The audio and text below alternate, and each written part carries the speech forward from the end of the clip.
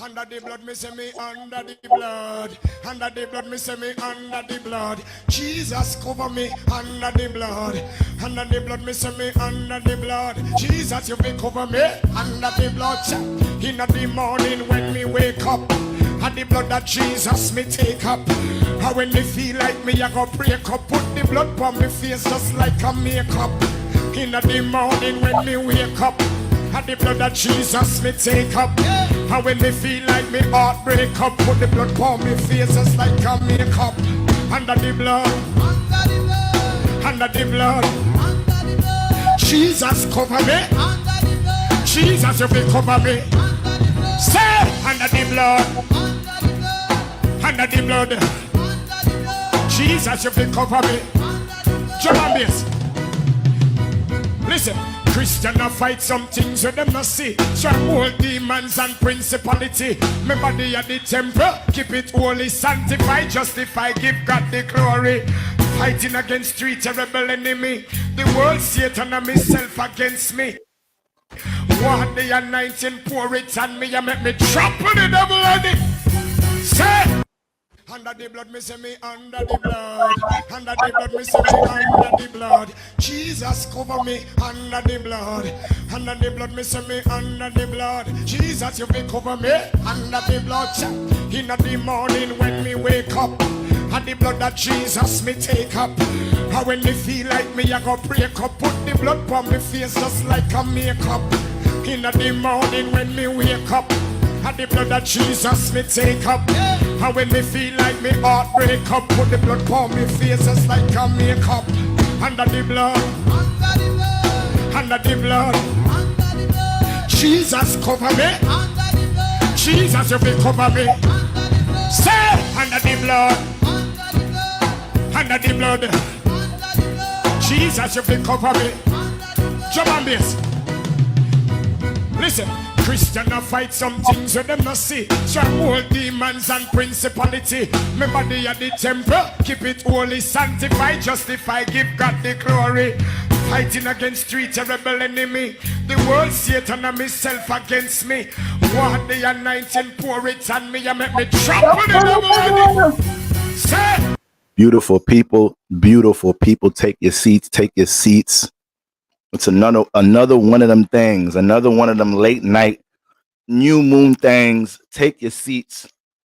I'm gonna let the choir go ahead and take it away one more time, and we're gonna get up in there. All right. Under the blood, me say me under the blood. Under the blood, me say me under the blood. Jesus cover me under the blood. Under the blood, me say me under the blood. Jesus, you be cover me under the blood. In the morning when me wake up, and the blood that Jesus me take up. And when me feel like me, I go break up. Put the blood on me face just like a makeup. In the morning when me wake up, and the blood that Jesus me take up. And when me feel like me heart break up, put the blood on me face just like a makeup. Under the blood, under the blood, Jesus cover me. Jesus, you be cover me. Say under the blood, under the blood, Jesus, you be cover me. Drum and bass. Listen, Christian a fight some things with them not see. Stronghold demons and principality. Remember they are the temple. Keep it holy, sanctify, justify, give God the glory. Fighting against three terrible enemy. The world, Satan and myself against me. What the anointing pour it on me and make me trample the devil on it. Say thank you, choir. Thank you, choir. I mean, day in, day out, service in, service out. You guys don't disappoint with that blood of the thing. Y'all don't disappoint with that thing. Shout out to all you beautiful people in the building. All right. We be cleaning up the church and everything, wiping down those colorful windows. But then when y'all walk in here, y'all make the church that much more vivid, that much damn. Y'all looking good, smelling good in this mug. All right. All right. Sister, go ahead. Take us away one more time, sister. Take us away. Oh, Lord, Lord, Lord. Nothing I did, nothing I tried, nothing I smoked, Take us nothing away, I sister. snorted, nothing I drank, no man I did, no one did me, nothing did me any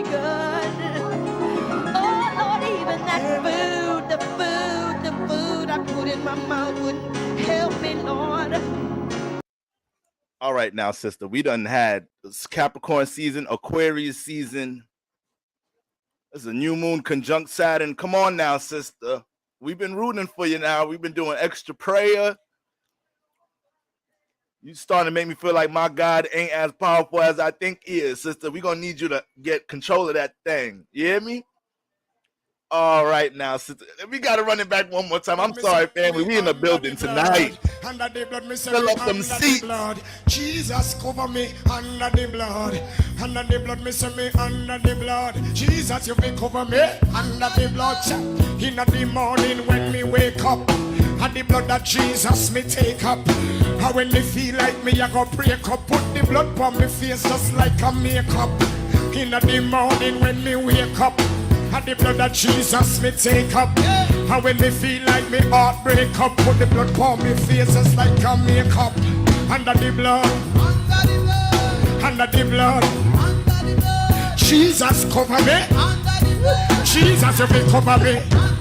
Say under the blood, under the blood. Jesus, you will cover me. Jump on bass. Listen. Christian a fight some things with them not see. Stronghold demons and principality. My body at the temple, keep it holy, sanctified, justify, give God the glory. Fighting against three terrible enemy. The world, Satan and myself against me. What the anointing, pour it on me and make me trample the devil on it. Say.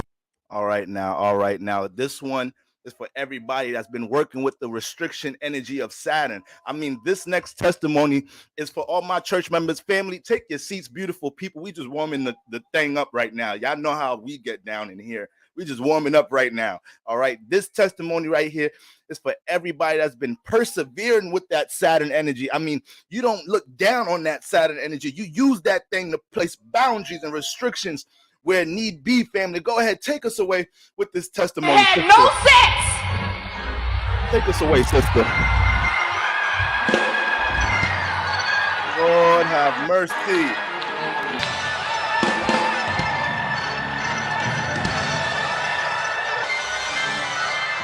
Woo.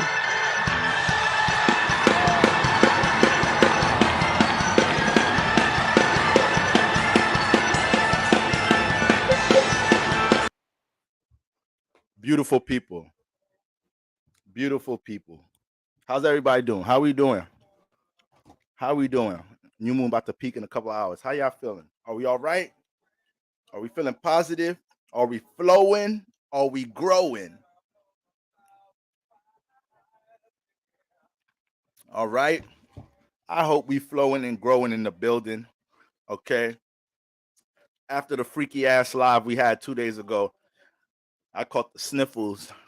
So I wanted to get this done yesterday, y'all. Brother had a rest and recharge. I don't know what that was about. I think I did too much in that live stream. I think I did a little too much. You got a Pisces stellium with the moon in Aquarius, and things just get a little. Them two signs is freaky as hell. All right. I know Aquarius's ass, man, is something else. So that moon got in Aquarius, and I just couldn't hold back. I was a little aggressive with my delivery.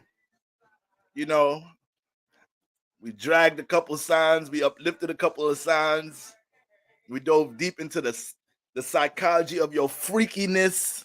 Once again, y'all be thinking that certain signs is freaky. No, all y'all asses is freaky deaky. Is how you convey it. Is the premise right there. That's what we was talking about. All right, guys. But it's new moon time. All right, beautiful people. So I just want to drop some brief influences on y'all for things that is paramount that y'all pay attention to in order to help you recollect what's been going on in Pisces season for you, why certain things may have transpired during Pisces season for you. All right. And to help y'all understand how to move on into Aries season. I mean, that's first house season, birth season. Okay, let's get into some shout outs. Shout out to everybody in the building. Shout outs to all you beautiful. Brother Darren Wells in the building. Sister J in the building. All right. Sister Ebony, sister been so devoted to that church membership that her dress done turned colors. Look at that. Sister got a blue dress on now. Sister, is that silk? I've been asking y'all that for months now. Y'all even passed her out. Black is my favorite color, so I'm gonna just come up here and do the black thing for the most of the time. You know, gold is my favorite color too. Got a little gold John up here, little gold face. Brother, sister, I don't know if it's a brother or a sister. Matter of fact, sister look like she got some lashes. Don't really know if they mad or happy out this mug, but they looking a little concentrated. All right. But other than that, all right, this brother looking a little happy over here. But it's all good. We ain't gonna worry about their ass. We over here with it. Sister Emily over there with that dress turning blue. Sister, you know we appreciate your devotion to the church. It means a whole lot. Good sister, great sister, persistent sister, consistent sister. All right. Sister Neoma Nova in the building. My good Libran kinfolk sister right there. All right. Sister Sacred Owl in the mother flipping building. Y'all know not to BS when sister come in here. Get your programs out. Get your collection plates out. All right. Y'all know, Pastor, I like them super chats, but I love them cash apps. All right. You understand that one right there? That third party YouTube be taxing a brother. You know, it make no sense. I started a church because I thought it was tax free. Yeah, that's between me and y'all. I was looking for a smooth hustle, y'all. All right. Okay. Them pastors be fake as hell. Them niggas just like that tax-free money. You hear what I'm saying, family? They be scamming the hood. Sister Sacred Hours in the building. Make sure you get your programs out. If you got any questions, if you're a new member, you want to join the church, there's a couple questions you want to ask. Like, okay, do you guys got children Bible study? What days do you do evening services, morning services? All right. What are y'all doing for the community? And sister help you with all of that over there. All right. That's my top sister right there. Sister Sacred Hour in the building. All right. Sister Cosmic Sunflower said she's under the blood, not under the water, not under the orange juice, not under the gas, under the blood. That's the only liquid we dealing with in the church. All right, we dealing with some of that holy water too. Excuse me. Blood and that holy water. Excuse me. Sister Sherry in the building. Devoted sister. Persistent sister. Consistent sister. Sister Whitney G. Engaged sister right there. All right. Brother Earth Shaker, 9th Avatar. That brother be jumping from dimension to dimension. You see the green suit on, so you know what that means. That's a church member, support member. I already know I'm going to be drinking a lot of water. See, this church is so powerful. It don't be mattering how I be feeling before I hop on. I'll be like, damn, I don't know if I got the energy for the church tonight. Brother been having a little headache, been on and off. Brother feeling a little dehydrated. I ain't gonna lie, I'm in New York right now. It's about to be a week I've been in New York. Every time I come to New York, I be scared of getting thrown off my rocker a little bit. Something about this air in this place just rush you up and scatter you up. I ain't work out since I've been here. My diet been upside down. I probably slept about 4 hours in the last week. I'm blaming that ish on New York City. But you gotta love it. I'm a city nigga at the end of the day. I can't leave this place alone. But this mother flipper throwing me off. All right. But when I get into church, what happens? Same thing every time. Y'all uplift a brother's spirits because y'all so high vibrational. All right. All right, brother. Earthshaker, 9th Avatar representing. Sister Natasha glowing how she be glowing. Devoted sister. A luminous sister right there. Nigga making up all different type of luminous sister. Yeah, gloominous sister. Sister Michelle, another engaged one.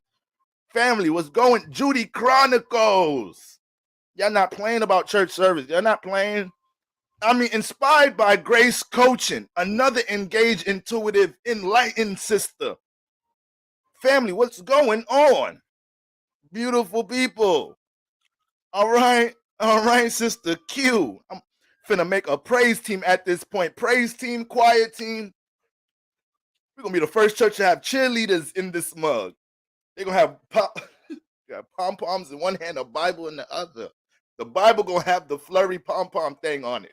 They're gonna have Bible pom-poms.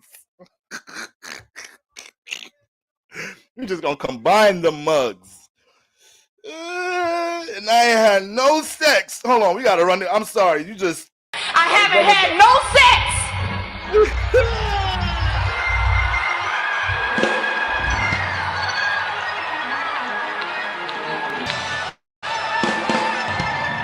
Go ahead, sister. Go ahead, sister.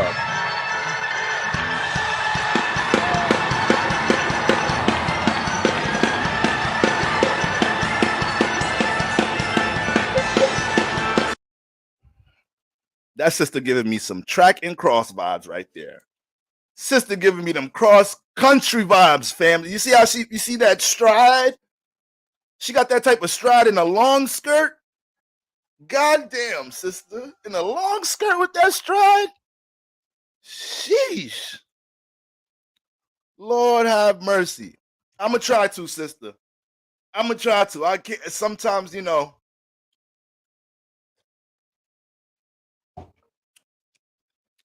I'm a Scorpio stellium, brother. So whenever it's heavy water energies, heavy energies in Pisces, heavy energies in Cancer, that shit is hard. It's hard to tone it down. Sister, good sister, shouting through that wrench at your sister because she's so engaged in this mug. Good sister, consistent sister, persistent sister. Sister Tracism. All right, family. Listen, family. I mean, y'all know if you been to my church, you know who Sister Tracism is, right? All right now. No shade, New York isn't my favorite place. I ain't gonna lie, it wasn't until I got into like college and whatnot, started meeting people, you know, from different places and spaces, and they started telling me that New York too much for me. And I started realizing, like, damn. You know, you don't realize it when you're growing up in that mug. You just realize you part of the chaos. You just realize you a product of your environment in this mother flipper. All right. I think I'm one of the most calm New York niggas. And I'm probably giving myself too much grace on that. I'd be turned up like a mug. All right. You know, sister, I got some colleagues that's been telling me to study astrocartography more. So that's a goal that I've made this year. So I'm gonna definitely get into that. Probably get me somebody recommend some. Well, I got some colleagues that could hook me up, get me a little astrocartography reading. But yeah, I'll be mad scattered when I'm in New York. Lord have mercy. Lord have mercy. Brother from the hip. Brother from the hip. You already know we gotta stay strapped up with some Palo Santo. We gotta stay strapped up with some crystals. What's a church without those things? All right, those are just some holy resources that we all need. Michelle, relax now. With them cartwheels and them somersaults. Capricorn Aquarius gonna make you work for that thing. Coochie was on the stage throbbing and took off. That's what it was. That's why she was really running. That's why she was really running. She was feeling some type of way looking at her church crush in the building. That's what it really was.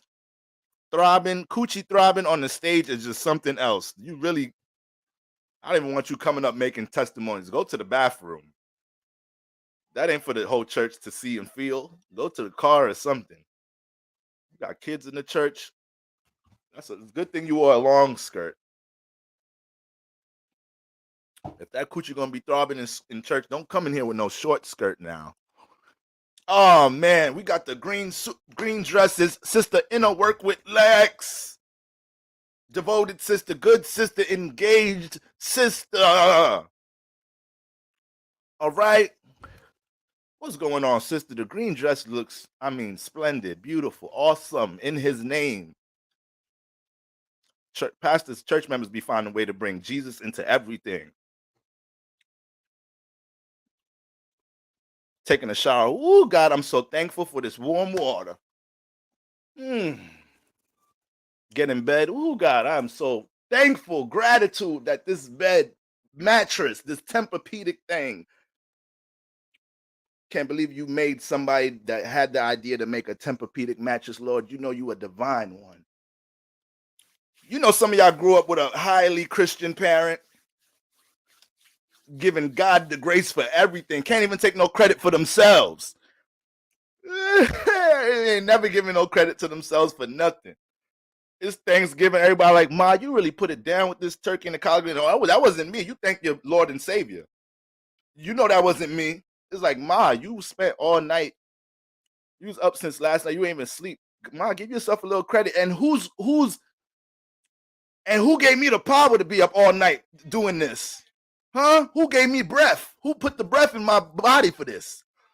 It's like, you know what, Ma? You're right. Thank you, God, for letting my mother make us. Ma can't even take no credit for nothing. And my line family, I came from that type of family. My mother is one of God's frontline soldiers. I tell y'all that every time. She not playing about that man. I be knowing to respect that nigga when I come in the house. When I come to New York, I stay with my family. As soon as I walk in the door, I be like, Jesus, what's up? I know his spirit in this mother flip. What's good, man? How you been? I know we ain't got the best relationship, but listen, I'm gonna be here for a month. I'm gonna be here for a couple of weeks. I don't really want no static. All right, I don't really want no beef with you. You stay in your lane, I stay in mine.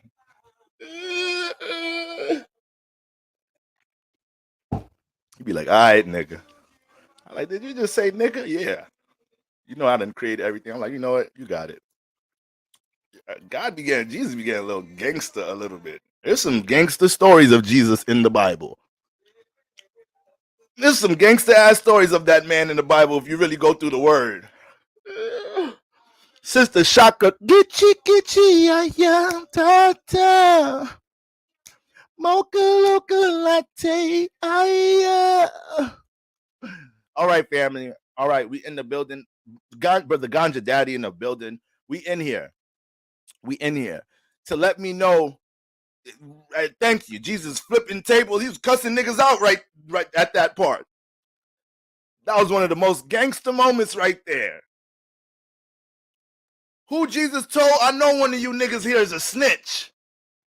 Jesus gangster as hell. I know one of you niggas in here is a snitch. All right. But don't worry, something's coming for that ass. You're going to get your karma. If Jesus wasn't gangster, he would have just let that rock and he aired that shit out. I think in the Bible, he told somebody, you know Judas snitching? If I'm not mistaken, he told somebody that shit. I got something. No, it's okay. Leave that nigga alone. I got something for that nigga. Because, you know, niggas ready to fight for Jesus. Niggas like, Judas snitching? All right, we going to get that nigga. God's like, Jesus, it's okay. It's okay. Leave that nigga alone. I got something for that nigga. All right, I'm going to throw the black crows on that man. That nigga Judas was depressed. That nigga couldn't get no sleep. That nigga was paranoid. Like, why I snitch on Jesus? What's wrong with me? You got to be a low vibrational brother to snitch on Jesus. I mean, brother is feeding the poor, hanging with the ghetto, giving the testimony. Like, why, brother? Why you sold yourself out? This is the first nigga right here to join the Illuminati. This is how the shit started, right here. Niggas sold Jesus out to be with Pontius Pilate in them. Pontius and Pilate, them niggas don't even really fuck with you. They used your dumb ass. Them niggas don't even fuck with you. What was all that for? What was all that for? He ended up going out bad. But Jesus is hella gangster. Now, don't worry. You ain't got to bring that nigga to me. I got that nigga. The rest of the disciples were like, oh, damn. Niggas started looking at each other. We gonna make sure we stay in line. I don't like. It's the first time we seen this nigga angry. This nigga is so divine and godly. I didn't even know he could go there. All right, for 30 pieces of silver. Ain't that a mug? Ain't that a mug? You see how so all the things we experience today go back in time. We just experiencing different cycles of things, y'all. That's all this is. That's all this is, from spirituality, from the transits. All right? That's all that is. All right, shout out to the Jesus Spirit. Sorry. All right, guys, to let me know y'all's in the building, let me see some plates, whether it's some super chats, some cash apps. some emoji plates, but I need to see some plates. Let me see some holy water. Y'all know the vibes. Sprinkle that thing. Anoint the church with that thing. Don't mind if it get a little bit on your neighbor. They should know that we throw that thing in the air. Let me see some blood. All right. So we lock in ritual tonight. You know, the blood lock in that ritual. All right. Some of y'all be that time of the month and y'all still be asking your man, babe, you want to do it? You're like, nah, not right. You said you on your thing. He's like, okay, but it's not a lot. Your sisters, you're crazy, sisters. You're crazy. That blood thing adds some extra thing into the thing. Anything involving that red fluid is going to make rituals stronger now. Am I going too deep, y'all? All right, sorry. You know, I know I'm an 8th house brother. Sorry. It's just, ooh, Lord have mercy. Sometimes y'all be trying to, you know, when it's that time of the month, y'all still want a brother to go in. All right, I'm sorry. I'm talking too much. Sorry. I am sorry. Regular sex creates soul ties. So imagine what that be doing. Remember I was dating this chick. I remember I was dating this chick. This is when I first moved to Virginia. Started living on my own. She was like, hey, how you doing? How you in the city? You in Virginia? I'm like, yeah, you feel me? That's where I live. She's like, okay, I'm gonna come through, bring you some stuff. She came through, brought me some spaghetti. Now, she a spiritual sister, too. She came through, brought me some spaghetti. I said, I ain't eating this. I'm 2 steps ahead. All right. You ain't finna get me, sister. Bring something, another color here. I can't tell what's good with this sauce. All right. Sister gonna have me in a bind. I'm too spiritual for that. I am too spiritual for that. All I'm saying, this is all I'm saying. Oh, Lord, nothing I did, nothing I tried, nothing I smoked, nothing I snorted, nothing I drank, no man I did, no one did me, nothing did me any good. Oh, Lord, even that food I put in my mouth wouldn't help me, Lord. You was not gonna get me, sister. I'm a little bit too enlightened for that. She asked me how that shit was the other day. I said, girl, I messed that thing up. What do you mean, how was it? You got more? She was like, I can make more. I said, no, you ain't got to do all that. I'm just saying. I was just joking. All right, you did enough. Let me treat you next time in this mug. All right? Spiritual sisters think they slick. A spiritual brother, 1 step ahead. You hear me?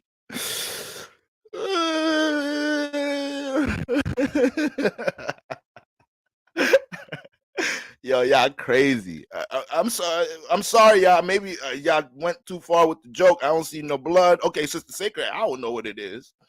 I don't see no blood. I don't see no holy water. I ain't seeing no plates. And it's the new moon up in this joint. I don't see no 12s. I don't see no number 12s. Let me know y'all in the building, fam. Let me know y'all's in the building. Blood, me say me under the blood. Under the blood, me say me under the blood. Jesus cover me under Where the that? blood. Where that, Under the blood, family? me say me under the blood. Jesus, you be cover me under the blood. In the morning when me wake up, and the blood that Jesus me take up. And when me feel like me, I go break up. Put the blood on me face just like a makeup. In the morning when me wake up, and the blood that Jesus me take up. And when me feel like me heart break up, put the blood on me face just like a makeup. Under the blood, under the blood, Jesus cover me. Jesus, you be cover me. Say under the blood, under the blood. Jesus, you be cover me. Jump on this. There we go, family. There we go. Listen, Christian I fight some things There you we never go. see. Stronghold demons and principality. All right. Thank you, Quiet. Y'all's ready. Every time I press that button, y'all get right into that mother flipper. Sister Scorpio Sun Goddess said my Facebook name.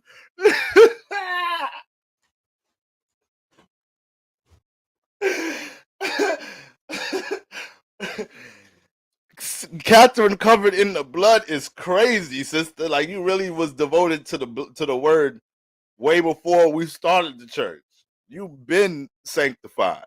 All right, sister, my good Scorpio sun goddess sister know what that blood be about. All right. Okay, guys, there we go. There we go. That's okay. There we go. Y'all in the building. Y'all know I just be needing to know. I just be needing to know if y'all in the building. I just be needing to know. Let me prop my thing up. All right, let me prop my notes up. I ain't really got notes. I just got the houses, so I know how to navigate. But there's certain themes. There's certain themes I want y'all to understand as far as what to recollect from, going into coming into Pisces season. So as this new moon transpires, no, we ain't judging a damn thing, sister. You know, that's the last thing we do in this church. This is why I let my true colors be seen in this mug so everybody know to really come as they are, right? Y'all be telling y'all homegirls, the homies to come to church. Y'all be messing up, not telling them nothing about me. And then when I get in my bag, they be like, what type of pastor is it? You be like, and then you be having to tell them, like, hold on, it's okay. Just let the whole service play out. I know he a little, just, can y'all give him a warning a little bit? Because y'all be having me looking a little crazy sometimes. Like, prep them a little bit. Okay? I know you confident that by the time we get half hour into the service, they're going to be like, yo, I ain't going to lie. I mess with the church. I like the under the blood. I like this church. I know y'all be confident that eventually they're gonna like the vibe, but y'all gotta just give them a little warning. All right, I know it's a little bit of a shock. Ain't never been in a church like this. All right, y'all know better than that. Okay, niggas start putting me on Instagram. Look what type of pastor it is. I started going viral on TikTok, talking about freaky signs. Like, ain't this supposed to be church? All right, family. Once again, guys, I have a number of readings I'll be sending out for the past couple of days. I ran that Sinistry sale during Valentine's Day. Y'all went crazy. All right, a lot of new things I'm learning doing so many Sinistry readings in a row. Got some testimonies to throw up there, so shout out to y'all tapping into that. To close out Pisces season, I will be having a Love Twin Flame sale on those readings, so I'll have discounted prices on Love Twin Flame readings. So Sinistry readings, as y'all may know, those are influences with two different parties. It don't even have to be a romantic situation. You know, some of y'all have booked some with y'all friends, best friends, with y'all child. All right. Obviously, you can have your romantic partners. I done did Sinistry readings for people that are about to make big business decisions and they want to understand the flow with them and a business partner. But with after doing the What's Love Got to Do with It Masterclass and just seeing how much questions are still, you know, luring in the air, how much interest people are still having with things dealing with soulmates, love, twin flames, connections, cord cutting, and all these good things. I will be running a sale for the rest of Pisces season for Love Twin Flame energies, and that reading is specifically going to dive into what I was talking about in the What's Love Got to Do with It Masterclass, which is still available, guys. Check the description if you want to pick that up. But that's just focusing on love matters, love potential, love karma in your chart. All right, helping you understand how to work with your Venus, work with your 7th house Lord, understanding aspects with your moon, understanding influences dealing with healing, and how not taking the initiative to heal could start to play a factor in our relationships. One thing we have to understand, guys, we have the 4th house that's dealing with family, right? Family matters, the home environment and whatnot. And what's the next square house from the 4th house, guys? The 7th house. So it don't matter what type of environment you grew up in. You could have grew up within the most bougie, wealthy home environment with the best loving parents in the world. You could have grew up in the trenches, all right? Raising your damn self. In some type of way, our family home environment, our childhood is going to affect how we go out and connect with people in that 7th house. It doesn't matter. It's a square, okay? It is a square. So, for example, I got Taurus in my 4th house. Let's do it from a whole science perspective. I got Aries in my 4th house, right? As a Capricorn rising, I got Aries in my 4th house. 4th house, real individual. 4th house is real motherfuckers got tempers in my motherfucking 4th house. Niggas was emotionally unstable like a mug. All right. A tad bit of selfishness going on in my 4th house. Okay. A tad bit of isolation in this mug. All right. Then when I get into my 7th house, I got Cancer in there. I have to be cautious of how I project any form of my intensity on others. Cardinal water. Now I have to be conscious of how I take any form of isolation, individuality, or simply extreme energy and feel like that has to be established in my relationships to build connections or whatnot. All cardinal signs are aggressive. All cardinal signs are aggressive, and they need to learn how to take several seats. Okay? So Cancer in my 7th house is one or the other. Either I'm being too pushy emotionally in relationships or somebody being too pushy on my black ass. All right? So that's what's going on there. You need to look at that connection. That's one thing I want y'all to just take from here. Study up on that a little bit, how that 4th house, 7th house square play out, right? Look at those 2 signs that's in these houses. Be like, damn, okay, I got this sign in the 4th house. This is what I experienced with the connection with my parents, this, that, and the 3rd. I felt like I needed to be connected with in this way. You know, the 4th house deal with connection too, with the 7th house deal with connection. Both these houses are dealing with connection. Okay, so we all take our childhood into our relationships in some type of shape or form. Y'all be dating and y'all be waiting forever to see what the relationship with somebody and their parents is. Y'all be wanting to know everything else. How much money you make.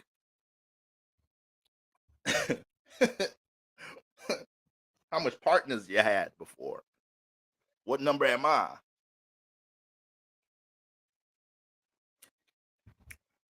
All right. Be asking all different type of things. All right. Do you feel like you need a man? That'd be a trick question right there, ladies. That'd be a trick question right there. Heart be saying, yeah. Pride be saying, hell no. I don't need your ass. That one be throwing y'all off. Don't let that one trick you up. Let the heart speak through that one. Okay? I'm a brother. I ain't going to say I ain't got that much pride to say I need a feminine body in my life. I don't got that much pride. That's too much damn pride. All right, yeah, what I'm saying. What is life without that feminine thingy thing? All right, ain't never gonna have that much pride. So you got to know how to vet. You got to know how to vet, what questions to ask. Some of y'all got to learn how to regulate and pace how you go about connecting. All right, we was talking a little bit about love languages last live stream. We was talking more so about the freaky side to your zodiac sign, but we threw a little bit about your love language in there too. Some of y'all rushed the vetting process. Some of y'all too closed off in the vetting process. Be having a brother like, all right, it's been 6 months now. When you going to open up, sister? I've been devoted as hell. I'm sending cash apps. Morning texts. We having the best dates. It feel like heaven when we kissing. You tell me I'm not ready to go to the 8th house yet. I'll be like, all right, I ain't never going to put pressure on you for that. Right? You control that thing. You let a brother know when he welcomed with that into that thing. A brother been doing everything. I've been a gentleman and a gangster at the same time. I've been because ladies, y'all know y'all be wanting a nigga meshed together. You be wanting a nigga to be Ghost from Power, Walter White from Breaking Bad, Superman, Gandhi, motherfucking damn. A nigga being all of that. He being all these different niggas in one. You still closed off, sister. Damn this Scorpio 7th house. Taurus rising. Damn this Cancer rising with this Capricorn 7th house. I don't know how to get to this woman, brother. I don't know. I don't know. A nigga fusing mad different niggas together just to try to get up in there. Okay? All right, I'm just saying, all right? There's a lot of Pisces energy in the air. It'd be hard not to talk about love and relationships and connecting. It'd be hard. This is the exaltation of love. There's been a lot going on in our life dealing with love matters. Haven't there been? Hasn't there been, family? Okay, but nonetheless, starting Monday, I will have that discounted price adjusted on my website. I'll make an announcement about that. So if you want to dive into the karma dealing with love, potential, and connection in your life, family, go ahead and take advantage of that. I'm gonna let that one run to the end of Pisces season. All right. Last thing, self-empowerment, talents, gifts, empowers masterclass. We'll be making announcements about that soon. There's a lot cooking up in behind the scenes, guys. A lot cooking up over here. I want everybody to understand their motherfucking talents and gifts and their purpose coming into Aries season. All right. Aries season, 1st house season, self-identity season. All right. No matter where Aries at in your chart, we are all being initiated with a new evolved form of our self-identity in Aries season. All right. You need to learn how to be a tad bit selfish during Aries season. You need to know how to put yourself first. Don't listen to Jaheim.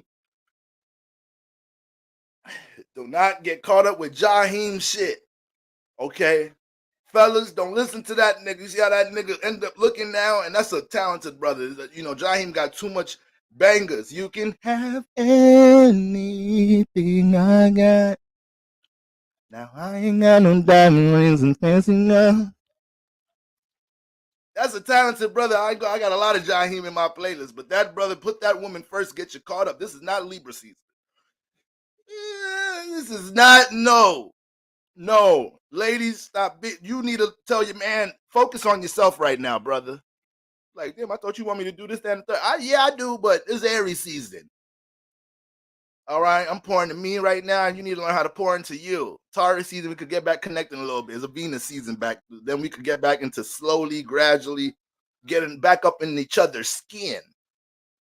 All right, just in case. Well, yeah, I know Pastor be messing lyrics up. All right. Baby Hawk 28, hello, I'm a moon in Pisces. I'm happy to be here, bro. We're happy to have you here, bro. We is happy to have you here. Just, you see Sacred Owl, follow me up in there. If you need anything, go holler at sister. If you need a program, anything. All right. You need some Wi-Fi to download the Bible app in your phone. She got Wi-Fi for you. You got the password. You know, you can't be giving the password out everywhere. Wi-Fi start moving slow as hell. You got to ask for that thing. Okay. But yeah, family, we get into Aries season, and the reason why I'm gonna get a little funny money during the month of March, because what happens right now, what we about to talk about, the new moon in Pisces, we have to understand what stars. I'm about to be focusing on what you were supposed to be experiencing during the new moon in Pisces, and understanding how things are going to transpire after this. All right, so we have to keep in mind the new moon peaks in a few, right, around 5 a.m. and then we're setting a whole new foundation with how we go about, you know, not only just the outlook of our dreams, but how we go about building our dreams. Like I said, guys, this is the first Pisces season that we're having since Saturn been in Pisces. So this was a different Pisces season. We ain't just get to float and just be la la la la la. We ain't get to really do that like that this season. Because every time we tried to really go there, really float, Saturn was there trying to anchor us a little bit. You know, every dream we had, Saturn was right there. Like, okay, you see, don't get too. Saturn was there popping up with the what's that brother name? I got his name. His face just came up in my head because it's a serious face. What's Tina Turner, man? Ike Turner. Y'all know that meme with Ike Turner looking at Tina? That be the face that be popping up with Saturn. So every time we was floating off a little bit into La La Land, whether it was for love matters, floating off into La La Land, something dealing with a negative habit, most likely something that's dealing with a negative attachment in our life, we're getting too high, too drunk. There's something giving us some bliss and pleasure, and we overindulging into that person, place, or thing, right? Some of us get too high with spirituality. Let's talk about that one real quick.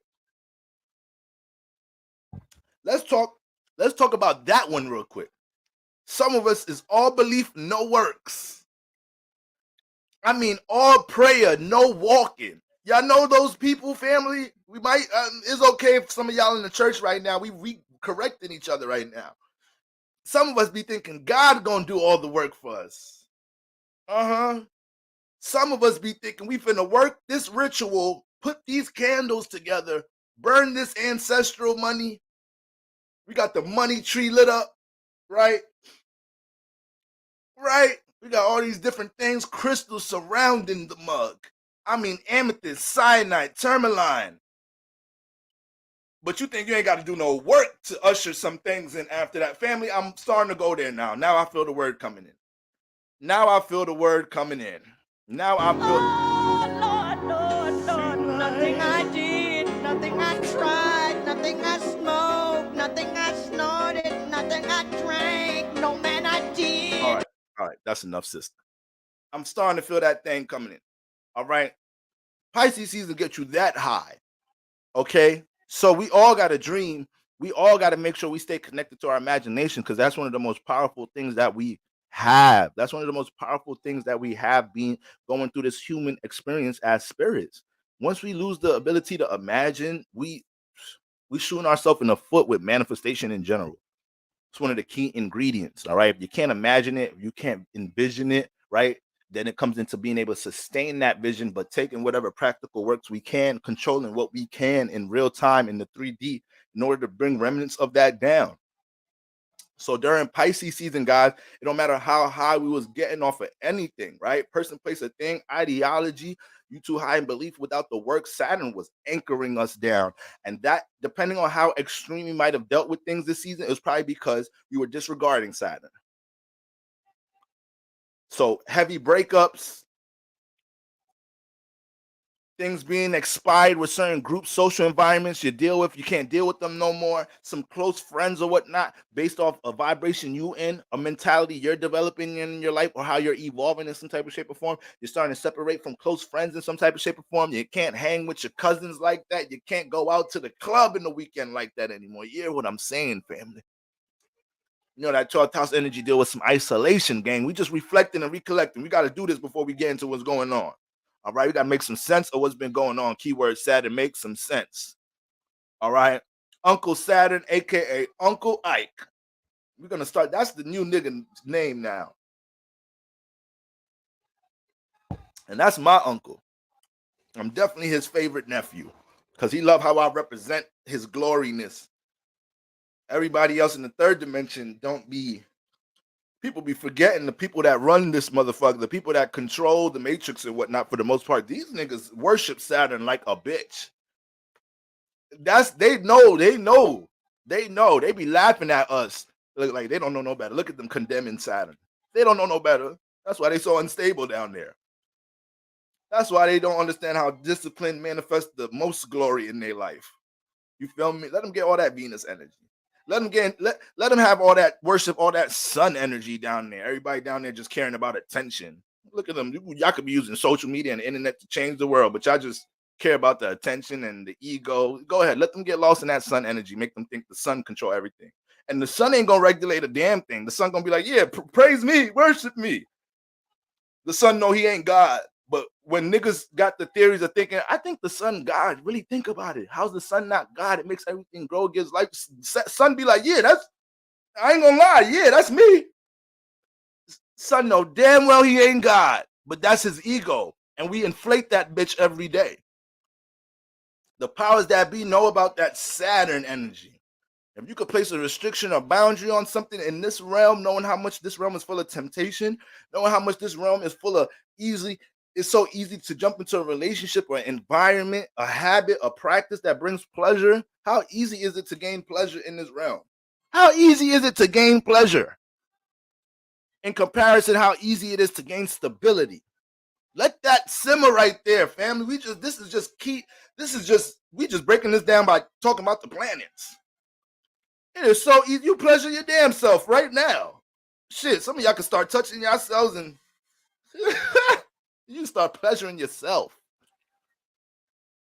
All right?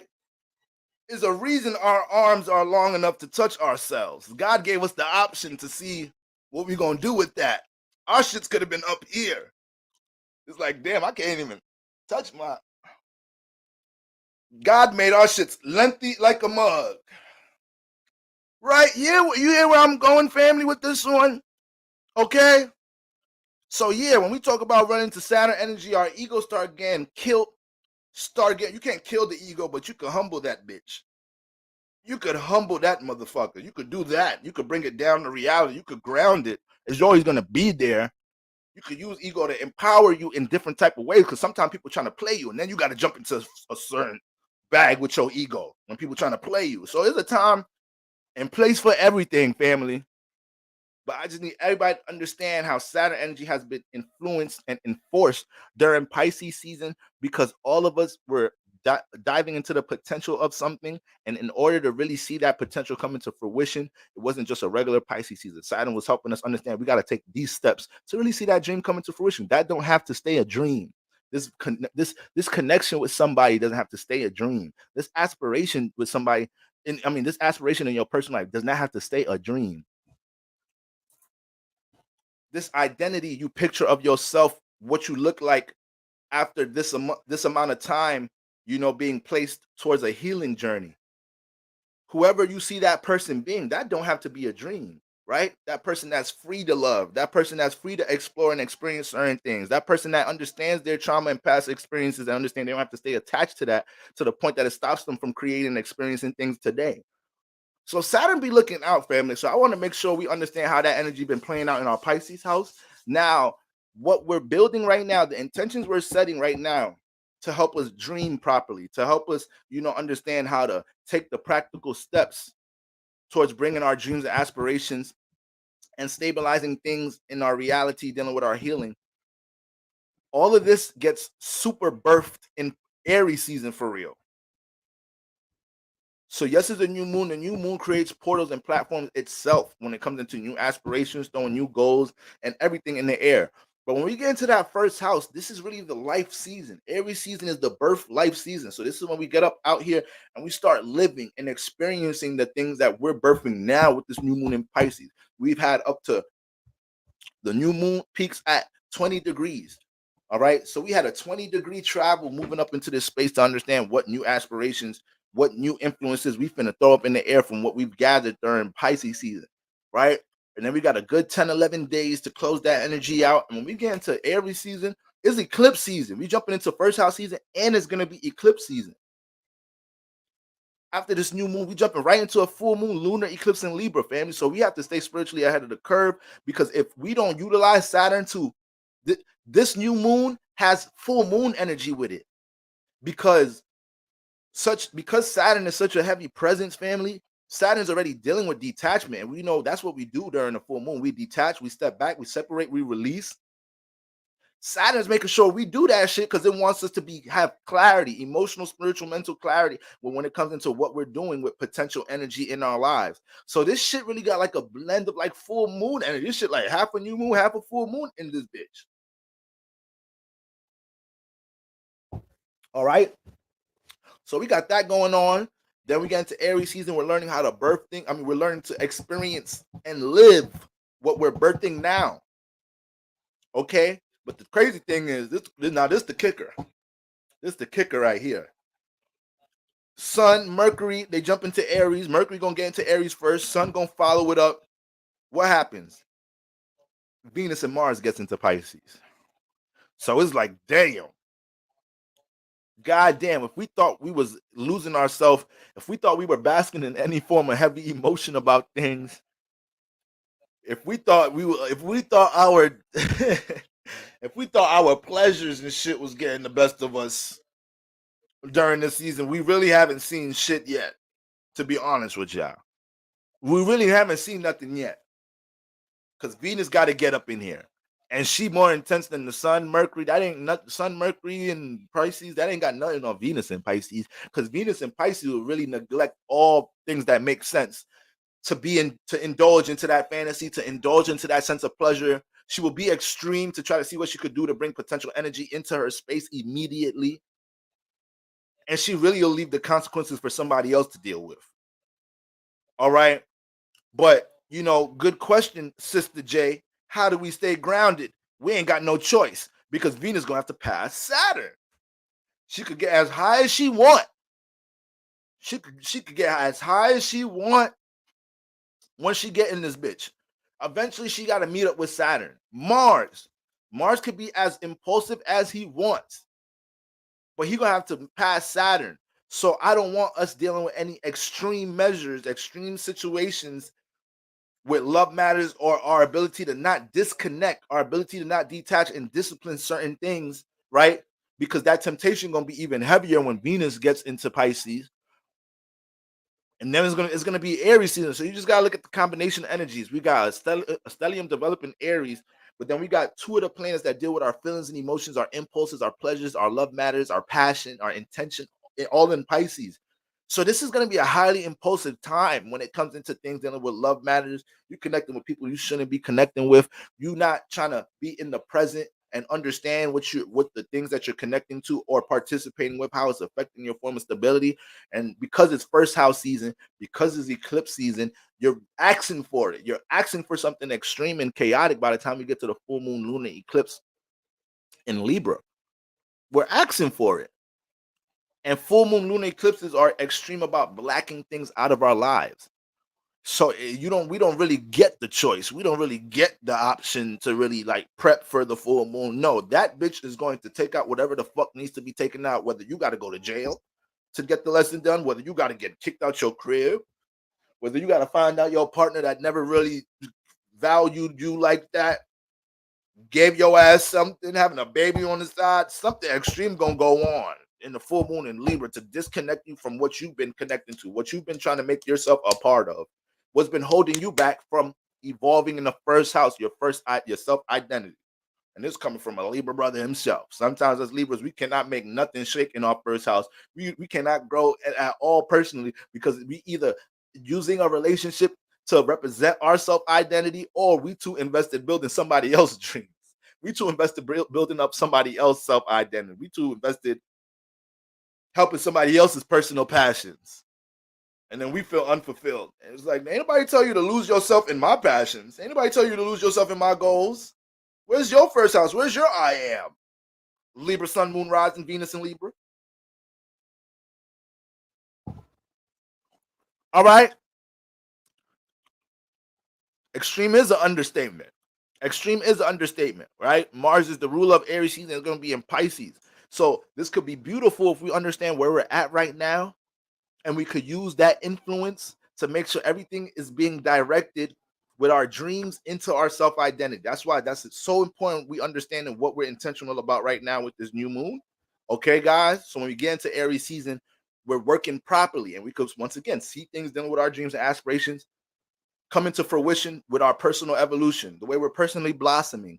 And then because we take heed to what Saturn's placing restrictions on, what Saturn's been regulating during this time, it'll help us have way more of a filter when we're in Aries season. And when it comes to a person, place, a thing, a habit, this, that, and the third, we're able to easily identify how we know that's not in our favor. We know it's something that's going to be holding back our evolution process. Okay, guys, so those are the main things. How Saturn's been helping to regulate things. Okay.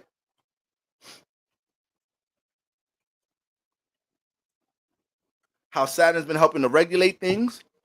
How the new moon in Pisces helps to launch our birth season, our first house season. Okay. And then understanding that Venus and Mars will be following up Pisces season. So another thing I ain't say is that, Venus brings some support. Venus gonna bring some help. All right. Mars gonna bring some enforcement. Mars is gonna bring a burst of vitality. So if we have these two energies following up the new moon in Pisces, it's so much that can transform and change within this next month and a half to 2 months. Eclipse season could come into our lives and just help get the dust, just shake the dust off where it needs to be shaken off to just help what we already doing instead of having to create a whole new cycle for it. The full moon could just come in and be like, oh, damn, you've been doing the work. Damn, you ain't really attached to nothing that's holding back your personal growth, this, that, and the third. Damn, you focused on your motherfucking, on the shit you set intention on during the new moon in Pisces. You ain't fucking around. All right, I don't really know what there is for me to do here. And when you in that type of space during eclipse season, that shit is liberating as a bitch. All right. So made a funny post not too long ago. I said, guys, when we dealing with heavy, significant energies, and we all go through it, ain't none of us exempt. When we dealing with heavy energies and whatnot, heavy transits, eclipse season, this, that, and the third, and we feeling like we getting dragged, it's because we ain't really doing the work. There's other people that's like, la, la, la, la, la. It's such a beautiful day. While other motherfuckers are like, oh my God, boy, I need, which reading do I get? Do I get the love twin flame reading? Do I get the general? Which one? Which reading? Are you free today? Like, sister, brother, relax. No, I can't. That's the whole point. I've been trying to relax. I can't sleep. I can't eat. I can't drink. I can't breathe right now. I can't breathe for real. I can't breathe. Sister, breathe. Sister, I be panicking. All right, family. Okay, boom. So let's go ahead and pull these energies up and see what we're working with. Let's see what we working with, family.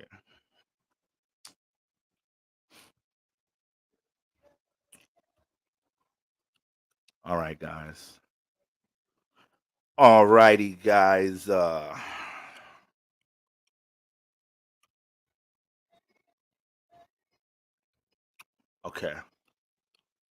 Sister Steph in the city, good sister Steph, devoted sister, present sister.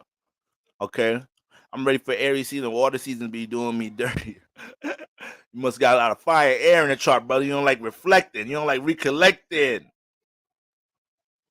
Is there a proper way?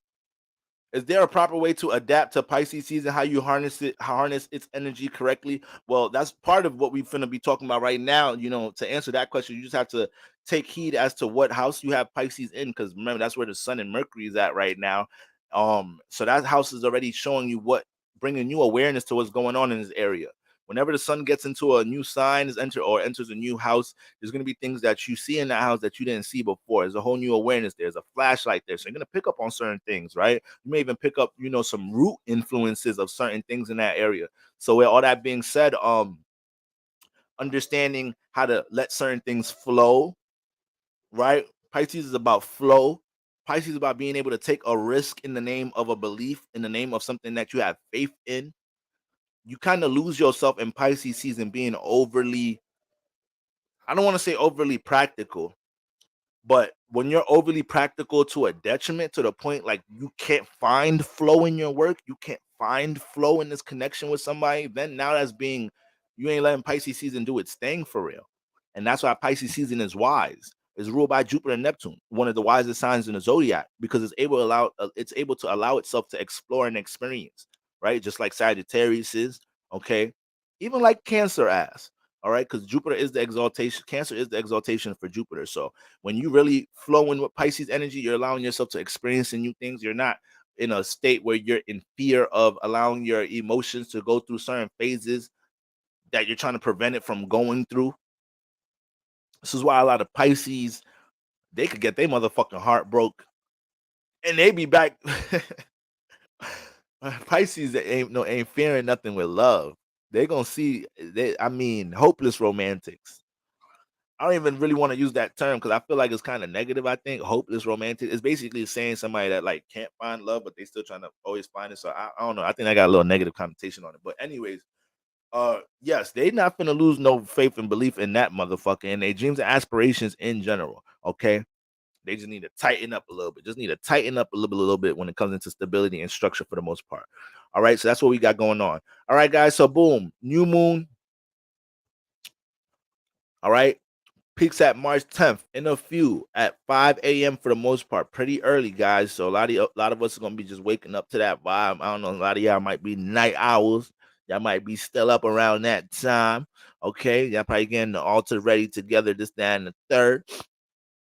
So with that being said, look at all of this, family. Look at all of this. Somebody come look at this. Somebody come look at this. Saturn, Moon, Sun, Neptune, Mercury, right on the cusp. Mercury just pretty much is entering Aries around this time, but it's still cusping. Okay, so we're gonna have the new moon. We know new moons always conjunct the sun. All right, always replenishes the sun, help the sun bring some more understanding to the new awareness is gaining. The sun is gaining all this awareness and influence on how to take action on things, but the moon is bringing the understanding. So the sun is not just jumping into its vision, but it has more emotional intention with what it's doing. Okay, so we're always gonna have that new cycle, that new portal energy open up during the new moon. But we're gonna have Saturn 11 degrees away. I don't like to say I like to keep things within a 7-degree orb for the most part. So the sun and the moon, as you can see, is 20 degrees. Saturn's 11 degrees. So I'm gonna say it's a slight conjunction. You got some astrologers out there, they like putting things into 10 degrees. They like saying the shit is potent 10 degrees in. I'd be like, I don't know, that's a little too much. That's a little too far away. Okay. But for the most part, it's slightly gonna be conjunct. We got Neptune in the mix that's gonna be 7 degrees away, 27 degrees. So Neptune is a huge theme, during this new moon. It was already a theme just because we're in Pisces season, but when we get into the essence of Neptune, Neptune is highly sensitive. Neptune helps us deal with belief energy, faith energy. If we're talking about any influence that could help us understand how to let go and let God, it's Neptune. All right. So I want everybody in the chat to know this is going to be a great energy to be intentional about anything that you feel like, you know, it might have been an experience that you're still holding deep down. It might have been a mistake or an error that you've made with something in your Pisces house. And, you know, you feel discouraged about your, you know, your behavior, your patterns with certain things, and you're still holding that over your head, not understanding tomorrow's a new day. All right, guys. So we got to make sure we embrace that Neptune influence conjunct with the sun and moon, because you know it'd be hard to name anything negative about Neptune besides delusion. All right. She's wise. She's graceful. She knows how to give herself grace and others grace. She knows how to forgive. She knows how to let go. She knows how to believe. She believes in magic. She believes in love. She believes in connection. She's a healer. She's intuitive. She's a whole lot of things. Matter of fact, Neptune, what's your Instagram? If anybody know Neptune Instagram, let me know, because she got all them traits I just named sound like wifey traits.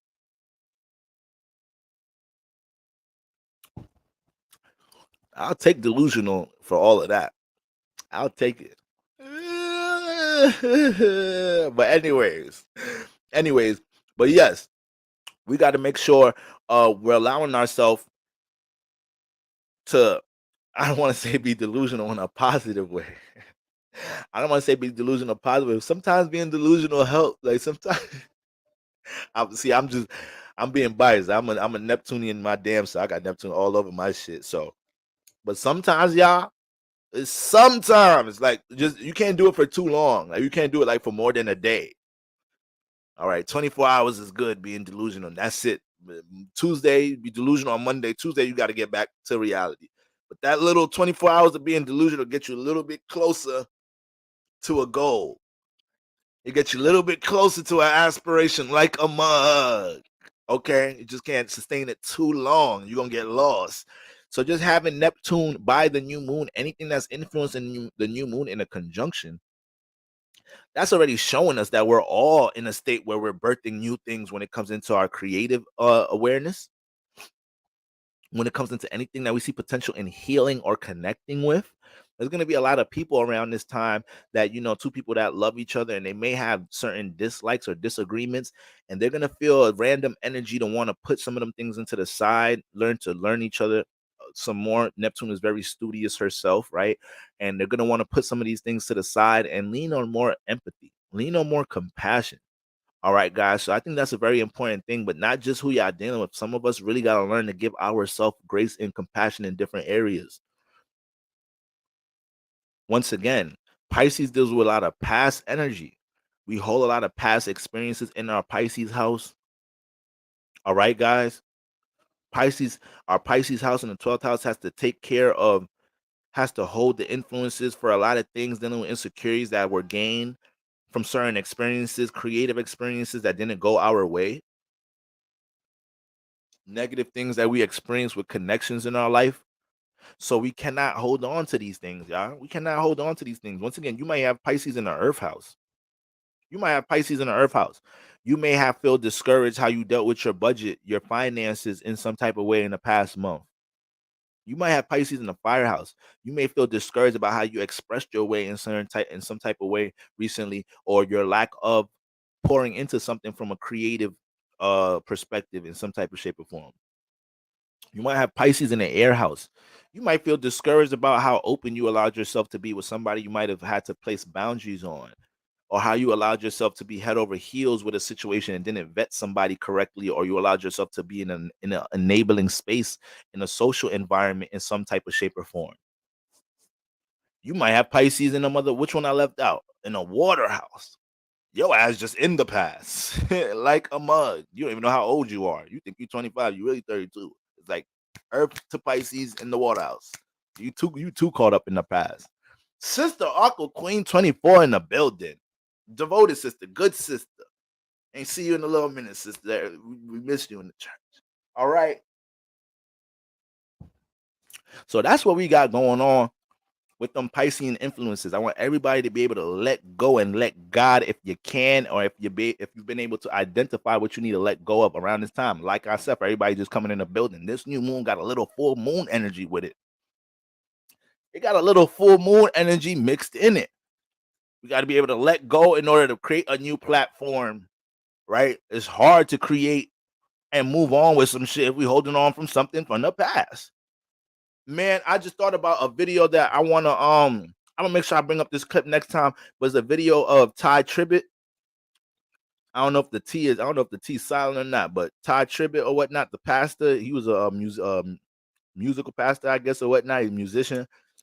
Everything is in, and I got the victory, the victory. Shout out to that good brother Ty. I mean, them gospel tunes be hitting different sometimes. You hear what I'm saying? Them gospel, I got the victory, the victory. But all right, thank you, sister. Inspired by grace. Thank you. I mean, that's what we need. We need some grace. But I seen a video of him talking about, y'all know I be butchering shit. I never know how to say shit verbatim. But he basically spoke about, in order to grow, you have to leave where you at. You have to be able to detach from where you at to get to this space, right? So he was like, if I wanted to move on and go to this environment, I literally would have to get up from this chair and leave this space. So are we in a state where we're reluctant to leave who we believe we are? Like, take this into all levels, bro. Take this into all levels. Is there a sense of ego? Is there a part of your ego it's been a little scary, but you're identifying as part of your ego. You're identifying these habits. You're identifying these parts of your shadow. You're identifying these insecurities. You're identifying how you're holding on to something from the past, and that's the reason why you can't get up and leave this space to see your potential, to go walk the path for things that are connected to your potential and your growth and your gifts and your talents. Which 12th house is full of that. This area that we're in right now, the 12th house, if you asking me as a professional astrologer, this is top 3 houses dealing with our gifts and talents and creative awareness. When people are trying to really find out where their creative awareness is at, what their creative attributes are, I'm gonna tell you, look at the house lords for your 2nd house, your 5th house, and your 12th. Those is dumb right there. Those is dumb right there. Some people might be thinking fire houses, but fire houses is really, fire is dealing with creative awareness, but it's also dealing with expression energy. So when we look at the 1st, 5th, and 9th house in the zodiac, it's dealing a lot with expression energy. If you look at the signs you have in this house, these are things that you're really intrigued by when people are expressing things about that energy and things that you naturally find yourself expressing a lot. But the 5th house is really keying in on like creative awareness. It's really keying in on that. All right. That's why we connect it to children. We create them little badass kids too, right? Shout out to all the kids in the church. They ain't bad. Sometimes they just act up. That's all. That's all. I love the kids. Pastor love the kids. Okay. But for the most part, yes. You gotta look at them 2nd, 5th, and 12th houses. So right now, guys, a lot of y'all, once again, I mean, I've been preaching about it all season. Potential energy, talents, gifts, potential energy, creative awareness. This is why I'm doing a masterclass on them things. Right now, this is the best time to do a masterclass on things dealing with purpose, your talents and gifts, and how to identify and locate them. Because we're in a space right now where we're swimming in it. I don't know if we have faith in them. I don't know if we believe in them. That's a whole nother story right there. But they in front of your face. Whether your coworker been bringing them up, whether you've been recollecting on circumstances and situations that low-key activated them, whether you already using some of these things and you're feeling more empowered using these things, and you're, giving yourself a pat on the back for initiating a journey using these things, whatever your talents and your gifts is and things dealing with your creative potential, we're seeing these shits right now. Like I said, every season, this is where we go about, pushing it out into the world and getting more familiar, getting more comfortable with these things representing our self-identity. All right, guys. So I just went on all of that because of Neptune's influence and what she got going on here. Now, this is the negative thing about Neptune. This is the negative thing about Neptune being conjunct the new moon. Like I said, this new moon got a little bit of full moon energy mixed in it. So you got to be able to detach from certain things to be able to have a healthy space to create. Because Pisces season already is a Neptunian influence, it deals with connection, illusion itself, and now the new Neptune's a part of this new moon. This is the time we can be extreme about the illusion. You dating somebody, motherfucker ain't reciprocating. None of the shit that you need them to reciprocate. Ain't showing no appreciation, ain't showing that they value you or anything. But you're gonna allow yourself to use Neptune to enable something like, no, it's okay. I think next week they're gonna show up. No, it's okay. I think by Saturn, I don't want to hear Saturn. I don't care. They never say thank you or they appreciate me or they never consider how I feel about things, my emotional, mental well-being. I don't care. They're gonna show up the way I need them to show up soon. Do not use Neptune for that right now, family. Don't do it. Because one thing about that woman, she can be a little passive. She can be a little, overly forgiveful. Is that a word, y'all? Forgiveful. That's a forgiveful brother right there. I know that ain't no word. I know that ain't no goddamn word. But sister be forgiving like a mug. It's like, no, they don't deserve. Sometimes I get the whole forgiving thing, but sometimes, hell no. People need to learn to sit in their bullshit and show some accountability before they get an apology. Neptune be quick for some forgiving shit. Pisces, Sun, Moon, Risings, heavy 12th house placements in here. I'm a Libra with Neptune in the 12th house on my ascendant. I've been here, done that. I've been done wrong. Somebody come to me trying to, I'm like, nah, it's okay. It's all good now. It's all right. It wasn't your fault. To hell with that. It was your fault. You took them actions and everything. You thought about what you did before you hurt my black ass. Before you lied to me. Before you stole from a brother. Talking about forgiving your ass. All right. So be careful of that around this time, family. All jokes aside, no, motherfuckers got to deserve that apology from you. Right? Sometimes there's some people in our lives right now, based off of certain cycles. This could be one of your friends. It could be one of your family members. It could be one of our goddamn parents. It could be somebody we love. We kind of in an in and out situationship with them a little bit right now. Somebody we dating or whatever it is. It could be some type of cycle we dealing with. And because we so open, let them back in all the time, they do us a certain way. Because they know whenever they back in their mood to want to fuck with us again, whenever your manager advisor needs you to come in on your day off, nigga call you, she call you, hey boy, how you doing? Every day rude as hell. Hey, how you doing? I was just, thinking about how such a good brother you are, how this company hasn't been the same since, how you just uplifting this work environment. I'm like, what you need, disrespectful manager, man? Nah, Tony took off today, so niggas start complimenting you when they need you. Family, you ever been through one of those right there? Motherfuckers start bringing up good things about you, trying to flatter you and shit. It's like, no, you're going to admit what you did wrong before I see if I'm going to come to work on my off day. And you just taking advantage of me because I'm a Capricorn moon rising and I like that overtime shift. And I like coming in on my off days. All right. Just say you be talking to me disrespectful sometimes. All right. So, family, Saturn been placing them boundaries, and I hope y'all been realizing why we have to cut this ideology out that Saturn be placing boundaries just to be an asshole. Everything is for a reason. All the planets do what they do for a reason. All right. And then we got Mercury that's slightly conjunct once again, y'all. I like to keep things in 7 degrees. Mercury's gonna be 0 degrees on that Aries cusp. Okay. But nonetheless, all these influences are in Pisces town. So we have to make as much sense of it as possible. All right, family. So that's what we got going on now. Well, mutable signs, y'all on the hot seat for this transit. My Gemini dominance, my Virgo dominance, y'all on the super hot seat. Opposite signs really catch you harder than the squares, to be honest with you. And it's more of a distance. Gemini just 90 degrees away.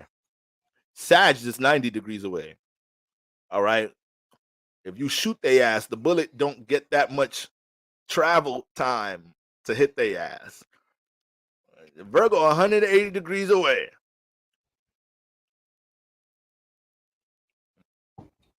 So shout out to my mutable signs in the building.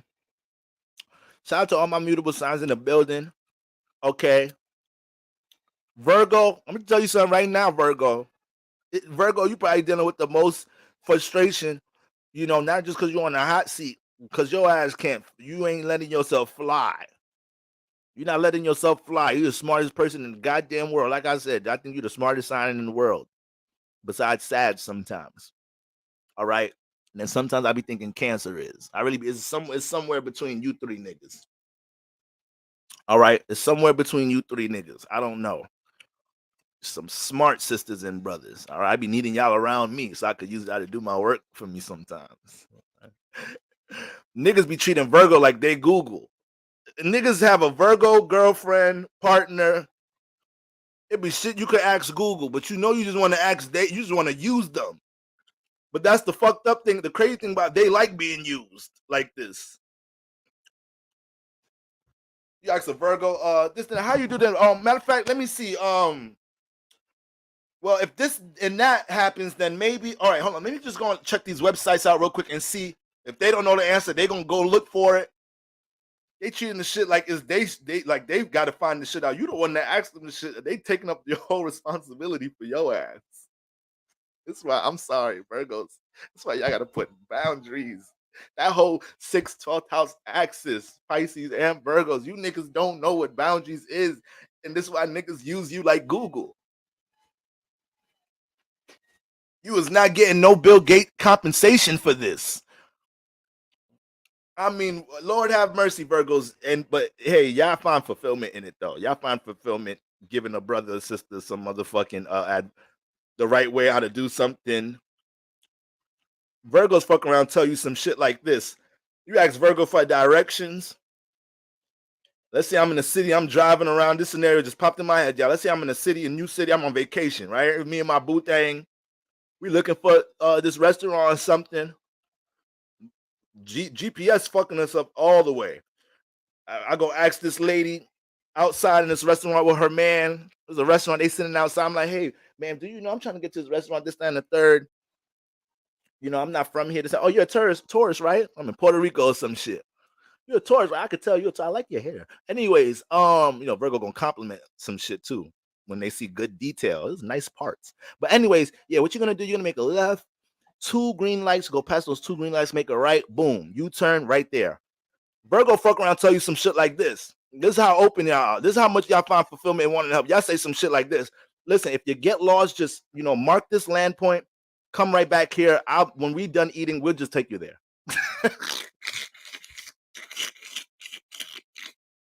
Virgo, if you don't enjoy your motherfucking brunch with your man, your nigga sitting there, yo, Libra man, Gemini man sitting there, wait, what the fuck? You always want to help a motherfucker. No, the fuck, we not taking them there.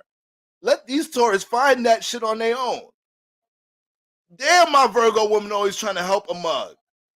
Like what, babe? By the time we almost done eating. We ain't really got nothing else to do. No, I want to do you. That's the whole point. That is something I want to do. And you want to do them. That sounds a little kinky. But anyways, you know what I mean, Virgo woman lady that I'm dating that want to help everybody else. Virgos will tell you some shit like that. If you get lost, come back here so I can help you really get there. It's like, Virgo, sit your ass down. You and Pisces be too goddamn open sometimes. Lord have mercy. But we need every sign, right? What would the world be if we didn't have people that was that nice sometimes, right? Okay, well, we're gonna get to Virgo's ass. So, anyways, guys, mutable signs on the hot seat. Water signs, y'all got the power right now. Water signs got the power right now. Pisces dominance, Cancer dominance, Scorpio dominance. And when I say y'all got the power, for one, y'all intuition is on a beam right now. Y'all intuition doing some whole other shit right now. I mean, some of y'all went out today for brunch with your girls and had drinks. A nigga tried to talk to you. Your radar was saying, toxic nigga. Nigga didn't even say more than 2 sentences. But, I mean, your intuition working like that right now. A lot of my water dominance, y'all downloading, y'all realizing, because water deal with connection. And what can connection lead into? Attachment. So water signs be some of the first people, water dominants be some of the first people to deal with heavy attachments in their life because you consume a lot, right? If you just leave a cup of water open on the desk for a week, you come back, look how much different things is there. Different particles growing in that bitch. An ant swimming in that motherfucker. This nigga bathing himself in here. Like shit. I don't know who left this motherfucker out, but nigga getting all his little ant germs in your shit. Nigga, I was gonna come back and drink this. Niggas just be trying to release in water in any different way possible. You go to a little forest right now, this niggas, all type of land animals washing their feet in the fucking geese and shit, washing their shit in the water. Like, first of all, niggas be looking at you like, what? Nigga, God put this shit here for everybody. Damn. It's gonna be more water. It's gonna rain this week. You act like this the only water that's gonna be here for forever. All right, so water signs, you see why you guys need boundaries? Niggas just want to release in y'all. That sounded kinky too. I'm sorry, guys. I'm just not trying to go where I went last year. I'm trying to keep this educational right now. Okay? But that's what be going on. This is why water signs, y'all need motherfucking boundaries and attachments.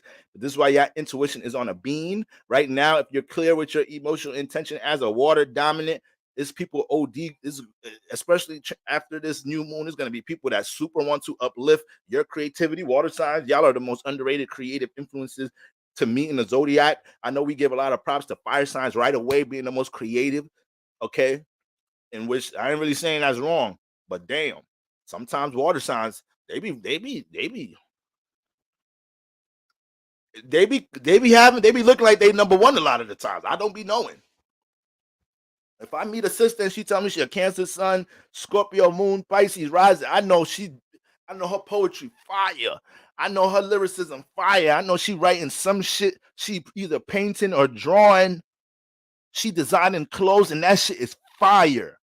Double water placements. Water in the sun and moon, water in the sun and rising, water in the moon and rising. Creative as a mug. If you got those placements, you can right now, you can leave it down in the comments right now. Bro, I sing, I draw, because it needs something to filter out that fluid. Water dominance, you got all that emotion, right? Motion moving, feelings in motion. You got all that within you. That gotta get filtered out into something. That has to filter out into something. Fire signs, yeah, they're futuristic, so they really good with improvising. So this is why once again you throw a fire sign rapper in the studio, this nigga said, fuck a notepad. Throw the beat on. All right, just we gonna cut and go. Ooh, run that back. I know I'm gonna say it a little different. And then niggas gonna go in there and freestyle. Who's the rappers that we know? We know Jay-Z don't write. What's his sign? He's one of the most known not writing ass niggas. Sagittarius. What's Lil Wayne moon sign? I know he a Libra. I never really looked at Lil Wayne chart. That's crazy.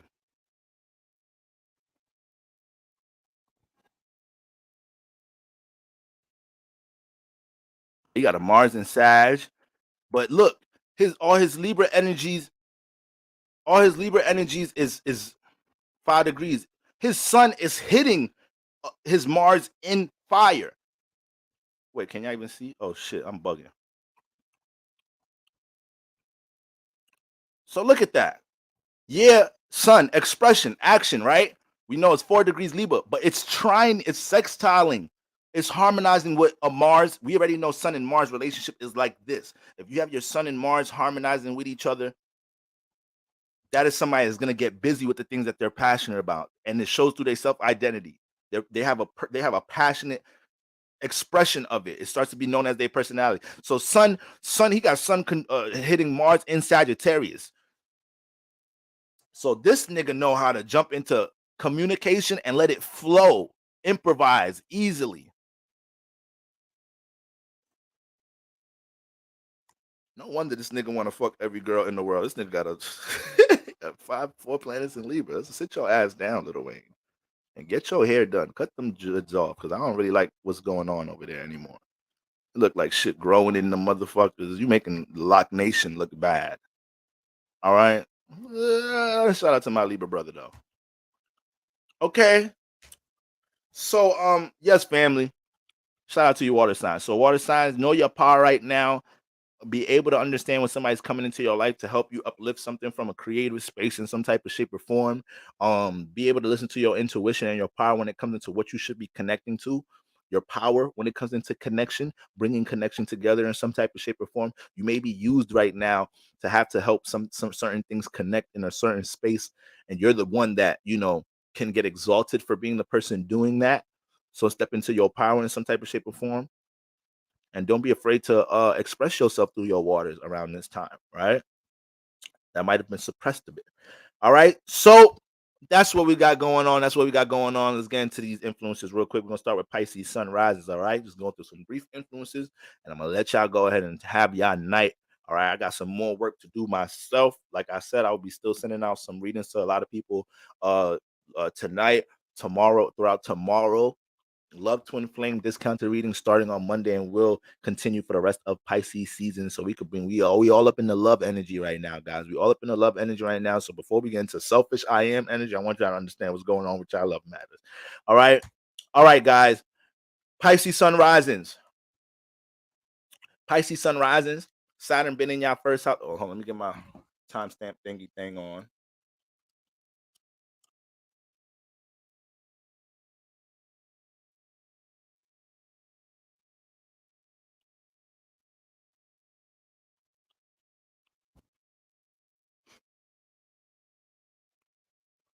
All right.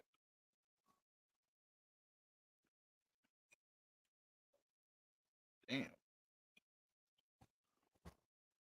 All right. Pisces sun risings. All my Pisces sun rising in the building. If you're building, let me see some water emojis. Let me see some fishes. Let me see some moons. Okay.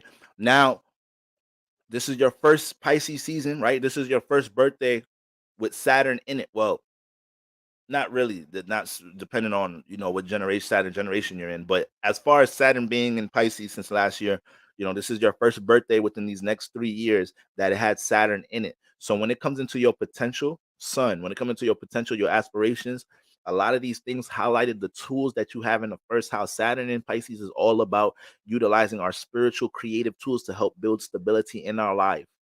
So with the fact that the sun, Mercury, and all these influences past these things, you dove into heavy forms of self-criticism. You might have been criticized and judged even a bit by others around you, but that was really to help you make sure you're looking in the mirror, whether they did it in an extreme way or not. Okay.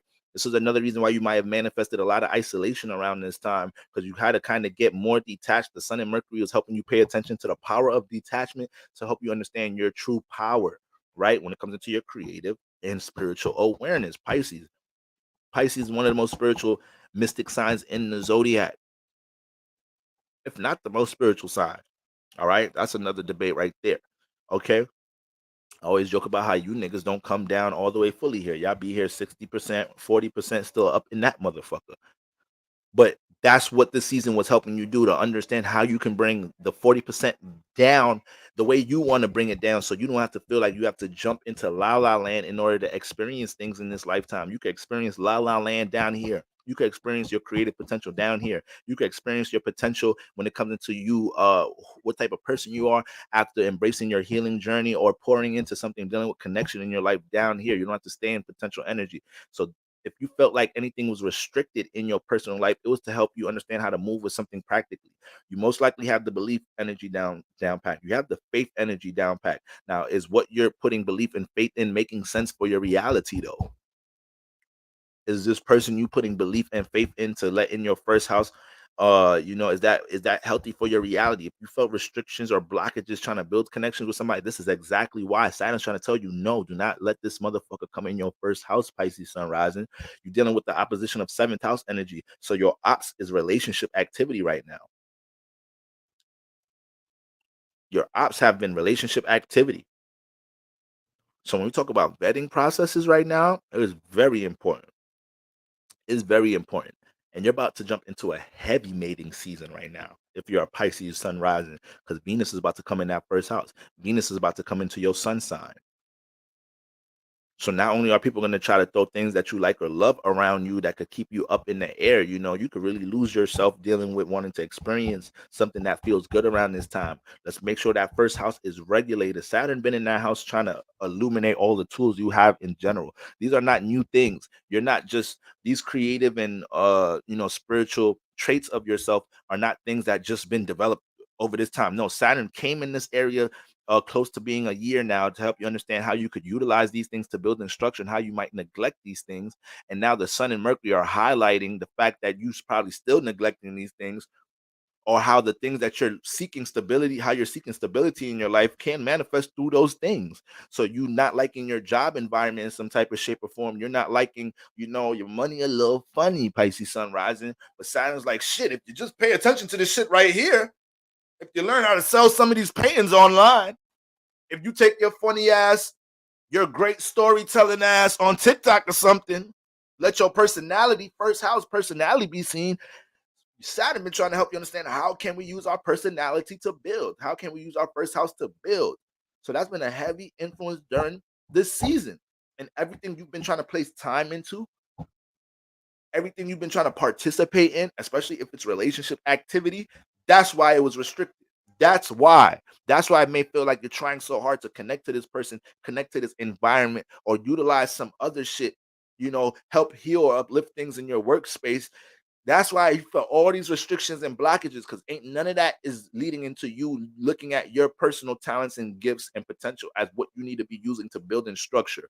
So every time you've had these restrictions during Pisces season and you had that little small influence, like, man, maybe I should just put my personality out there. Maybe I should just see how to explore with this creative gift. Maybe I should just, all them little maybes was the one, not the two.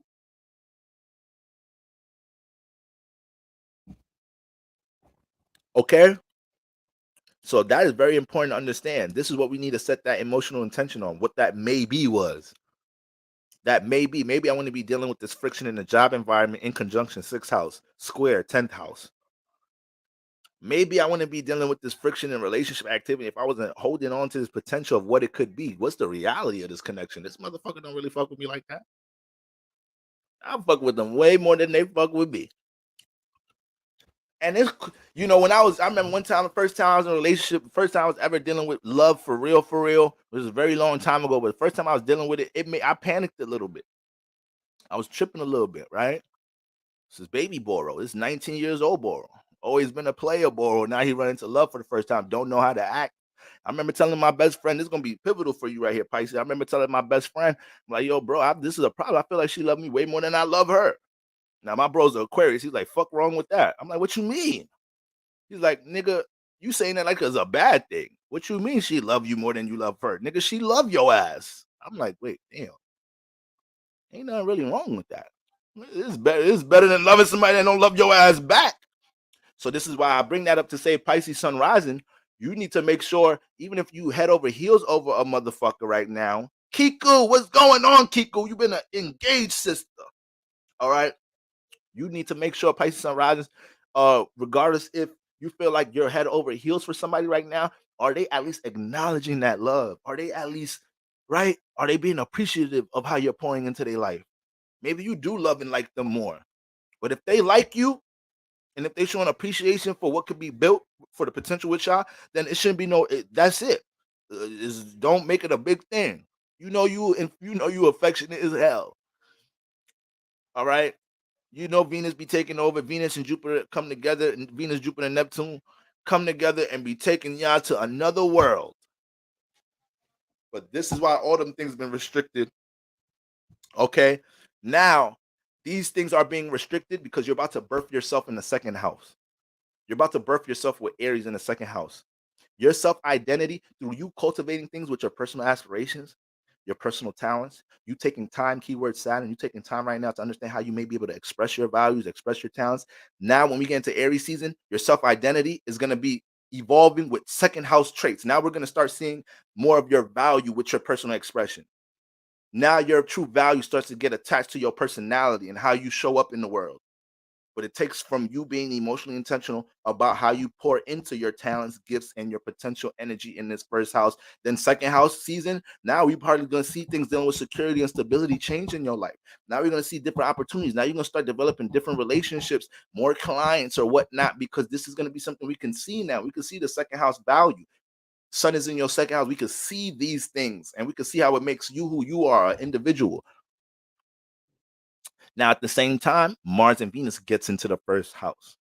So this just brings a head full of steam into things that you're creating right now. Because first of all, Venus comes in there. So even though Venus don't like to be in the first house, it does bring a sense of self-encouragement here. And it does makes this a highly, you're going to super be in mating season around this time. All right. So you're going to have to be able to how to stay balanced, when it comes into what you're building instruction. Because by this time, the sun is in your second house. Now you got the sun in the earth house. You got to be more steady. You got to be more steady. You got to plan out your steps a bit more. All right. Can't really get into too much of a floaty bag around this time, but your relationship activity can jump you into a floaty bag. So you'll be able to vet relationships properly, understanding who is pouring into your first house. This is very important for you to understand, Pisces sun rising. When we get into Aries season, if you're dating anybody and they're not pouring into your first house, you don't vet them, or you stop vetting them. Venus is transiting your first. They're supposed to be highly aware of what you have going on in your personal life. They're supposed to be highly aware around this time. Venus is exalted in Pisces. So this could, Venus and Pisces is really the example. Venus and Pisces, Venus and Taurus, like these placements are really the example of what high forms of self-esteem is supposed to look like. So if you have Venus in the first house, you're going to have surges of high self-esteem. You're going to have surges of being like, yo, I'm capable of this, that, and the third, especially if you take your time to be emotionally intentional around this time. But your partner is supposed to be the one jumping into that energy too. They're supposed to be the one that's getting you high off that energy too, because this love matters. So if they're not helping you feel high off of what you're capable of, then this is not a good deal. This is not a good deal. All right. I mean, shout out to Sister Inspired by Grace Coach, and she then went and got her a new green dress. I don't know if she went to Sister Ebony. I don't know who she went to. Brother Ninth Avatar. But somebody gave her the plug. And shout out to Sister Leah with that donation plate, with that collection plate thing on the Cash App thing. I mean, the brother likes super chats, but I love them Cash App things. YouTube be taxing a brother and the church. I thought they don't tax the churches. They lied. All right. Shout out to you, good sister. It's so good. I mean, sister, do a little 360 now. I'm sorry, sister. I ain't trying to make you think I'm coming on to you now, but I'm just, the dress just look nice. Shout out to you, Gracie. All right. So yeah, that's the energy with Venus coming into that bitch. And then we have, what's the name? Mars coming into your first house. Mars, transformation. This is the ruler. This is the ruler of your second house. So you got to think how this plays out now, Pisces sun rising.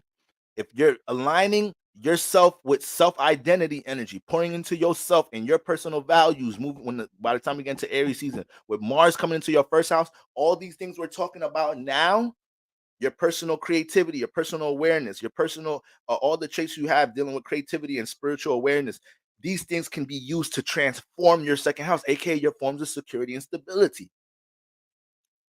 So this, like I said, we're all in a transformative ass space between our Pisces house and our Aries house right now. The way these transits are going to manifest, how we jump right into Aries season after this, and Mars comes into Pisces. So we're going to have to use Mars and Pisces to filter out what we're initiating with a new self-identity in Aries season. All right, Pisces sun rising, especially if you feel like your personality needs to be seen more. Your personality alone can manifest a lot. Your personality alone can manifest a lot around this time. Okay? So that's what we got going on for my Pisces sun rising. Shout out to y'all, happy beloved, to my beloveds. Okay? I hope y'all guys are flowing well. Sister Ebony with a is that a testimony, Sister Ebony? With that blue dress, she's evolving. Dressed and turned green to blue because she's consistent with the membership thing. You're right, Borough. Force House Pisces Mars kicking in. Energy lighting me up. Yes, it is. Yes, it is. Who don't love a Mars in the first house transit? Mars is home there. So Pisces, this ain't really a time to All your relationships right now, they need to be uplifting you, exalting you, encouraging you. And I don't say that from a selfish point of view. I don't say that from you being in your ego. I'm saying that because that's just how it is when you're looking at Venus transits. That's how it is. If they're not bringing support or exalting your first house, that's letting you know this nigga, this woman is out of alignment with you. Period. Motherfuckers is supposed to be uplifting you in general. That's the crazy thing. That's the crazy thing. Ain't no girl ever mess with me and she ain't get 1,000 beautifuls a day, this, that, and the third, just cause.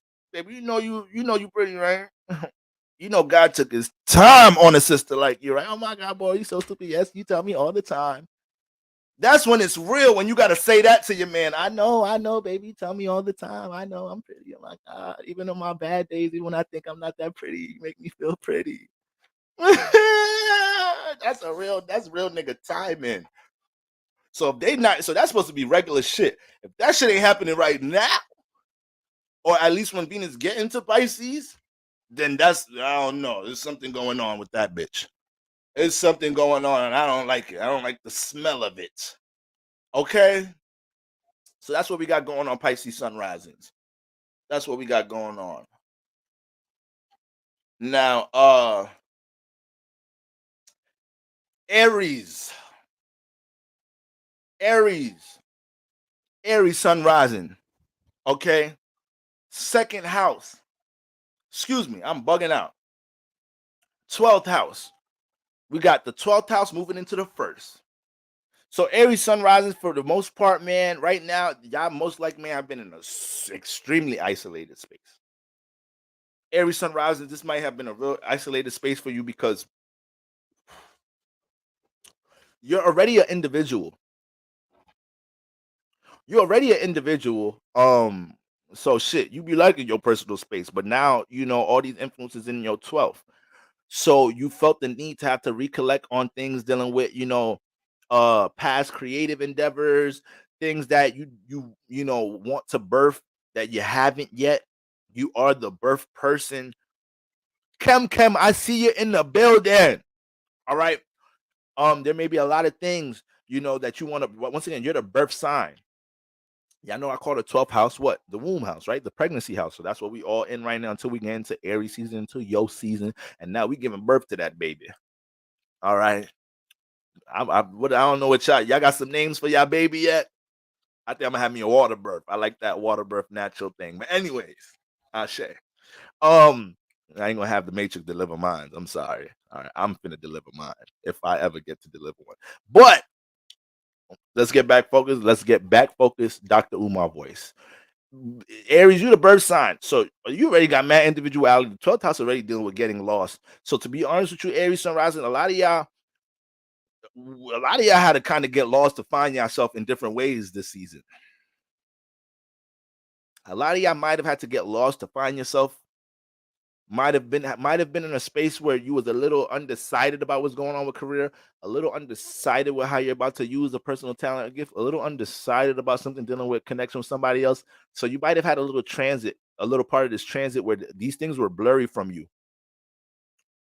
Then when Saturn came into play, when Sun and Mercury started hitting Saturn or whatnot, you started finding out, finding more clarity in what things that you need to stabilize and what things we need to place restrictions on that are negative in this house. So once again, Aries sun rising, there's something you want to give birth to, but you're holding on to something that happened in the past. And that thing that happened in the past, whether it's a form of trauma, whether it's an insecurity, that's holding back what you need to birth in your season, which all eyes are about to be on you. No Tupac. All right. No Shakur. So it's important that you keep utilizing the space of isolation if you're still in it for the most part, if you're still hibernating, to make sure that there's a restriction on identifying either that attachment or identifying that mentality that holds you back from birthing things because of what happened in the past in some type of shape, in some type of way. That 12th house, man. Sister lady Virgo. Sister, you're never late. You're never really late because your spirit never really leaves the church. It really just be your vessel. All right, don't let that one go over your head, sister. Shout out to the good sister, persistent, devoted, consistent sister, Lady Virgo. All right, you need to keep some Virgos around y'all. They're like a human Google, but you got to make sure you give them their appreciation, though. All right. So that's what we got going on with the 12th house space. Everything that you've been recollecting, everything you've been looking at from a past point of view, this and the third. This has been a highly creative space too, though. So the reason why things may have been restricted when you try to pour into things, create things, because it was more so of you getting the tools together, getting the platform, getting the routine together. So when you get into Aries season, you're able to execute it. All right. You're able to execute it in the first house and birth it. You might have been restricted from doing certain things. Like, for example, you might have wanted to fucking start a YouTube channel or something in some type of way. And then you realize the first 2 weeks you wasn't really uploading videos the right way or whatever, hypothetically speaking, like something about your process wasn't tweaking. Then you got to, Sun and Mercury started hitting Saturn and moving up into this time. Now you have clarity about how exactly you want to do it. Now you have clarity. Now you just deleted all 10 videos that you did. You're like, no, I know what I want to do now. That's why Saturn restricted it, because you may have been doing things attached to an old energy, or you might have been kind of rushing the process because you are in a creative space, but you need to be able to cultivate that so you can be intentional about how you're going to sustain that right now, right? It's not something that's going to be a burst of energy and you're going to leave it when you feel unmotivated, this, that, and the third. No, it's something that you could birth and sustain in your first house, moving into the self-evolution that you have going on right now. Okay. I hope you guys were able to place restrictions on energies playing back from your past that are not in favor for y'all right now. So it might have been something in 12th house, past energy, might have been something that a person placed their thing and this person ain't good for you. You've been placed restrictions on it. You've been evolved and passed from it, but it kind of came back into your life in some type of shape or form to see if you still have that discipline. If you still going to honor what you got going on with your healing process now, with your spiritual development process now. I hope you was able to use Saturn. That type of challenge may have came around. So hopefully you was able to use that energy to stabilize and ground yourself in some type of shape or form. All right. Now we're moving on to the sun moving into your first house. Sun, exaltation, happy birthday, your season, Aries, everything that you're taking time to understand why it got restricted to help you deal with it more practically. And for you to learn how to take your time with it a bit more. All right. Take your time in general. Saturn ain't really your thing. Saturn ain't really your thing. Okay. But when you apply that energy, I swear, Aries, y'all is unstoppable.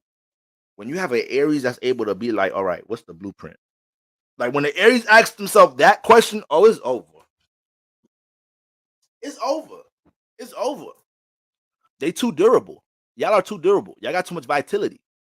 The thing is, a lot of Aries, sometimes a lot of y'all will run around crazy in the circles, though, because y'all haven't lasered in on direction somewhere. Your vitality is taking power over you. Your need to conquer and do. The sun is exalted in Aries, so sometimes y'all just taking action, doing things, not really knowing where y'all going.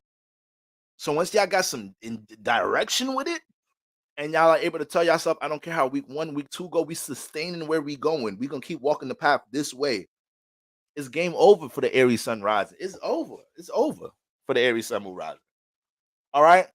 So I believe y'all pretty much in that space right now. And then when we get into your season, Mars is gonna be in the 12th house. So this is gonna be a space where you're gonna be able to prove to yourself, right? Because it's first house. Now, first house, birth, action, doing, new beginnings. New beginnings.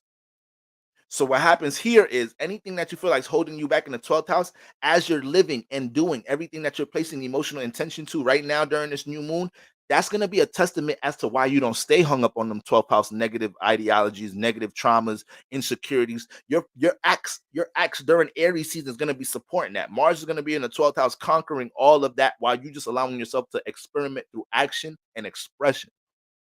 All right? And then Venus going to come in your 12th house. This you're gonna have to be very careful here.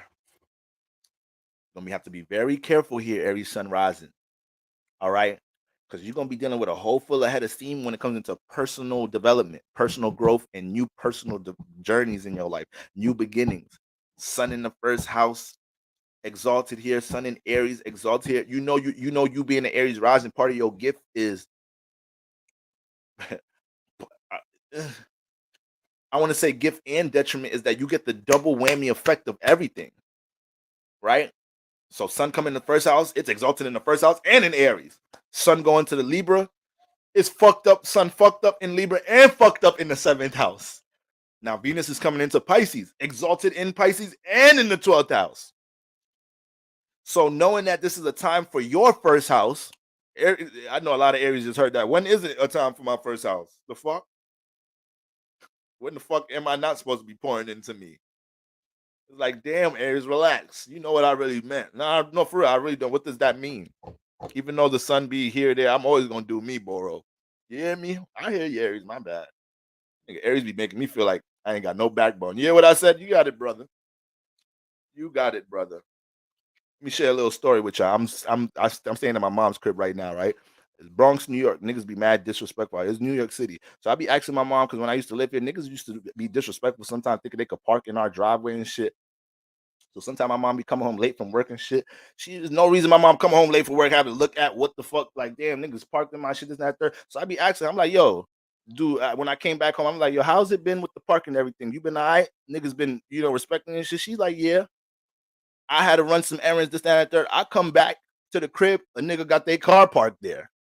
I start going off. This is right before I went on live the other day too. So I'm rushing, trying to handle that situation. When I know I want to go live, I wrote a note on the motherfucker car. I said, listen, do this shit again. We towing your shit. It's the last address, motherfucker. And I put my phone number. I said, call me if it's a problem. The next morning, a nigga calling me. I don't know what number it is. I don't answer that bitch. Then 2 text messages come in talking about, yo, who the fuck is this? Fuck you mean if it's a problem? I call that shit right the fuck back. Like, hello? Nigga, you still here? You downstairs? He's like, nah, I left already. I said, I know you motherfucking left already. Cursing at me 9 a.m. in my motherfucking phone. Nigga wrote that shit while he was driving away. Little scary ass nigga. I was about to take this nigga upstairs. You feel me? I don't play that about Mom Duke's private space right there. Nigga trying to tell me, bro, I did not block her shit. I said, nigga, if I put a note on your shit saying you blocked some shit, How you arguing with us? Nigga, this is our property. Nigga, this is New York City, y'all. Niggas be disrespectful. This is why sometimes I be like, I gotta go back home. I'm sorry, man. I love you. I gotta go back. Cause I'm gonna get in trouble being out here for no reason. I always about to put the beats on. The nigga was talking to me crazy on the phone. He's like, nigga, I said, bro, sometimes my mom come home from work. She ain't got no fucking time to be looking for parking because you fucking blocking that shit. He's like, nigga, I don't care about the shit. I wasn't blocking shit. I said, where you at? Nigga said, I left already. I said, I know your bitch ass left already. I know you want to be talking like this in my motherfucking phone 9 a.m. and still be downstairs. A real nigga would have waited. Be like, no, I'm gonna call this nigga, see if he gonna come out. A real nigga would have waited. Nigga try to get crazy on the phone with me, driving to work. Sounded like a little young nigga too. I was gonna have to put the beats. Nigga didn't even see his Saturn return yet. He probably in his Saturn return. He about to get the beats put on him during the Saturn return. Nigga acting tough as hell. See a 6'5" nigga come downstairs like, all right, brother. You said this your mom park space right here? All right, my bad. If anything, I could come and sweep this space up a little bit. Y'all need help with I know it's like leaves be falling in this mug. Niggas change their tone real quick. But anyway, sorry. Just that Aries energy. Sometimes I got to give an example about fighting and shit. That just resonated. Yeah, I know these niggas, Aries is professional boxers out the womb. All right. But for the most part, Lord have mercy. Mars coming in the 12th house. Yup, Mars coming in the 12th house. So yes, Aries, you're gonna be conquering any type of 12th house issue you're dealing with right now. You're gonna kind of be conquering that more during the sun exaltation. Oh, Venus, that's where we was at. I remember. Venus be coming into the motherfucking 12th house. Aries, we in your season right now. We're gonna be in your season by the time this manifests. So you gotta make sure that you don't get thrown off with love matters. You're able to balance these things when it comes into anything that you're dealing with in the 12th house. You could slightly be a little extreme with your expression with love matters. You're gonna have to pace yourself, take your time a little bit. And you could be impulsive as hell. Do something with somebody you know you ain't really supposed to be doing something with around this time. That is the downside of Venus in Pisces in the 12th house. Sometimes she let her feelings and pleasure dictate too much. Right? Venus be saying, fuck vetting somebody in Pisces in the 12th house. Let's just let's keep it what it is. All right. Pisces have a one night stand with somebody, don't know their middle name, don't know where they work at. Brother could have something. You ain't checking for no papers. I'm trying to get them papers. Shout out to that good brother Usher Raymond. That was a good. I like that song, Papers. I like that song. But yeah, check the papers, Aries. Shit, they got apps and shit for shit like that. Get your My Chart app. All right, I don't be just getting to no impulsive. You know you rule by Mars. All right, so all signs is freaky as hell, but Aries, you a little. It ain't that you freakier than everybody else, but you kind of allow yourself to. You kind of allow yourself to drive yourself through life through them lower chakras at times. Kind of animalistic. So be easy. Just be easy around this time. And it may be a little bit of a blurry time dealing with love matters. But listen, it's going to be a first house time. So you can't get too caught up in love matters. When you're dealing with strong first house energy, you have to make sure that when you get caught up with love matters around this time, you're gonna be able to vet properly. It's kind of the same advice I'm giving to Pisces. Like, they're gonna have to be supportive of personal transformations taking place in your life. All right. If anybody, when you in Aries season, when it comes to relationship activity, man, if motherfuckers is not understanding what's going on in your first house, that is a bad sign. That is a bad sign. All right. That's what we got going on. Shout out to my Aries sun, moon, risings. Now moving on to my Taurus sun, moon, risings. We transiting from the 11th house to the 12th house. We transiting from the 11th house to the 12th house. Taurus sun rising. Let me tell y'all something right now.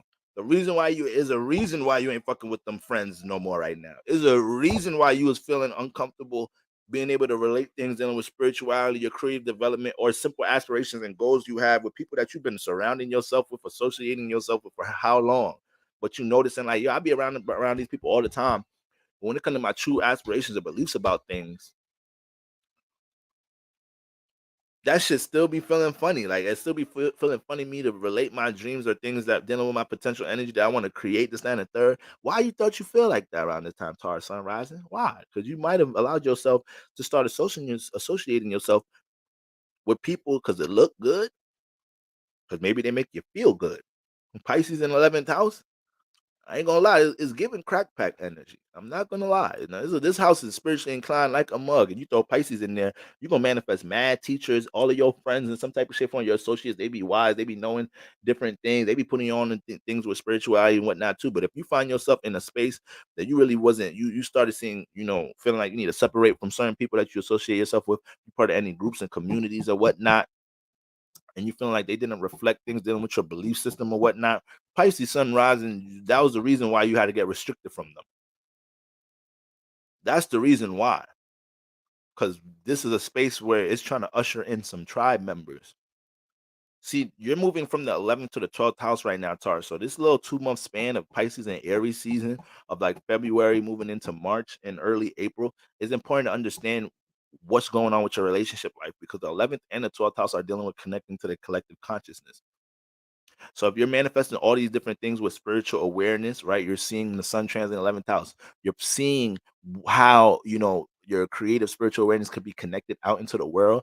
A lot of you guys, Taurus sun rises, especially when it comes into y'all building, y'all started y'all businesses or brands or anything that y'all structuring from that type of shape or form when it comes into building stability or security. This was a great season for y'all to start realizing what communities, what spaces are appreciative of things in your 12th house space in some type of way. This is what you started realizing, especially if it's like especially like a lot of my content creators and influencers. You started realizing like, okay, if I post like this, then I could reach out to this community, or if I niche my brand this way, I could start attracting people in this community. You started understanding how to use the 11th house space. You know, it's been so many readings I've been getting lately with people having the 11th house in favor for them when it comes into career. Now, I know we look at like the 10th and 11th house in with career influences. I even heard somebody say like, damn, I don't got no 11th house placements. I wish I had a bunch of 11th house placements so I could be able to connect to the outside world and build a brand. This, that, and third. You don't need 11th house, but you don't need nothing. All you need to do is understand your house lords, your career house lords, your 10th house lord. That's all you need to do. You understand your 10th house lord. You understand the house that your sun is in. Those two placements right there can help you build a status, can help you build a brand. When you got the sun in whatever house you have the sun in, if you could be intentional, you're gonna that house is gonna be attached to your self-identity and your expression by default. You're gonna naturally be expressing things about that house. I'm a sun in the ninth house person. I'm always gonna have a fucking philosophy to something. We talk about spirituality, talk about something dealing with belief systems, and I'm gonna be animated as hell while I do it.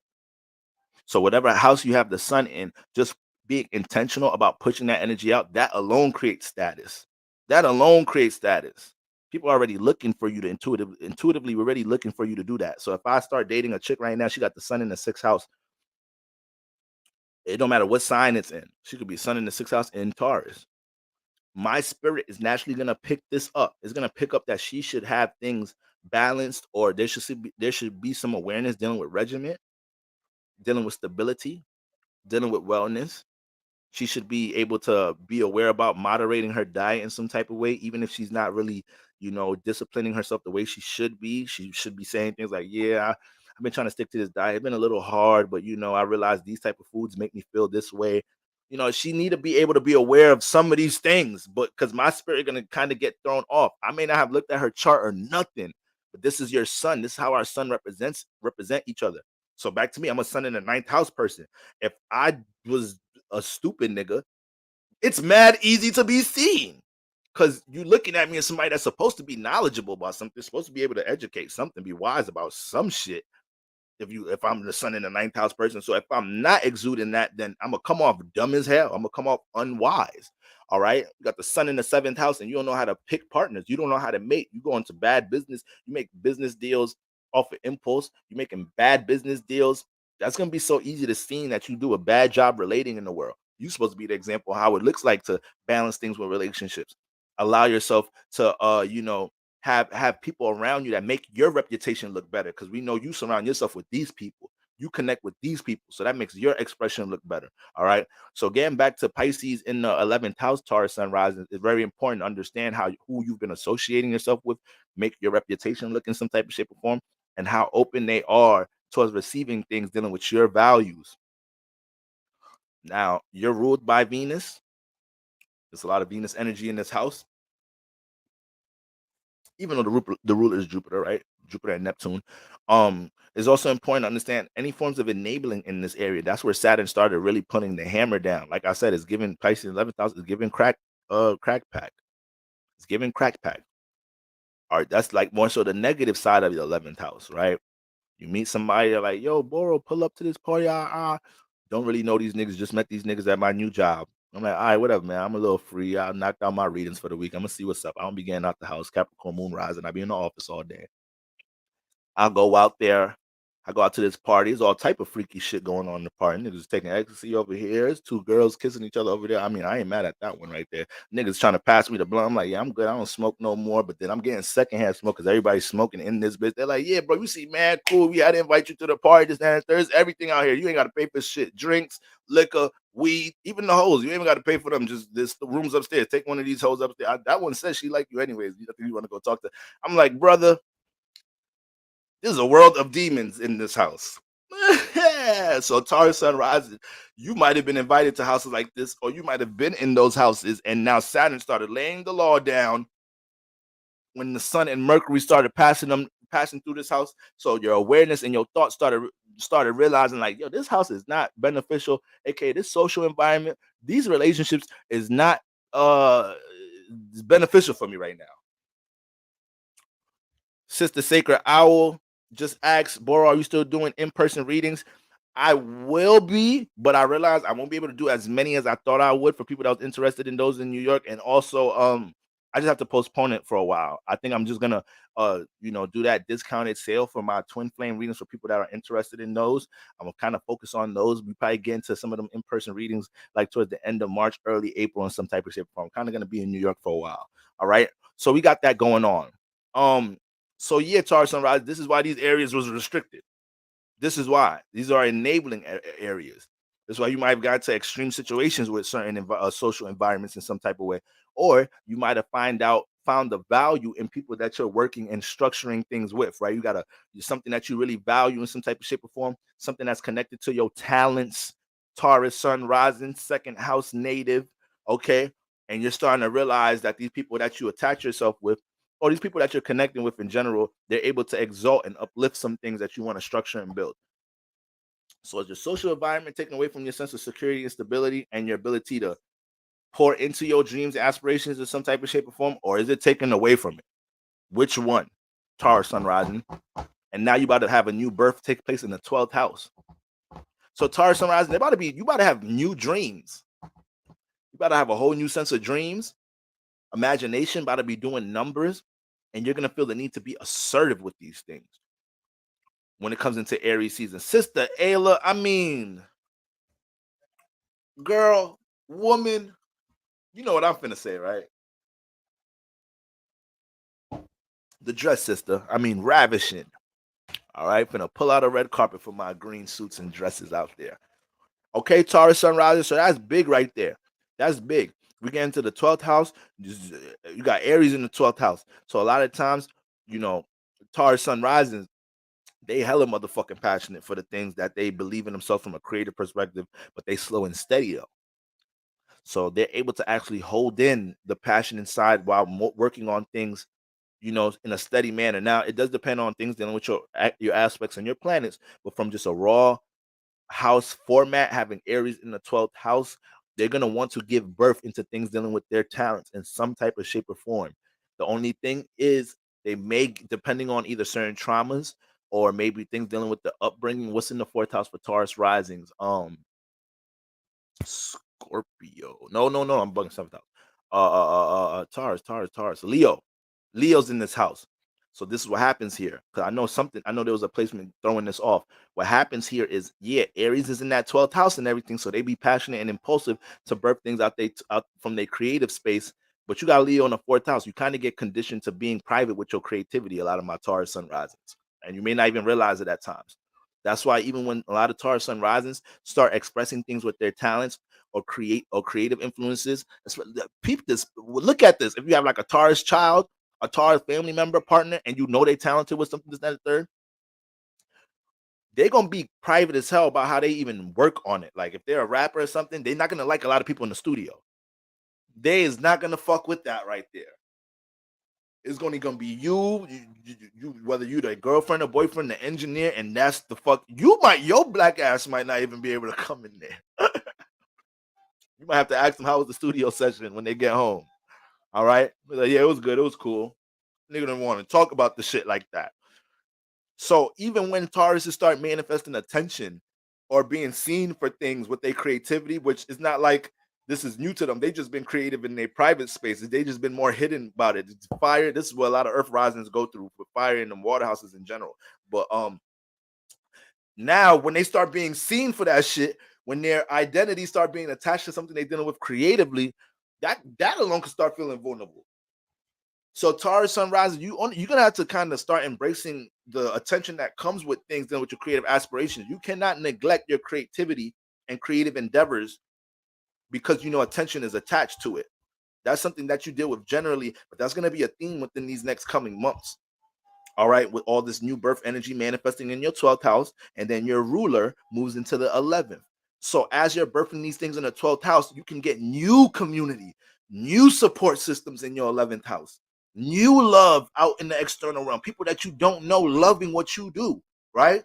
Jump into a space where you building church members like this. We all exchanging love with each other, but we all in different spaces, different places. You know what I'm saying, Taurus sun rising? Put that hold on, because sometimes I be forgetting to. So my Taurus is in there. My fault. I got a little bit of that in your eye. Just blink it out. It ain't nothing but holy water. It ain't gonna do nothing to you, but sanctify you. It ain't gonna do nothing to you. All right. One day at a time. Sister Jensky, good sister. That's my sister for real. All right. It's all, and that's how you know it's a good thing, Gracie. When you're nervous, when you're scared, when you're worried about doing something creatively, that's actually one of the indicators that this is an alignment for you. It should scare you a little bit because your potential is that powerful. It should. That's really a jump everybody should take. When you want to create something, when you want to work some magic, you want to bring your potential out in the world, guys. If you feel that worrisome, that little scary, you have a little bit of butterflies in that mug. No, I'm not scared of lions and tigers and bears, but I'm scared of loving. I mean, that sister was a talent. That sister, that's a good song, sister. Who sang that? Jennifer Hudson. I mean, that's such a good song. I'm not scared of loving you. That shit was really heat, though. That shit was really heat. I feel like if that shit came out today in the TikTok era, that shit would be everywhere. Because that it felt like a overplayed TikTok song back then. Jasmine Sullivan, I'm bugging out. I gave the wrong J, the wrong Jennifer, the wrong J name. Jennifer Hudson about to take credit for that mug. Sister, you know that ain't your song. That sister Jasmine Sullivan got some pipes. All right. So but yeah, Sister Gracie.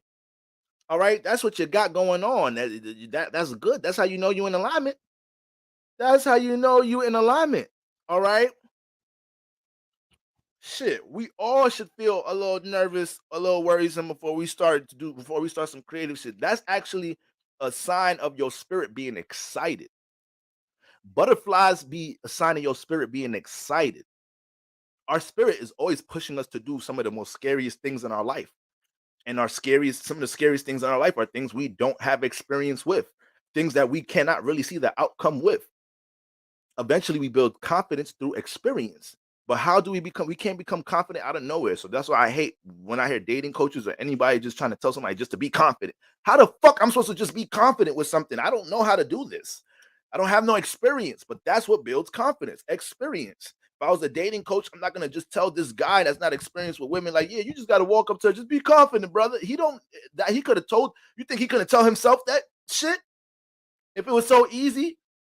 But if he just goes out and talks to 25 girls a day, all the time, every time he sees a pretty girl, just for the next 90 days, every time you see a fucking pretty girl, you just fucking talk to her. I don't give a fuck if you stutter, if you say some dumb shit. Just go talk to her. Don't try to run no game to pick up lines. Just talk. Look her in her eyes. Look her in the pupil things. Don't blink. Matter of fact, don't even blink when you're looking at her. Just, how you doing? You know? You hungry? Where you from? Don't blink, brother. That's how that brother gonna get confidence. You feel me? In the field. So for everybody out here got some, passions, some intentions of things they want to create and birth, the confidence is gonna come from you getting in the field. Don't deprive yourself of getting in the field. That's the biggest thing right there. Never deprive yourself from getting in the lab and experimenting. Okay? What's the worst thing that's gonna happen? You're gonna die. Okay? Niggas die all the time. I'm sorry, this is my Scorpio and Capricorn coming out. So what? There's niggas that died today. I know this sounds really crazy and cutthroat. I'm sorry.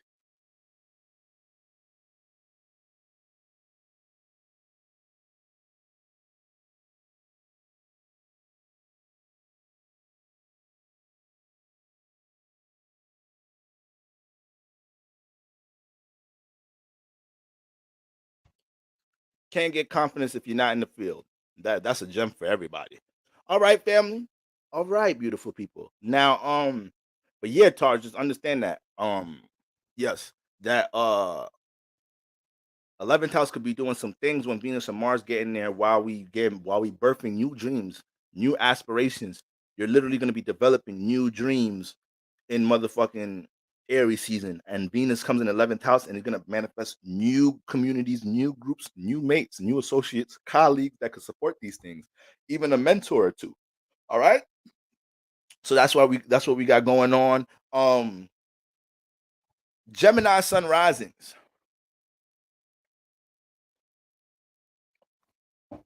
Gemini sun risings. We're moving from the 10th house to the 11th house. You talking about practice meme is the opposite energy of that. Shout out to Sister Shaka Khan. Yep, y'all tapping in the IG thingy thing. Y'all tap a lot of daily updates up there. All right. But oh, I get what you're talking about. You talking about practice. Now I get what you're talking about. Shout out to that good brother Allen Iverson. Shit, he a Gemini his damn self. All right, you talking about practice. Yeah, we talking about practice in this mug. Okay, so that's what we got going on now. Gemini sunrise. Let's get through these signs. Gemini sunrises. We moving from the 10th to the 11th house. We moving from the 10th to the 11th house. Gemini sunrises. I hope right now you understand what type of status you can have in the world or how to manipulate your status in the world for stability and security. You don't go through a sun in the 10th house, transit with Mercury in there and understand how the world sees you and how you could use that. Oh, the world sees me like this? The world, I have a reputation for this. I didn't even realize I have a reputation for that. So you realizing how we look at you, Gemini sunrises, as wise in some type of shape or form, as experienced in something. You have a Jupiter ruled 10th house. You have a Jupiter ruled 10th house. Y'all really be experienced as hell with relationship activity in general. And it be Geminis collect so much of a rapport. It kind of be air signs in general.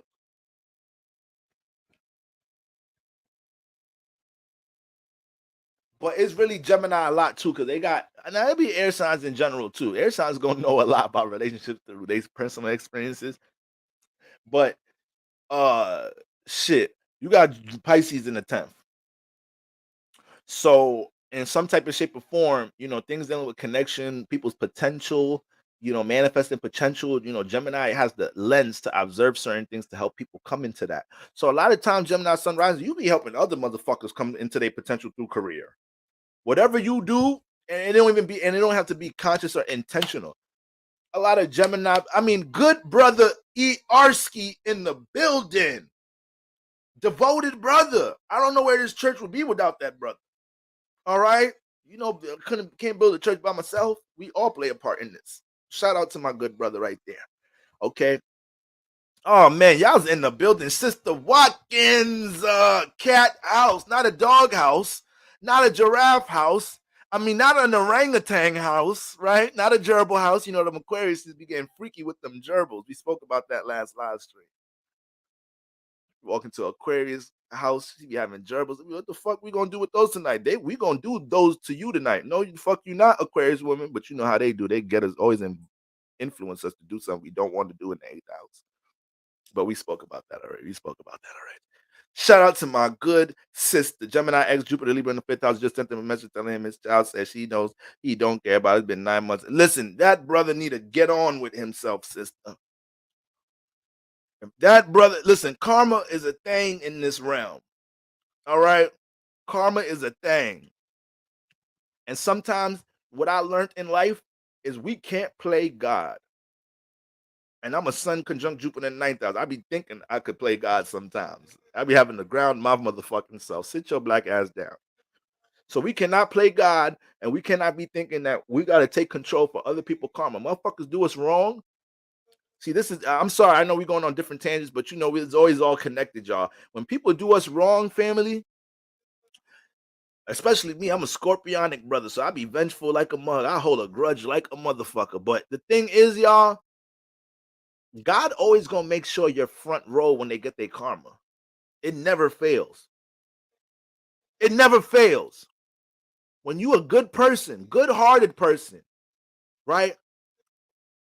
You give, you're helpful. Everybody that knows you, that's all they have to say. Bora's a good person. No, that's my brother. No, that's a good brother. If you know that's who you are in the world, and somebody did you wrong in whatever type of way, friend, family member, partner, sometimes you got to let God do his thing. And you got to be able to acknowledge, how did I even allow that to happen? Was I being too open, too forgiving, too whatever? Was I overly trying to extend help where they wasn't even asking for it? Sometimes we being too helpful. Help ourselves. That might have been our lesson we had to learn. And in a dual way, we're learning a lesson and they're learning their lesson, right? So we're learning not to be too motherfucking overly giving and helpful like a bitch. And then they're learning not to treat people as they want to be treated. Treat people as you want people to treat your family members, treat your, close people in your life. God always gonna make sure you fucking front row. You hear me? Sometimes you gotta let this guy do his thing. Stop trying to play God. You know that person will get their karma. You know what goes around comes around. You know the energy you put out into the atmosphere is what you will receive. Okay? That's for anybody that needed one of those things right there. Can I get an ashe? Because I be needing the ashes to know y'all with me, family. Okay, so Gemini sun risings, the fact that y'all got all this energy transit in the 10th house, a lot of highlights on career around this time, but it's Pisces energy. Pisces, one of the most spiritual signs, one of the most talented signs, one of the most creative signs. So everything dealing with, once again, Jupiter, your experience for things, that might have got highlighted. So all my Gemini sun risings, the building that really don't like where they're at in career in some type of way, don't like where they're at in career, you was feeling some restrictions, some blockages with certain things that you're building and structuring for a career. So for one, that was a sign to just slow down a bit, get your blueprint, 10th house, get your blueprint a bit more structured. You know, Gemini mutable signs, we spoke about how y'all be a little clumsy. All right, that ain't nothing but nothing though. All right, that's just natural influences. We all have natural influences with certain things. Sometimes mutable signs, forget car keys. You forgetting to tell a nigga what to put on your sandwich. You come back to the deli like, oh man, brother, I forgot. I wanted American cheese, not provolone. I forgot. Nigga get mad at you like, all right, brother, you're gonna have to get another sandwich. It's like, no, the fuck, I'm not gonna have to order another sandwich. Nigga, change the cheese. Now, this is when you got Sagittarius and Gemini finna get gangster on you. Because those be some gangster niggas too. I know some real gangsters. And I noticed a lot of them got Sagittarius, Gemini placements because they'll jump off the fucking handle. Those signs, they finna move off impulse. All right. You do not want beef with a real gangster Gemini or Sagittarius because Sagittarius kill you and give praise to God. Like, you know what, God, I had to do it. Everything with Sagittarius be kind of spiritual. I had to take that nigga. I was okay. I know these 25 years to life I'm gonna do. That's to repent. I'm gonna repent these 25. Niggas will take it there with you, Sagittarius and Gemini. Gemini is crazy as hell in general. So when they want to kill you, you got beef with Gemini, it's too many motherfuckers in their head telling them how we could get this nigga. You could get this nigga at work. We know where his son go to work at or where his son go to school at. We know where his mama live. You want to get all of them niggas? We kidnap all of them, the whole family. Gemini don't know which one of these niggas to listen to in his head. You right, we could kidnap all of them. I could get my Virgo homie to do it the smart way too. Because, if I just try to kidnap them by myself, I probably won't even make it to torture these niggas the way I want to. Cops gonna get my ass. But if I get my Virgo homies to help me plan it, we could keep these niggas in the den and in the dungeon forever. You don't want beef with them niggas. I'm telling you right now, those niggas is gangster. I should do a little breakdown on how gangsters and thugs play out every sign. I think the craziest gangsters is dumb two niggas. Top 5 right now. I'll give you the top 5 crazy gangsters, and I'll tell you who number 1 is. Number 1 is easy. The craziest gangsters is Gemini, Sagittarius is motherfucking Aries, crazy ass gangster. That nigga don't care about nothing. The real crazy gangsters don't care about the consequences. Aries don't give a fuck. I don't know who's gonna fill in that 4th spot, but I tell you, number 1 is Cancer. They just the craziest gangster. That's it. It's just they gonna have all the honor in the hood. They gonna get niggas to fear them. Niggas be in their group, but don't really be in their group because they really love the Cancer. They really be fearing the Cancer. Cancer, a different type of gangster. Cancers that are not even gangsters are gangster. That's how gangster they are. Hey, y'all gotta be aware of dumb niggas right there. Okay. But yeah, Gemini sun rising, your expertise is blossoming in this area. So anything that if you felt like if you're working on any type of plan to navigate career, maybe something more entrepreneurial or whatnot, it's been restricted because you've been forced to place more of a blueprint on it. You might have been a little bit you might have been too quick to move on things. Sometimes mutable signs could be too quick to move on things. So Saturn was just making sure that your aspiration, creative talents was stabilized a bit more, right? You have Geminis, you have Saturn in your 10th house right now. Excuse me. I wish I mentioned this with Taurus too, with them having Saturn in the 11th house. These powerful transits as far as how y'all could gain stability out in the world right now, how y'all can have things manifest with brands and businesses these next 3 years, really this next 2.5 years, you could say, when it comes into being laser focused in these areas. There's a lot of shit that can manifest in these areas right now. Gemini sun rising and Taurus sun risings. Okay. So y'all got to make sure that there is some moving out of Pisces season. There's something stabilized in this 10th house. You're not winging it creatively, right? You're not just going on YouTube and uploading videos every day. Like, okay, what topic I'm gonna do today? No, what is your curriculum? What is your upload schedule? How many videos you want to get out for the month? What are your goals? What type of community are you trying to build? What, like these things have to be mapped out. So that's why you was probably certain things were restricted this season. Also, now it's gonna be a new birth in your 11th house. So I want my Gemini sun rising to be intentional about how you want to be seen in the world, because this is going to carry over into the 11th house. And now you're going to start creating new associates with this. You're going to start creating new networking spaces with this. Like, oh shit, damn, we see what you started posting on YouTube, this, that, and the third. We see now you creating your community, hypothetically speaking, you're YouTuber, you're doing this, that, and the third. Now you get other people that want to collab with you, get other people want to connect with you. That's how the cycle goes. Boom, new 10th house aspiration, or you was cultivating, that creativity or whatnot in the 10th house, and now you're birthing something new in the 11th house, new self-identity taking place out in the world.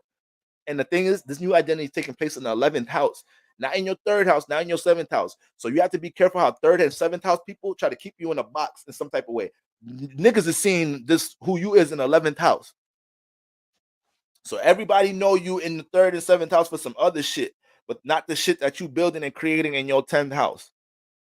I still be having people on my personal page and my Instagram. Every once in a while, I post some shit on Instagram and my personal page. I got my hair done by my fucking barber in New York that I fucking miss.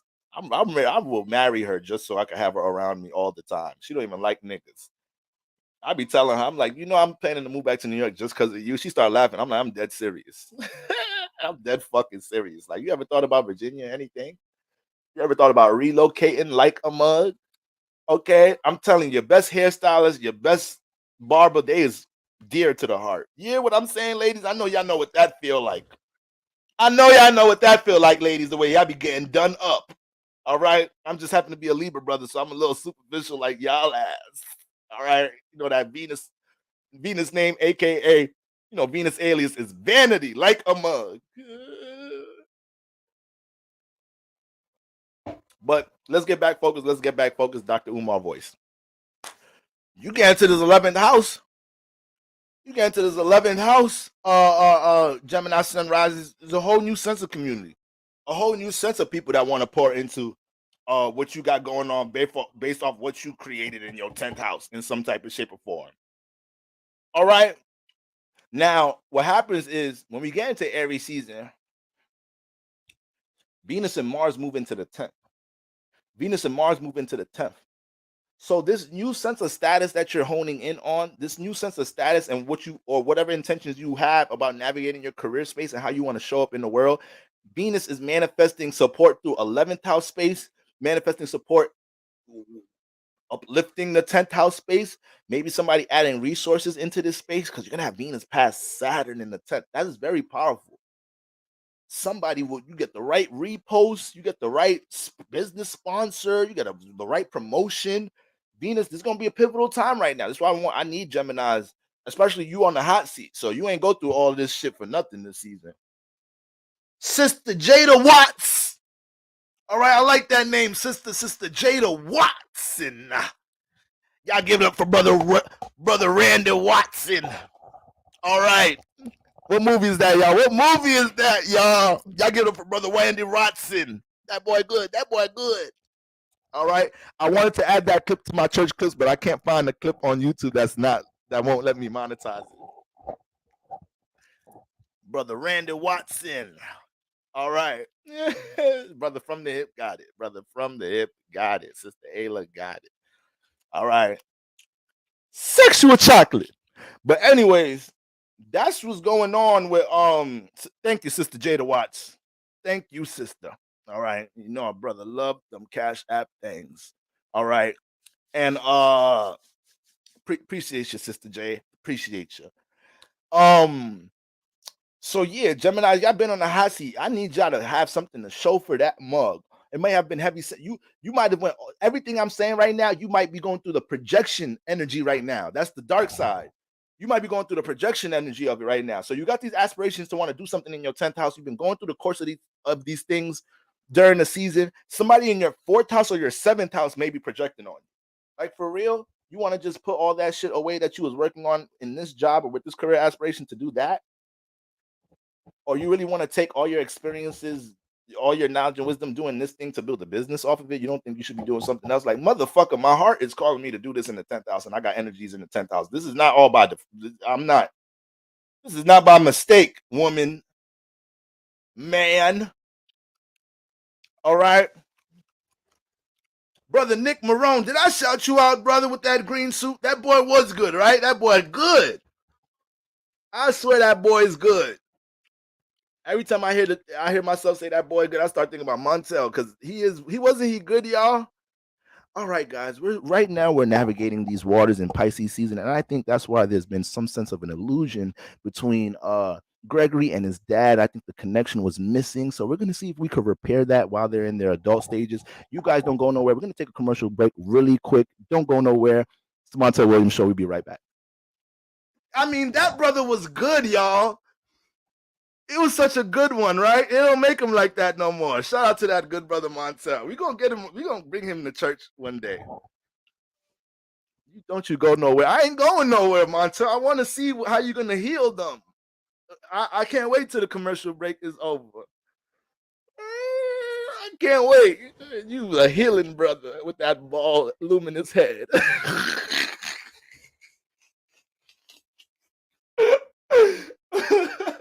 Brother head is, I mean, Mr. Clean. Ain't never see a baldy like that. All right, he was good. He was good. He was, I don't know, Dr. Phil ain't got shit on no goddamn Montel. Montel will fuck Dr. Phil shit up. Dr. Phil know damn well that's who he aspiring to be like. Dr. Phil, give it up. Give it up, brother. I done seen niggas come on your show. You done fuck shit up on your, niggas had violated you on your show. I don't give a fuck what you think, Dr. Phil. I ain't fucking with my parents no more. I don't know why the fuck I'm on this show. Niggas just march off the platform. Dr. Phil, where's your sense of stability at? What's that nigga sign? Hold on. Hold on.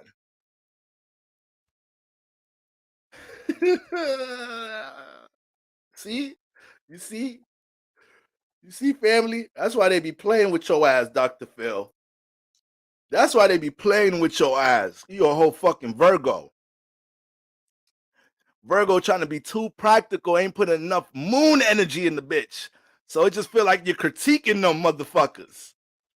It just feel like you're just giving them a bunch of steps of shit to do. Montel know how to, like, one thing the Cancer gonna do, Virgo do, and now Virgo's some nurturing brothers and sisters, but you know what it is? One thing Montel do that Dr. Phil don't do, this is the difference between the Cancer and Virgo right here. This is the difference right here.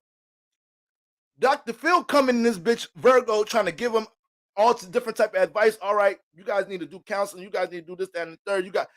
You know what Montel do as a Cancer? He'll be like, all right, Gregory, what I need you to do right now, I need you to look your father in the eyes. Don't think about me. Don't think about the audience. Hold on, I'm trying to be serious. Don't look at the audience. We're not here anymore. You're not on national television. I need you to look your father in the eyes and let him know how you truly feel. That, Dr. Phil, you don't do that right there. You don't do that part right there. You see how that's really bring the connection in that bitch. Nigga, that's his first time he ever look his father in the eyes, let him know I feel like you ain't loved me when I was young. Dr. Phil, you think you just fucking know it all. Virgo, you think you just fucking know it all. That nigga Montel hit you with that shit right there. Forget the audience. This nigga done forgot the audience. He done forgot you on national television. Nigga start breaking down like that. He's like, okay, nigga Montel be ad-libbing in the back. It's okay. It's all right. You got it. That brother was so good. He was good at his job. It's okay. You got it. It's all right. You got to get it out. Take your time. Take your time. Brother was good. Brother was good. Back to what we. So Gemini sun rises is really important. All right. Hold on, I'm sorry. I just gotta grab some more water. I'm so sorry, y'all. Hold on. That one got me dehydrated. That brother was good. Body at the temple, keep it holy. The blood, under the blood, me say me under the blood. Jesus cover me under the blood. Under the blood, me say me under the blood. Jesus, you be cover me under the blood. In the morning when me wake up, and the blood that Jesus me take up. And when me feel like me, I go break up, put the blood on me face just like a makeup. In the morning when me wake up, and the blood that Jesus me take up. And when me feel like me heart break up, put the blood on me face just like a makeup. Under the blood, under the blood, Jesus cover me. Jesus, you will cover me. Say under the blood, under the blood. Jesus, you will cover me. Jump on this. Listen. Christian a fight some things with them not see. Stronghold demons and principality. My body at the temple, keep it holy, sanctify, justify, give God the glory. Fighting against three terrible enemy. The world, Satan and myself against me. One day anointing, pour it on me and make me trample the devil on it. Say.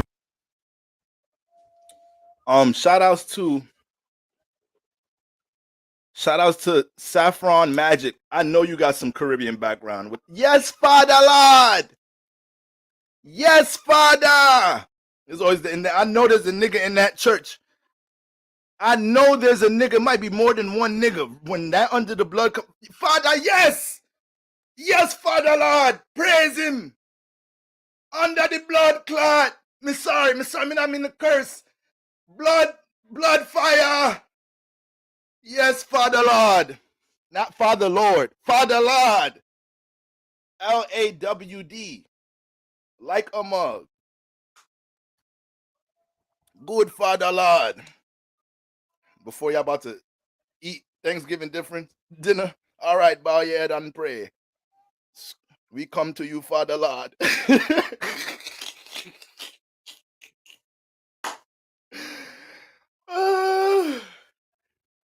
We come to you on this humble night, Father Lord, and we give thanks. Every day we go on and give thanks, you know. Father Lord, you are the only Father Lord. There's no Father Lord we are going to pray to. You're the only one. All right. Gratitude. Give thanks. Ashe. Blood fire, Father Lord. All right. That was a good one right there, Saffron Magic. I know you got some Caribbean in your motherfucking blood. All right. All right, y'all. Y'all got me a little bit too turned up in here, but that's regular shit. So, yes, Geminis. Sun moving to the 11th house. Aries season pops off. Venus and Mars comes into the 10th house. Why is this so crazy? Because Venus bring a new level of love and support to your social status. Niggas start exalting your social status. Niggas start reposting your post in the 10th house. Niggas start offering you promotions like, yo, you know, if you don't want to work, your boss start coming, being mad nice. Venus is going to bring some nice motherfuckers where you at. You just got to be careful if it's taking you off your path because it's too blissful. But niggas just start acting mad nice in the workplace. Like, you know what? You've been doing such a good job lately. You know, if you ever want to switch the department you're working in, you know, is that something you seem like you want to do? You know, them good ass managers and supervisors make you really not want to leave your job. Like, you know, you want to transition out your job to chase your entrepreneur career. But your manager, supervisor, so nice. Y'all, any of y'all got those? Like, you know what? No, because you don't deserve that. So if you ever want to change your department, you give way more to the job and the company and the workspace than, you know, Todd and them. just if you ever want to change the department, just come to me, let me know. I'll have that done. I have to go through, do the paperwork and everything. It might just take a couple of days to make the change, but you just let me know and I'll get it done for you. All right, Boro? All right, okay. I was about to put in my 2 weeks, to be honest with you. No, if that's something you feel like you need to do, then that's something I'll be able to aid you with too. I really don't want to hold you back. You've been such a good worker here. That's how it be. You got Venus in the 10th house. You be like, I really got such a good manager and supervisor. But then Mars comes in this bitch, Gemini. Mars comes in your 10th house. So we got new things being birthed in the 11th house while your career space is changing. So it all comes down to you being emotionally intentional about how you going about building your dreams now and recognizing what Saturn been doing in this 10th house, going to motherfucking work in this 10th house, Gemini sun risings. Saturn don't play in the 10th house. So any form of format that you need to stabilize things with your social status, your brand, a desired space in the workspace, this has been highlighted, super highlighted this season. These relationships, this social environment, this mentality you have needs to be killed. You do have a Jupiter 10th house, so you got to be careful about experiences that didn't go in your favor, trying to build up something in career. Detach from that motherfucking experience. Take the lesson from it. Take the wisdom from it, actually, and apply yourself here. These two spaces are, I'm telling you, our Pisces and Aries houses can be extremely transformed within the next month to month and a half based off what's going on right now. All right. So that's what we got going on. Gemini sun risings. All right. Cancer sun risings. Cancer sun risings.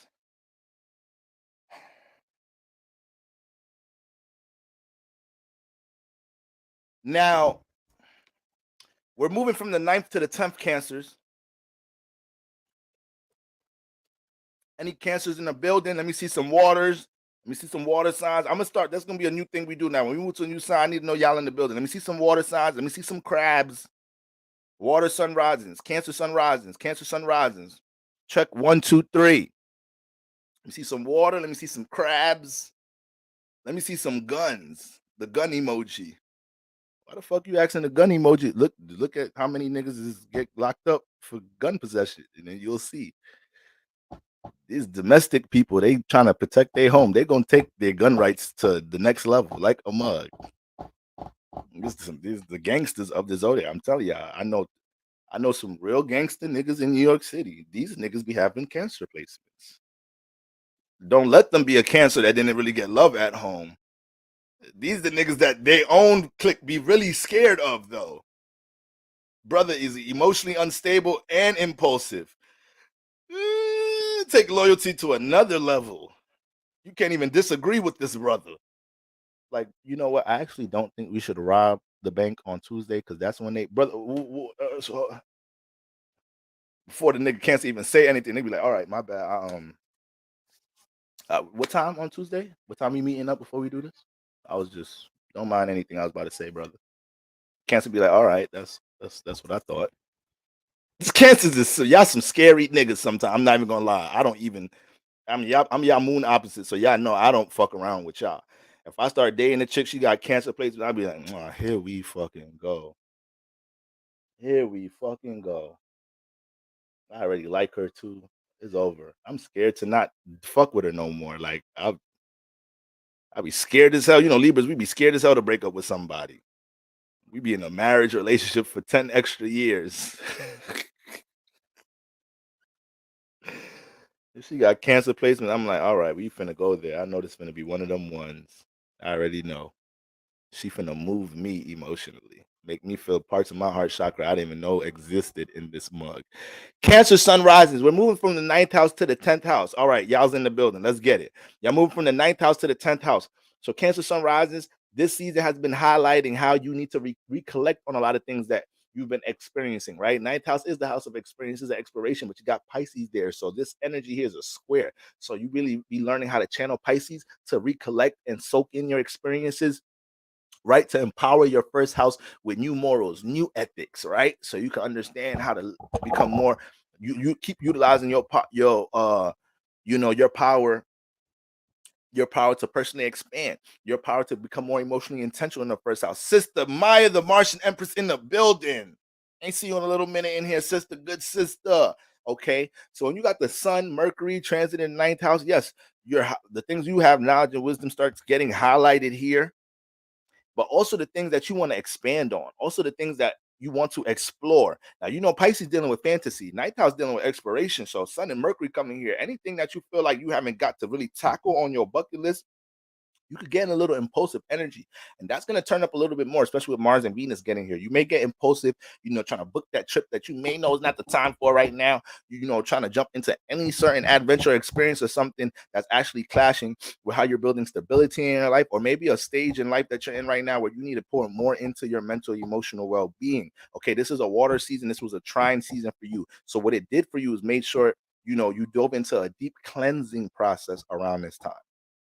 Pisces season threw you into a deep cleansing process, Cancer sun risings. So it's important for you to understand what things you've experienced that you're starting to create attachments with in the first house. You experienced a negative toxic relationship in some type of shape or form, or something that you was experiencing, exploring, trying to create in some type of way, didn't go your way, and now you realize you're letting that resentment, you're letting that negative energy pile up in the first house. So this is why this whole season was a lot of recollection on things dealing with what's holding you back from an attachment space, whether it's an old experience, a mentality, an attitude, when it comes into allowing your first house to grow some more. 9th house, direct trine to the first house. Fire houses are lit up with a bunch of opportunity.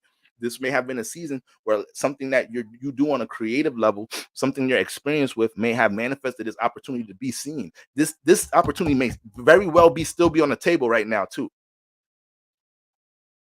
And you might be dealing with a sense of vulnerability, stepping into like, fuck it, damn, they want me to express this. They want me to be seen for this. Whatever that is, right? Whatever that is right now, Cancer sun rising.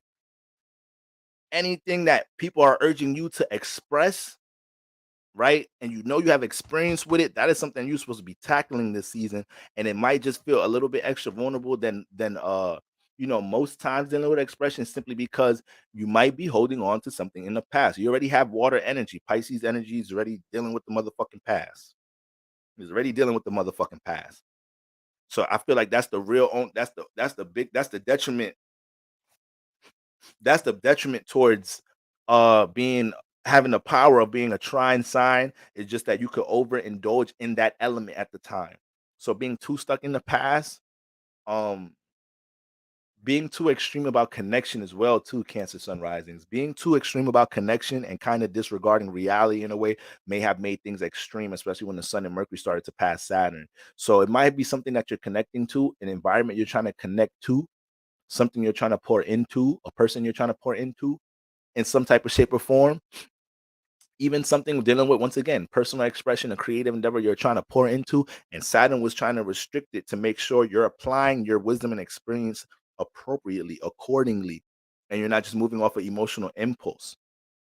So, you know, take that into consideration with any person that's standing third that, you know, you might have. And you know what the thing is, with a lot of relationships during Pisces season, I noticed like a lot of relationships, it wasn't just about people feeling the need with Saturn or different influences to just stop dating or to just detach from somebody that's in third. No, it was about regulating.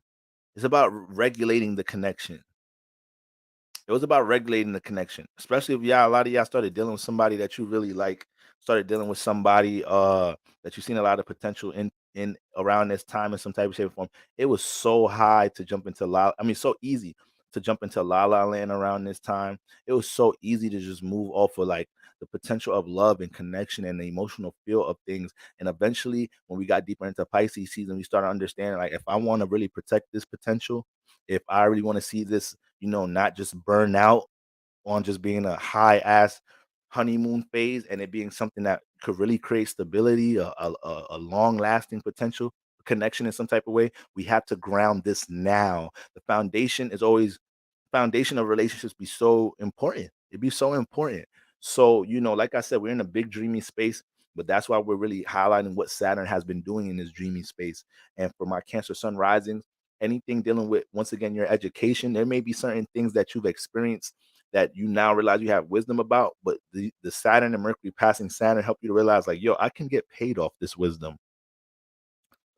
This wisdom can bring stability into other people's lives. I need to push it out. Fuck if I'm feeling vulnerable about this shit, this, that, and the third. This could help a lot of other people right now. And I actually feel comfortable, maybe not with attention, but I feel comfortable being in a position to help others. I just know it might come with attention in some type of shape or form. Things like this. You might have, I don't know, you fucking experienced some traumatic shit. You experience something, just experience something discouraging, but then you're realizing how you've been healing from that. You're realizing what experience, what wisdom you're gaining from that, and then you're realizing how these gems could be spread to other people that's going through that same experience. These type of situations, because it's water, so it's usually going to deal with something dealing with connection and disconnection in some type of way. It's usually dealing with something with disconnection and connection.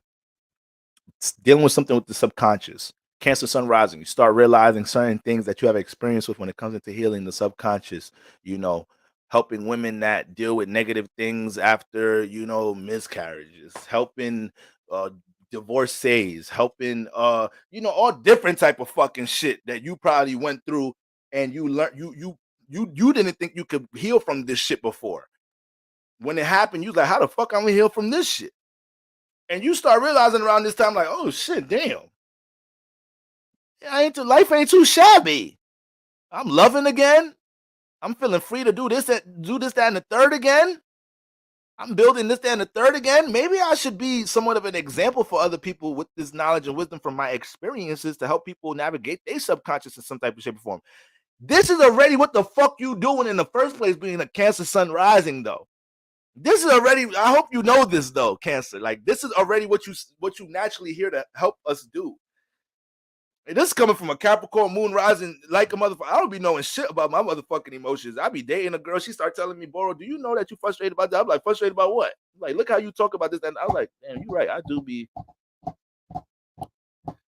a little anxious about that, don't I? The Cancer woman gonna help you see some shit in you. I promise you.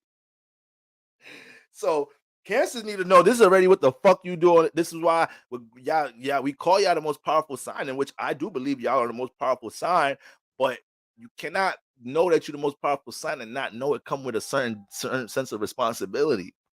This nigga Superman can fucking fly and lift buildings up with his pinky. You don't think this nigga, you better go fucking fight some fucking crime, bitch. You fucking strong as shit. Nigga could fly. Niggas shooting at you, the bullet just bouncing off your shit, bitch. You better not, nigga, want to work a regular job. Nigga, the buttons can't even fucking stay fixed in the button-up shirt. Your big ass fucking chest and muscles. Nigga, you too brolic. You too strong for that button-up shirt. Nigga, get your ass outside and fuck these criminals up. All right? Go link up. Find Batman and shit, too. You niggas need to get together. I don't know why you niggas be having a rivalry, too. We need you niggas on the same page. A nigga robbed my grandmother's purse last week, and you want to be fucking with this typewriter and shredding papers in this office. This shit don't make no fucking sense. Nigga coming to work every day complaining about his shit like, damn, I can't, these buttons can't. Nigga, you too strong. Nigga, your chest too big. Nigga, damn. Go fight some crime. With great power come great responsibility. We be out here trying to validate our power in mad different ways. We be following spiritual creators. Hood Healer posts some highly spiritual. Shout out to the Hood Healer. Shout out to Imani. If she wasn't single, I'd probably holler at her. But Hood Healer will post some shit about your power. 1 million motherfucking girls repost that shit, but we can't identify how we taking the power out into the world. What's the point of having all this fucking power and all these gifts and these healing energy? You need to use this shit for the world and others in yourself and people around you. God gonna always make you feel called to do some shit. All right? I'm sorry, Cancer. I just had to get on y'all ass real quick because y'all too powerful for y'all own good and y'all want to be at home all the time. If you don't start healing the world, if you don't start becoming more emotionally intentional about using the shit that you done experienced, Sun, Pisces, Mercury in the 9th house, This whole season, you recollecting on all the times you done bounce back from some shit that hit you subconsciously, not knowing that's why your personality is the way it is now. That's why your personality is so goddamn wise with Cancer in the first house. Because every time some crazy shit happened to you with Scorpio in the fifth house, some transformative ass shit with casual sex, some transformative ass shit, and then motherfucking Pisces in the ninth house. So Lord knows what type of shit you be experiencing and exploring in the world. You probably really seen a unicorn in real fucking life before. It's the house of experiences. You got Pisces in there. You done seen all different type of shit. Emotionally unstable niggas, magical niggas. I mean, you done seen it all. That's what happens. That's what you got to do with that first house power now. You got to use that shit to spread that wisdom, uplift a motherfucker, uplift yourself. And you can't bitch about it. You can't bitch about it. You got all that power for a reason. All right. Now, all these energies is moving into the 10th house, Cancer Sun rising. So this is a great segue. Everything makes sense. Even when I go off in tangents, everything makes sense. So now you moving into the 10th house space is Aries season. It's a time for you to be assertive with how you want to be seen in the world. Let the world know you a healer. Let the motherfuckers in the workspace know what you shit environment you need in the workspace to do your work. It's like, I know y'all love me. Y'all talking about y'all don't want me to go to another company, this and the third. But listen, if y'all want to keep me here, you got to get assertive in the 10th house. This be your life path too, in general. The 10th house. So all Cancers, sometimes y'all got to learn to get angry in life a little bit to see some shit grow in career. Sometimes Cancers be too much in that first house, be too much in that incubator, be hibernating. Then you get mad at yourself for not letting your greatness be seen in the world in some type of way, not connecting to the world in some type of way. And then Aries energy manifests anger in the 10th house. And now that passion drives you to want to be intentional with something in career. Or you might just start flipping on niggas in the workspace. So that you asserting a whole new social status. You're asserting a whole new influence with how you seen in career in some type of shape or form. Right? After everything that you're recollecting now in the 9th house, right? People are exalting you for being able to have knowledge, come off as a teacher in some type of way. So now, Sun, Mercury moves in the 10th house, all eyes on you, people criticizing you in the workspace, right? You got a brand, a business, you're going to gain some new attention from that bitch if you intentional about pushing it out. And then Venus and Mars move into the 9th house. So it's going to probably be a lot of new experiences dealing with people who share your passions. All right. And it could be new things that you experience with love matters, whether you single or not. Your partner want to do new shit with you. Your partner came up a little bit, sounding like, babe, we could go on vacation a little bit right now. Where you want to go? You want Jamaica, Puerto Rico? You get the passports expedited. Brother just hit a lick. All right. You take off from work, you get you a little vacation because, babe, you got Venus in the 9th house. So you getting things with your bucket list and exploration, getting exalted in this mug. But all jokes aside, though, that Venus and Mars gonna come into this area during the 10th house, and that's gonna be attached to your 10th house. So now things dealing with what we're talking about right now, your emotional intention for seeing how you can apply your wisdom in your life, right? And how you can own the things that you've grown from, right? Not like be confident owning that you healed from something, that you overcame something, dealing with a disconnection in some type of way. That is something that can be worn in the 10th house. That is something that you have to acknowledge how it empowers your first house. Okay, so you're more wise navigating situations connected to whatever that disconnection or discouragement was, that discouraged situation or whatnot, right? But then also with the 10th house, this may tie right into something that you want to birth new in the 10th house, or it just may be something that you wasn't assertive with in your career space in some type of shape or form. Some shit with your managers, your bosses, your higher ups or something, and you haven't been assertive with some shit with them. You have allowed your individuality to be condensed in some way. When you're a Cancer, Sun rising, and you got Aries in this 10th house. Whenever you start feeling like you're being condensed and restricted in the workspace in some type of shape or form, that is important to understand. That's the indicator that we got to evolve. We got to get up out of here. We got to transition, because you're not supposed to feel like that in your Aries house. You're supposed to feel like you could roam as you want to with wherever Aries is at. To be honest with you, whatever house you have Aries in is really gonna force you to be an individual, anyways. You fuck around, be a whole fucking doctor or whatnot, and you got other experienced doctors be like, yo, Boro, you when you gonna just start your own practice? You really still like working in this hospital, this and that? Like, Yeah, you need to go ahead and start your own practice. Like, you got so much promise, kid. Nigga, first of all, I'm third. Don't be calling me kid, white man, doctor. I'm sorry, I don't mean to bring race into it. You know, sometimes the older white man like to talk to the young black man a little crazy in that corporate space. You got so much promise, kid. It's like, all right, hold on. I just came on my Saturn return. I am 30 years old. All right. The brother is helping me out. The brother, I just didn't like the delivery. Brother trying to, good brother though. Good medical doctor. All right. He's like, you gotta start your own practice. So you're gonna get that when you're in alignment, that shit starts coming in more positively as a Cancer sun rising. That encouragement in the 10th house to be an individual, to not be attached to what's around you, to not stay condensed to your environment in some type of shape or form. All right. So you start getting that type influence, and then yeah, so the Mars and Venus, once again, Mars being in the 9th house, your knowledge and wisdom could not only be loved and appreciated through your 10th house, but it could bring transformation to the career space. It could bring transformation to the career space. White people, good question. Yeah, white people is the moon people. White people, moon people. Freaks come out at night. 1, 2, 2. The freaks come out at night. Black people, Saturn people, white people, moon people.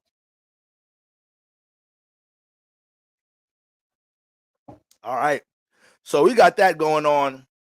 And yeah, Cancer, you about to move into your hot seat season, but it really could be a turned up transformative ass space as long as you take the wisdom from your empowered trine season into that space. All right. Virgos. Wait, excuse me, Leos. Goddamn. Leo sun risings. All right. Shit.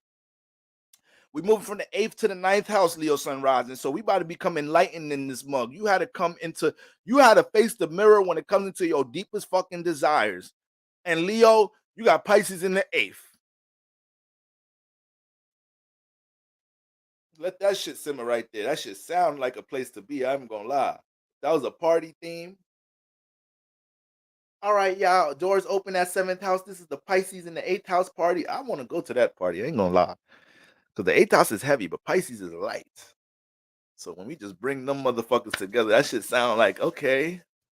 All right. I'm sorry, y'all. Let's get back focused, Dr. Umar voice. I'm sorry, y'all. So when we get into Pisces in the 8th house in general, this is a trine house. This is a trine house having Pisces in the 8th house, Leo sun risings. So it's so much goddamn. This is what Leo sun rises be doing some intuitive ass shit here too. I mean, fire signs intuitive as a mug, but Pisces in the 8th house, Pisces deal with connecting to the collective conscious. 8th house deal with your desires and shit, what's heavy. So sometimes Leos do their creative expression and how they're intentional about connecting their creative expression to the world. In combination of their sun energy, it can uplift heavy energies in people. Sometimes a positive. Leo's probably the most optimistic sign next to Sagittarius, really the most happy sign. Sagittarius like the most happy, optimistic sign for real. I say the next sign is Leo. Who the most happiest signs in the zodiac? It's like Sagittarius, Leo, Gemini. Gemini be happy as shit on their worst days. Sometimes you gotta tell them, like, nigga, you getting kicked out your house today. You need to be mad. You be like, well, I don't give a fuck, nigga. You gonna fuck with some hoes today? Gemini be happy, having no care. I ain't gonna lie, Libra, some happy-go-lucky motherfuckers. But yeah, I'll say those two most happiest signs right there, Sagittarius and Leo, like a mug. Okay, so when we looking at the Sun and Mercury transit in the 8th house, this was a time to talk to your shadow. All right, this is a time to talk to your shadow, Leo sun risings. Okay, it might have been some heavy things up in that mug because 8th house holds things deeply, and then Pisces already dealing with escapism, is already dealing with fantasy, is already dealing. So Leo sun rising, y'all, really is some. I'm not trying to make this a freaky live again, but I'm just saying. Sometimes y'all be too open in the 8th house. This is why I don't want to be knowing this about y'all. Nobody that connected with a Leo, you don't really notice. You know, Pisces damn near the most open sign in the zodiac, and you put the most open sign in the zodiac in the 8th house, in the house of desires. Leo sun rises. You too prideful. You ain't gonna let the world know what the fuck y'all be doing. I know that much. But yeah. So who knows what type of shit Leo sun rises you allow yourself to be too open to, and it turned into an attachment. It turned into an attachment. Something you want to create, something you wanted to explore, something you wanted to experience. Niggas passed you the blunt, you ain't know how to say no. Niggas passed you the couple of shots, you ain't know how to say no. 20 years later, that motherfucker is the biggest motherfucking attachment you got in your 8th house. All because Pisces was too fucking open to experience some shit. And now that's your escape mechanism. Weed, sex, liquor, drugs. All right. So whatever is in this 8th house, Leo sunrise, this was a time for you to confront this shit with the healing properties that are in this house, because Lord knows there's some healing properties to unlock in this bitch.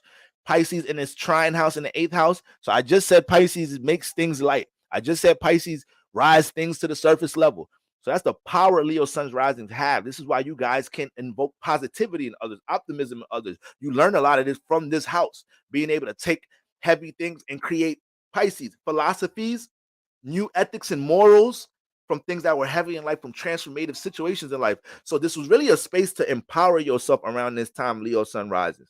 This was really a time to empower yourself, recollect past, a lot of past energy here, recollect on things that you persevered from a transformative state. Also,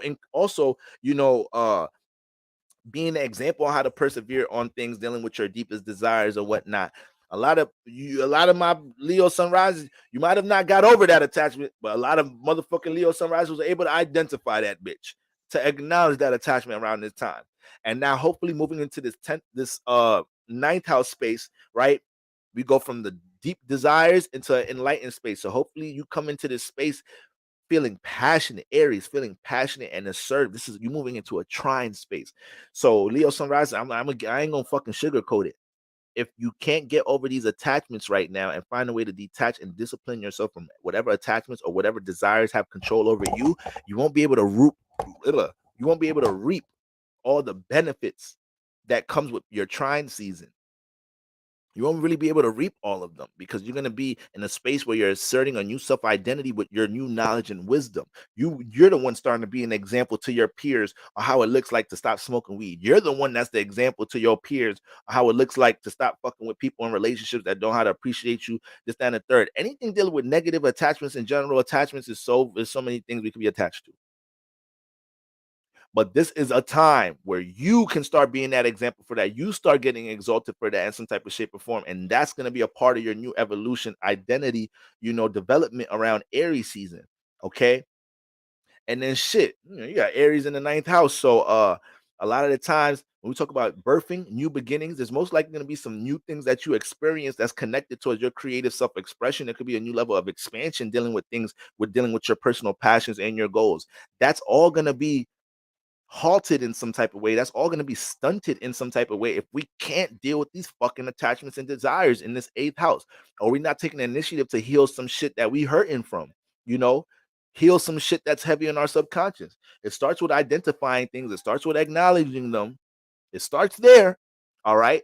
I don't want y'all putting too much fucking pressure on yourselves, but I also don't want y'all stunting progress that could be made during your own season, during a fire season, because you're not taking the steps to heal or do what you got to do or separate yourself or uplift yourself from energies that damn near have control over you. 8th house power and controlling influences in this area. All right. So we got that going on. And then guess what moves in here? Venus and Mars. So you dealing with looking at the shadow. Like I keep telling you, this reading only helping me to understand how more turned up Venus and Mars and Pisces is going to be more than Pisces season itself. These placements is gonna Venus and Mars and Pisces is gonna be way more turned up than anything we thought was crazy about Pisces season. So Leo, you got fucking Venus and Mars coming into your 8th house. You have to acknowledge your desires and your attachments because these are the placements that they're literally doing the opposite things here. Mars is here to really tackle and conquer the attachments and initiate a rebirth process in your life. But then Venus is here fucking bringing all the temptations. Venus is here bringing all the fucking temptations. So you conquering your alcoholism, then Mars and Venus come in here. So Mars comes in here, you're feeling empowered to continue this journey of sobriety. But then Venus come in here, and your crack pack, your alcohol pack that you used to chill with, telling you that they found this new bar where the bartender really fucks with them in some type of shape or form, be letting them get free shots. You like, damn, I missed some Casamigo shots. Fuck. Now you got a decision to make. Is you gonna continue to feel liberated from letting Mars conquer these things and continuing to be the example for persevering through dark situations, through transformative situations, being the example of what a rebirth look like? Or are you gonna kind of lose yourself a little bit with the temptations Venus brings in this bitch? Now, Venus can be used to heal here, but it's a detriment. So Venus gets access to things that could gain control over her here. She gets a bunch of access to that shit, and nobody will know because it's behind the scenes. Nobody know you back smoking. Nobody know you back drinking, right? You almost could disguise this shit a little bit. All right, so very transformative, powerful space you're in, and I also see you being emotionally intentional about rebirthing these things. Dealing with the attachments, this, that, and the third. When Mars and Venus come in this area, it could be so empowering because Venus and Mars will start to unlock new tools in this journey. All right, new tools in this journey. I was talking to somebody a little minute ago, and they were telling me about their experience with therapy, and I was basically telling them, like, sometimes I try not to be overly confident, but it just be hard to really sign up for therapy because I'm an astrologer. But even though it's always great to just bounce your feelings and thoughts off of somebody else, and they told me, one thing about it is, as professionals, they can give you advice on certain things you can exercise whenever you're dealing with something you're healing from, something that happened to you from traumatically. Whenever you're dealing with any triggers in your life, they actually can provide certain exercises, then a third. So as an astrologer, yes, you're able to identify certain things, but as professionals, they know certain exercises, practices, tactics. I'm like, that makes a lot of sense. So that's what Mars and Venus can do for you around this time, Leo sun rising. But you have to remain intentional about where you stand with this attachment, whether it's a person, place, or thing. Because if you don't know where you stand, if you haven't made a decision about it, then when Venus comes in here, it's going to be too easy for you to fall. It's going to be way too easy. That temptation is going to look as good as ever. It's going to look as good as ever. All right. So that's what we got going on, Leos. Very empowering season you're stepping into, and I want you to be able to grasp everything in it. Okay. Now, Virgos. Virgo sun risings. Virgo sun risings.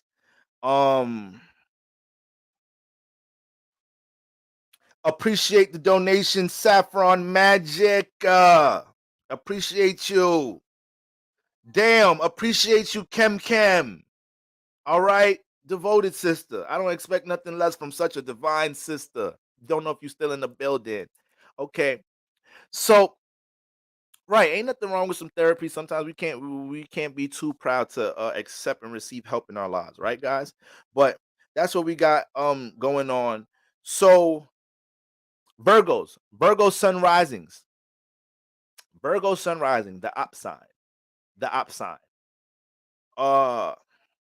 We're transiting from the 7th house to the 8th house, Virgos. So yes, it's very likely some transformations took place in your relationship life. It's very likely that there's been some new realizations about illusions you've been participating in your relationship life. Now, some of these, it could be mild to major illusions. It could be mild to major illusions. You thinking that this was the potential with you and somebody else, they wasn't thinking that, right? You think it was a potential to something with a business partnership or something, this, that, and the third, they wasn't thinking that.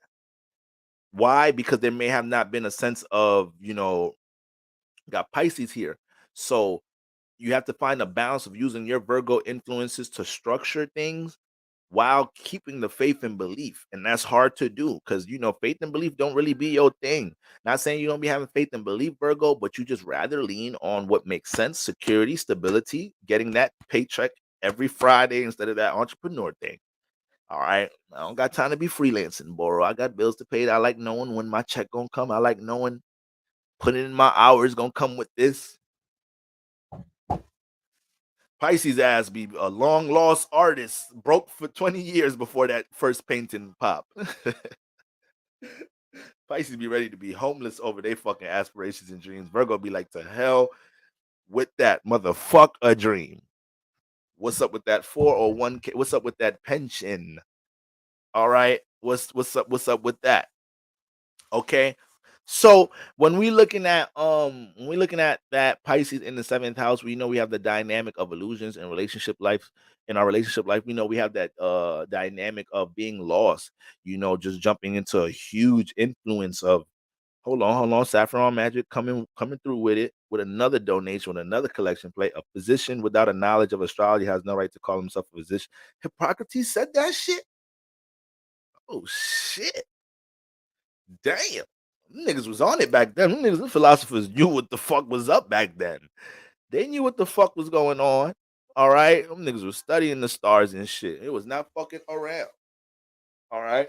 So, Virgos, yeah, this was a time for you to be able to take a risk and jump off the cliff with a bunch of things. It may have been times you suppress your expression in your relationships.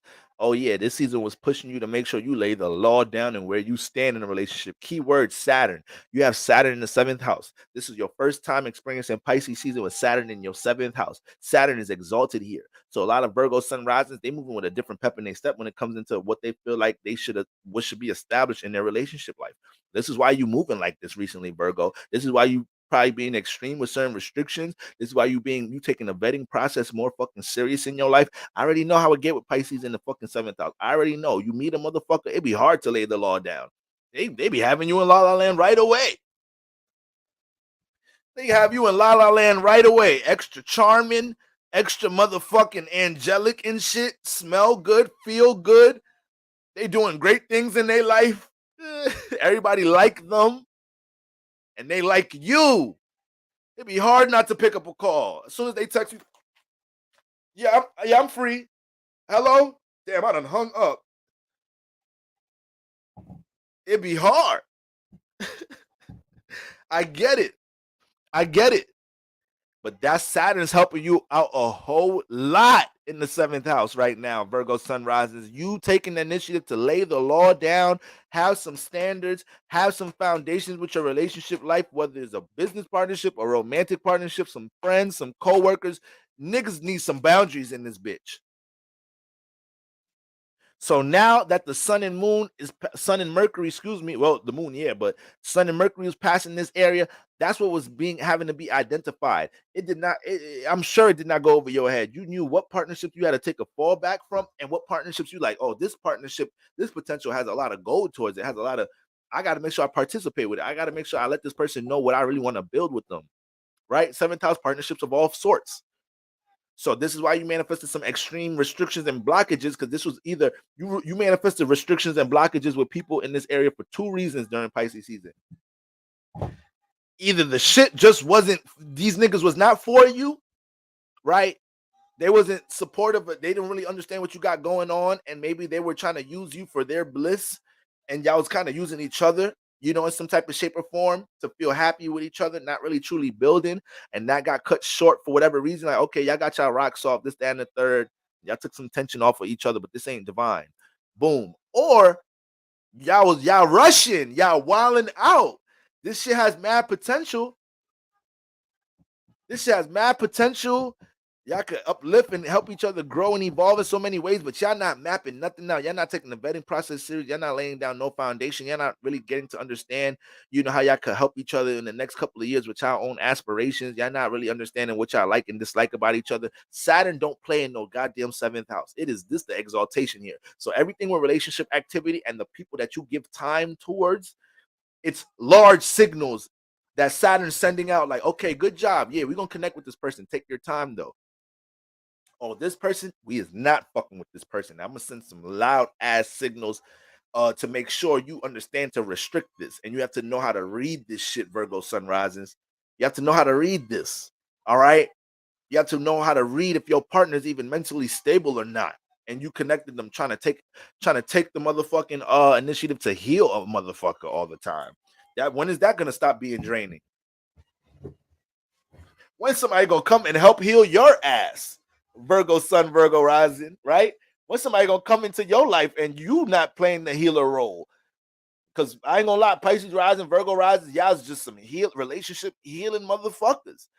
And granted, it's part of your power in these areas, but at the same time, something divine with this axis is definitely gonna influence somebody to come into your life and help you heal some shit. All right. Shout out to it's 111, y'all. All right. Shout out to the gods and goddesses. All right. So that's what we got going on there, Virgo sunrise. That's why things may have been restricted in some different type of way. That's why, that's why it feels like, damn, this person I'm fucking with, it's so much potential, but like I feel resistance, bro. Like it's hard to connect with them, meet up with them. Our schedules is heavy. Yeah, Saturn wants y'all to work. Saturn don't want y'all to get burnt out in honeymoon phase. It wants y'all to work, find time to support each other, relate to each other. All right. So we got that going on. Then now we're moving into the 8th house. We're moving into from the 7th into the 8th house, Virgo sun rising. So it's important to be able to take away what you've experienced this Pisces season, what you will continue to experience this last decan of Pisces season, and be able to initiate anything you need to initiate with a rebirth process. You're moving into a transformative space, going into going into Aries season. So this is going to be a time for you to be Aries, new beginnings, to birth a new transformation process and be able to move with whatever is transforming. There's going to be things transforming that you probably even take. Damn, bro, I know you said we're going to move in the transformative space. I thought I was the one going to be initiating transformation. Nah, it's going to be shit transforming that you got to make sure you allow yourself to move and groove with. There's going to be things transforming that you're going to have to make sure that you're allowing yourself to move with it and not hold on to things in the past, right? So let's say you dealing with somebody that's not honoring you, not appreciating you in some type of shape or form. Saturn been sending out signals to restrict this motherfucker, but you're not really catching on. And then we get into the 8th house situation. We get into the 8th house situation, and they do you dirty in some type of shape or form. Like they was already kind of not fucking with you. They was already kind of sending all signs that they don't fuck with you the way you fuck with them. Business relationships of all sorts, guys. Don't condense this just down into romantic relationships, right? And now is an extreme transformation with y'all. You catch their ass cheating. You catch their ass taking advantage of you with the money I've been making in this business partnership. I'm stealing from you, but you get in the 8th house and you still trying to hold on to the potential which I could build. You trying to motherfucking reconcile with their ass. Man, you better get on your bullshit and detach from that shit and initiate your transformation, initiate your rebirth. Because transformation could either be a positive one to align with, or it could be a kind of catastrophic one. And the extreme negative transformation is going to be from you holding on to something in the 7th house that you call all the signals to hold on to let go of, and you're not letting go of it. All right, so that's very important there. Then Venus and Mars comes into your 7th house. You shouldn't even be fucking care. Like you going back to back mating seasons right now. So that's why you really Virgo sun rising. You really shouldn't be holding on to shit. You got sun, you got a luminary in your 7th house. That's strong mating period right there. Sun, moon. You have a new moon in your 7th house. I'm bugging the fuck out. You have a new moon taking place in your 7th house. That comes with the sun in your 7th house, right? But there's a whole new flurry of some positive motherfuckers to come and align with you when it comes into your creative aspirations, when it comes into your healing development, when it comes into your spiritual development, potentially dealing with romantic affairs. So Virgo sun risings, if a motherfucker ain't matching your energy, knowing who you are, the one that feels fulfillment, giving service, helping, stabilizing the relationship, nurturing, healing, all of that has to be reciprocated. I don't give a fuck if the person don't have all these different tools. Appreciation can be shown. A thank you, don't know what I would do if you wasn't here, can be motherfucking shown. Even if they don't have all these properties to reflect some shit, they got something they have that they could reflect some shit. So if that's not being shown, you don't hold on to that. Let this energy be used to detach that situation. So with Venus coming in, right? The sun and Mercury may have just passed this energy, so you could take action detaching.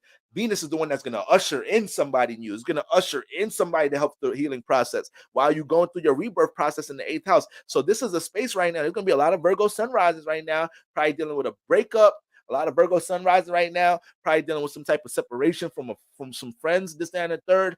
And just like this, in a month, you meet a new friend that's way more loyal and cool and uplifting than some friends that you've been chilling with for a while that you just fell out with. Just like this transit get a little wild because you could feel like you in a healing phase, like, damn, let me take this time. I just got out of a bad breakup. This situation just went left. Let me just take this time to myself. Sun, Mercury in the 8th house. Let me do my transformation process. But this be one of these 2 months. If motherfucker come in your life while you healing, this, that, and the third, and they come and help and hit you with the, like, I feel you, I'm healing too, but like that don't mean we can't get to know each other for now. That might be one of the ones. That might be one of them ones right there. Virgo sun rising with these mating transits. It's just that it's gonna be hard to meet this motherfucker that's healing while you healing. And y'all damn near learn to heal together. I do believe in that. But that's gonna be hard to happen if you just attach to the 7th house person. You still trying to call them, see what's up with them. They done did you dirty already. You still trying to see what's up. Is there any way we could fix this? You asking them dumb shit, Virgo rising. Is that? But what did I do though? You know you good as hell. You know you. Oh, Virgo sunrise. I mean, you wanna. I'm giving all this love to undeserving mother flippers. But what did I do? I'm just trying to understand. You could have been Superwoman. Superwoman fused with Catwoman and a little Michelle Obama. It wasn't gonna matter. It's not about you. It's not about what you wasn't doing. You know who you are. You know how you was showing up in that 7th house. You know that's gonna be the same way you show up for somebody else, right? So it's about betting and making sure that person's deserving. And yeah, just don't hold on to any negative partnerships, things that went left. And when it comes to everything dealing with creative aspirations, you're still gonna have to allow yourself to be free and flowing. You cannot get out this negative situation in 7th house and play victim. That's the worst thing to do. That's not gonna help your transformation process. You're gonna have grudge energy dealing with your transformation process when you're supposed to be a liberating process. You're supposed to be open to knowing that this happened to me. Let me analyze how I may have manifested this for myself. But let's move into more of a evolved space, and I'm open toward whatever new blissful, beautiful experiences there is to come. I'm not gonna hold my head over just what happened, and I get it. Sometimes, motherfucker, your heart be hurt, and I get that shit, family. I get that shit. All right, shit. I be dating too. Shit. All right. Okay. Sometimes you be mad as fuck when shit ain't go the way you wanted it to go. I get it. You be mad as hell. You done started loving somebody. Like, why the fuck? Why didn't I see this shit in the beginning? God, let me start loving this big-headed motherfucker. Ain't this a bitch? I hate this love shit. You start hating love. You start talking to God crazy. God start being like, who the fuck is you talking to? Like, my bad, God. I was just a little angry. That's all. I didn't mean to curse at you. I was like cursing while I was talking. I wasn't cursing at you. God be like, all right now. You don't be fucking mad at me about some shit. You asked to experience this motherfucker. I was like, you right. I did ask to be in this body. God be having to sit us down sometimes. All right. Father Lord be not playing with us. All right. So that's what we got going on with all of that Virgo sun risings. All right. It's a lot of positive transformation to take place. It could be some catastrophic transformations if you're holding on to things that are not pouring into you. Okay. Moving on. Libra sun. Okay, Libra sun risings. We have the 6th moving into the 7th house. So Sun, Mercury, Pisces, 6th house. Libra, did you start pouring into, or have you been pouring into that creative project? Have you started pouring into that creative project? That thing that you feel like can take off a little bit, bring some stability in your life. If you allow yourself to work on it. Have you came up with a blueprint or a plan for that in any type of way? Because the fucking 6th house, the 6th house is dealing with it's dealing with repetition. It's dealing with repetition, family. All right. So you gotta understand, you got Libra, you got you know, you dealing with that opposite chart, okay? So you got Pisces in there. You need to feel fulfilled dealing with something that connects to your true aspirations or creative influences in the sixth house. You feel so much fulfillment when you're able to have things dealing with spiritual development and healing in your regimen, in your routine, and a part of your forms of wellness. All right. You know, Virgo dealing with that sense of stability, sixth house dealing with that sense of stability. Well, Virgo too, but dealing with that sense of stability, structure, this, that, and the third. And you throw Pisces in there. This person always need to make sure they're working on their healing. This person need to make sure they're always finding ways to create an environment where they could work on their creativity and that could fall into some form of security and stability.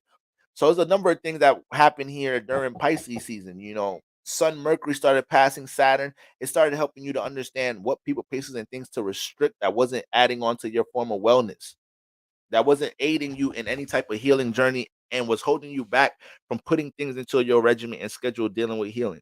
A lot of my Libra, Sun, Libra rising, you started realizing how much fulfillment, how you could have been on a healing journey. You could have been initiating new things in your regimen and schedule leading up into the space, but you might just now started realizing how much fulfillment you gain from practicing this form of wellness, how much fulfillment you gain from dealing with these different exercises and practices that support your mental health instead of holding on to some other shit that you worked on that did not work out with Pisces in that motherfucking sixth house. That's another thing, Libra sun risings. Got that Pisces in the sixth house. So a transit like this, you find yourself trying to overly work on some shit. Potential done burnt the fuck out a long time ago, Libra sun rising. You trying to work the shit. No, it's not. Just you get on your you jumping into your Virgo Bob the Builder bag and you're wilding. And you're wilding. Sixth house gonna make you work on something. Are you working from an illusion perspective though?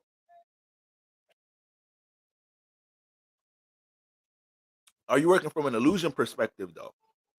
You feel me? So it's important to be very emotionally intentional. New moon in Pisces. It's important for my Libra Sun, Libra rising to be emotionally intentional about what projects you're willing to uphold, what projects, what forms of exercises that when it comes into your wellness, your mental health, that you're going to make it a priority and a responsibility moving on from this point, right? On top of being able to identify what people, places, and things been throwing this energy off. Because, like I said, you might have came into this space already in the healing journey. You might have came into this space already having things put together when it comes into your regimen and schedule, as far as what's helping build stability in your life, what's helping regulate your motherfucking nervous system, right? What's helping you feel more comfortable about the flow of your life, the pattern of your life, right? Whatever you're working on to navigate you into certain workspaces that you wanted to that you're trying to manifest in some type of shape or form. But when Sun Mercury meets Saturn, and then you got Saturn in the sixth house too, so there has to be some type of commitment to this area. There has to be some type of commitment towards what you're working on around this time. And because you have Pisces in here, hopefully there's something from a creative level you have committed yourself to, or something from a healing perspective, or all three, and from a spiritually developed space. Hopefully y'all are able to find some commitment in these energies.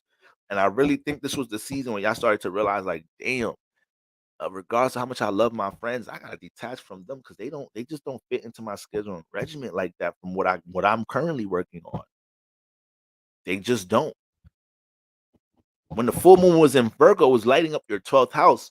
And this may have been something you realized around this time. You may have realized, people that you're connected to when it comes into different forms of your wellness, that they're not like, it's not something they could relate to. You feel discouraged trying to relate something with healing or adding something into your regimen. All these new things you're adding into your regimen and your schedule. And you realize you're the only one of your peers doing these things. A lot of us dealt with some different forms of isolation during this season, just because, sometimes in Pisces season, we got to get lost to get found. That's how it be sometimes in Pisces season. You feel me? And with Saturn being in this bitch, it wasn't playing around. It wasn't playing around. We had to detach from a lot of things. It might have been certain people, places, and things that we felt the obligation towards holding up, and it's really affecting our ability to expand in a certain area. Pisces is a Jupiter house. So Libra Sun, Libra rises, you're understanding how your commitment towards things dealing with your sixth house duties can bring expansion into your life. And it's really like an intuitive thing. Your sixth house may not be directly connected to something in career, but you just maintaining a healthy form of wellness is just moving you into a positive frequency vibration in general. It don't got nothing to do with your business plan. It can, because it's still dealing with business, but I'm just saying from a wellness health perspective, you balancing out your work rest regimen. your diet, your energetic diet. You know, you add a motherfucking air diffuser in your room. Start taking care of yourself, pampering yourself a little bit. You start realizing the reason why you got acne is because you use the same rag for your body on your face. You gotta use 2 different rags, y'all. Y'all gotta come on, y'all. We gotta do better. 2 different rags. Rag for your body, rag for your face. All right, just throwing out a little, 6 house gem for y'all. Towel for your body, towel for your face. Maybe that's why you can't get that rash, that little acne thing to come down a little bit. Them little bumps on your. Just throwing that out there for anybody that need that. All right, but anyways, let's get back focused, Dr. Umar voice. That's what's going on, Libra Sun Risings. And now, all right, now we got motherfucking you moving into the 7th house space. Moving into the 7th house space. So relationship activity can be upside motherfucking down if we don't have our 6th house regulated right now. If we don't have a strong emotional intention on what the fuck is going on in our 6th house right now, because that's the thing, 6th house, your schedule and regimen. So what happens when you get into a space where your 7th house is highly active, you're meeting new people, you're interacting with a bunch of new people, your phone is going off a little bit more than usual, motherfuckers asking you out on dates, old people coming back into your life, managers, advisors want you to show up to this networking space because they want to introduce you to alumni. What's gonna happen when you move into this active 7th house space and your schedule routine wasn't regulated? Things gonna start feeling all over the place. But when you got your schedule and routine regulated, it's so easy to tell people to know when you can tell people yes and no. When your 6th house is not regulated, everything works in a divine motion, divine cycle. And if you ain't got the 6th house space regulated, then you're gonna manifest situations where you might say yes to everything and realize you ain't fucking got time for everything. But when you really working on everything you're supposed to be working on, you start realizing there really ain't enough time in the day. Actually, no, I can't show up to that. Oh, that sounds important. Yes, I got time for that, right? You're more aware of the time you have in your regiment. So I need my Libra Sun Risings. I haven't been the best at this shit during, but I'll keep it right with you. This shit, Pisces season threw me off a little bit. Really, when I moved to New York. All right. Had a little change of location. That shit fucked me up a little bit. That ain't nobody to blame but my black ass. All right, I know better. So, it's okay though. That's why we here. Correction time. New moon. Be more intentional about how we closing out this last deacon of Pisces season, tightening things up with our schedule and regimen. You feel me? So when we get to the 7th house space, we could flourish with relationship activity. That's our space. That's our space. Now, is we know we got Aries in that bitch.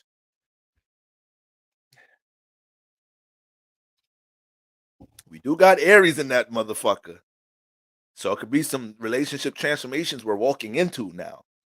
All right. But if we know it's priority with our own personal development, then whatever transformation is coming into that space, we could deal with it. But birthing new things, new beginnings in the 7th house, this could be a new mating season. Meeting new, meeting new mates, from, remember, all perspectives, romantically, from a business partnership, somebody that could get involved with something in your 6th house space in some type of way. But the key here is Aries energy. We always have to find the balance, right? So because you're a Libra rising, so you have to make sure that your individuality is not thrown off by who you are connecting with in the 7th house. It is a strong mating season because you're gonna have the sun in here. You're gonna have the sun in here, and eventually Venus is gonna follow this up. So it's gonna be like a 2.5 month mating period coming up. Once we get out the 6th house, right? Sun in this area, then you're gonna have the full moon lunar eclipse right around the corner in your 1st house. So this ain't the time to hold up obligations with personal relationships that you just can't participate with, that you just can't pour into around this time. It's gonna manifest extreme energy in the 1st house. You fucking around getting into an extreme argument or debate with one of your personal friends about something that don't even some extreme shit, just because you might be in a certain space, they might be in a certain space, and you feeling like you got to uphold responsibilities with them, and you just feel imbalanced, right? So we're gonna have to get some real 7th house balance, but it starts with the intention you have with the 6th house and what you choose to regulate. If you understand what you're regulating, if you understand what's priority and responsibility, you have way more clarity in the relationship house with who you participate with, who you connect with. Old motherfucker come back, be like, yo, I'm done with that. New motherfucker come in, I'm like, okay, I see where you fit. You hear me? You hear what I'm saying, Libra sun risings? All right. So prep yourself. Prep yourself for that opposite space. Then Venus and Mars gets into your sixth house. So who knows how you finna be exalted in the workspace?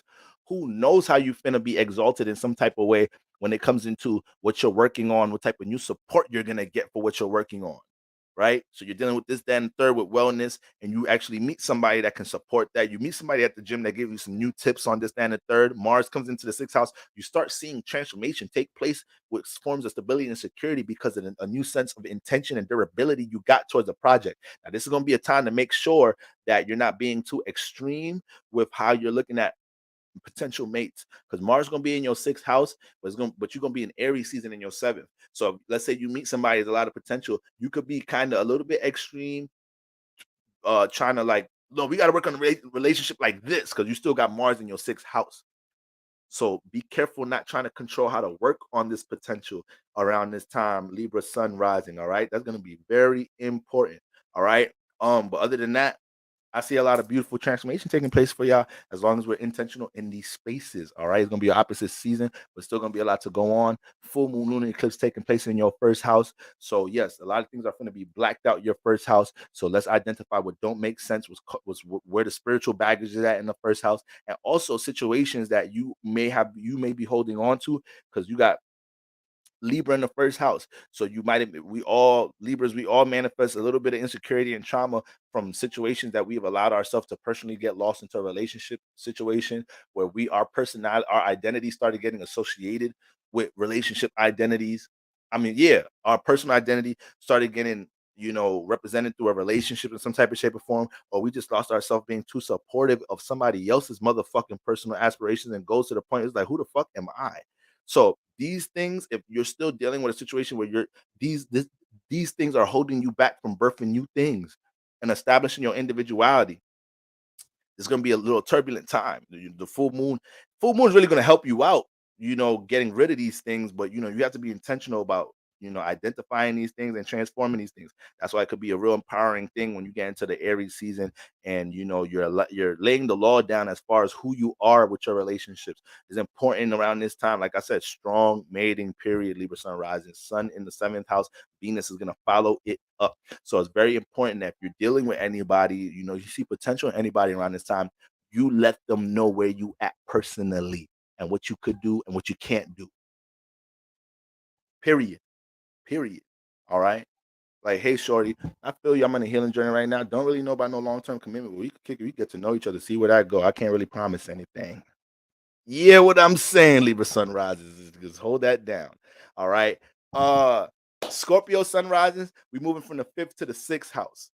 All right. Let me see some water if you're in the building, some 88, some 8, some triple 888s. All right. What else represents Scorpio? Let me see the demon emoji. Let me see the purple devil emoji in this bitch. All right. Shout out to my Scorpio sun rises. We're moving from the fifth to the sixth. We're moving from the fifth to the sixth house. Now, your creative expression was just highlighted. There's been a lot of new downloads. You just had the sun move. The sun is in its home space right now. All right. The sun is in its home space right now. So things dealing with your creative expression is being highlighted. You're looking in the mirror and you're seeing more things dealing with your creative expression, your talents. Like I said, this is one of the houses that deal with your talents. Your fifth house be holding a lot of properties for these things. So there's been a lot of y'all looking in the mirror, probably manifesting conversation or seeing more breakthroughs with things that you're good at, that you're talented at, and feeling more encouraged to place these things on the stage and be seen for these things, express these things, let the world see these things, see what that attention energy feel like. And that's the thing, Scorpio sun risings. That's the thing. Attention ain't your thing. That all that sunlight is like, come on, man, damn. That really ain't your thing like that. So, it was different influences. See, this is the thing that's about Scorpio sunrises. Scorpio sunrises be dark, but when they manifest sunlight, they don't, sometimes y'all be not forgetting, but y'all don't realize how influential y'all are because y'all bringing something from the dark that ain't nobody really be seeing. Right? So Scorpio deal with the occult, deal with esoteric vibes, mysticism, deal with shit behind the scenes.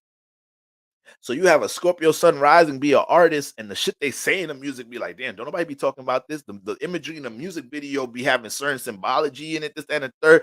But the shit hella fucking intriguing because it's like, who's doing this? Everybody else shit surface level. Niggas just, these rappers just got big chains, bitches shaking their ass in the video. Well, it's regular shit. We see that all the time. But this motherfucker got this imagery, got this little skit in the middle of the video, the content of the song. Nigga produced the song himself. The beat got a different melody, different dark melody to it, but it's fire though. So this is what Scorpio sun risers start learning around this season because it's a trine season. So yeah, sun in the 5th house, yeah, the light is vulnerable. Yeah, it's like, damn, we dealing with a transit where I get the sunlight, I get the attention.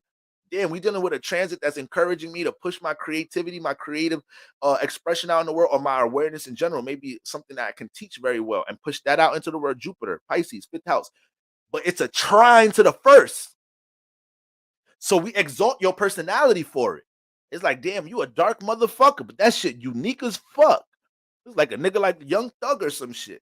Young Thug first came in a rap game. I think Young Thug is what, Scorpio sun, Leo moon, or he a Leo sun, Scorpio moon. I think he a Leo sun. But yeah, nigga come in the game, it's some whole other different shit. But you ain't gonna lie, I'm like, I like this melody. I ain't gonna lie. It got me 2 bitches. I'm like, I ain't gonna lie, I like this shit. Well, this shit different. This nigga got a squeaky voice. Who's the squeaky? That's what I was saying when the nigga came out. Who I like that song. This nigga, you know, when a song be popping, nigga don't know the artist. Nigga just be just trying to describe everything. What's that one song? The squeaky nigga voice. The new nigga, the squeaky nigga voice. That's how you describe Young Thug ass when he first came in the game. All right. Nigga voice squeaky as fuck. It's unique though. It's different. Who rap like Young Thug? Who could? What type of style? Like, I'm just using him as an example because I believe he got strong Scorpio placement. This you can see this in any Scorpio artist though. You can see this in any Scorpio artist. You can see how in some type of shit perform. It may be their lyrical content. It may not be so much with their appearance. It may be with their lyrical content, how they structure things with their music. Most likely bringing something from the 8th house to the surface level, but we all have 8th houses. We all have spiritual baggage. We all have transformative situations take place in our life. We all went through certain deep transformations, rebirth situations in our life. We all have attachments. We all have desires. Scorpio artists, entertainers, this and third, they just the motherfuckers that bring that shit to the light. And we be like, yeah, I do be going through that shit. What inspired you to write that, to make that song? It's like, you know, we all be going through shit like that. You know, I went through a fucked up heartbreak. Niggas be acting like they too good to rap about a heartbreak. I ain't got that much pride in the world. I was dealing with this chick. We ain't fucking with each other like that no more. Thought she was gonna be the mother of my motherfucking children. Then this happened, you know. Then I got in the studio. That shit came out. It's vulnerable as fuck, though. This shit vulnerable. Future. Thank you, Aqua Queen 24. Future. Miguel. Throw him out. Niggas ain't gonna be. Future ass will talk about some real raunchy ass, low vibrational shit, but then if you know Future music, that nigga ain't got no fucking pride when it comes into talking about how he been hurt in relationships, how he can't he got super trust issues. He be talking about he got albums full of trauma. He got albums full of trauma. All right, the shit he went through in his childhood and shit. Why he's so cold and detached with connection now. That's why it's hard not to feel the Scorpio shit. It's hard. That should be relatable because they bring that shit to the surface. So I'm saying all that to be said. This is what's been transpiring in Pisces season for my Scorpio sun rising, because you guys been placing this. A lot of y'all have been moved into circumstances where you're developing opportunities. It's a trine. Developing opportunities to bring some dark shit into the light. Also being able to express shit on a personal level now. Now, just on a personal level, dealing with your personal interactions in the world, being able to express how you truly feel about shit and learning not to kill your first house, overwhelm your first house because you hold too many true feelings, thoughts, and emotions down. A lot of y'all may have experienced extreme situations around this time, expressing some extreme shit. A lot of y'all may have transformed your outlook Transform your outlook on how y'all deal with creative self-expression around this time in general. And that's an important thing I want y'all to be able to establish with the new moon in this motherfucker. It's like, damn, I seen some positive influences manifesting for me just dealing with expression. Let me use this new moon to remain intentional about me keeping that habit in practice, me staying consistent with making sure when it comes into self-expression in my regular day-to-day, or when it comes into my creative expression, that I'm playing with my darkness in the light. I'm a dark being. It is what the fuck it is. But guess what? Everybody got a dark side. I'm just a sign that represents it. I'm just the fucking sign that represents the shit. So when it comes into anything I do from an expression point of view, I cannot shy away from expression because I'm expressing darkness. I'm just I'm expressing me. I'm just expressing me. That's what it really is. It's not that you're expressing darkness. I'm just expressing me. Okay. So when it comes into those type of influences, Sun, Mercury passing the 5th house, it just may have been a lot of new awareness developed, especially Sun in the house. Like I said, Sun loved this house. So just seeing your creative awareness, people wanting to highlight your creative awareness, new ideas on how to play with your creative artistic expression, on top of, if you're not an artist, just simply embracing things dealing with your self-expression, especially when it ties into connection. Now this area finna get turned up a little bit more because we moving into the 6th house. So you get all this new awareness about things dealing with your creativity, expression, and now this is the time to work on it in Aries season. You're birthing a whole new way of working on things, scheduling things, a whole new way of maintaining regiment based off your creative expression.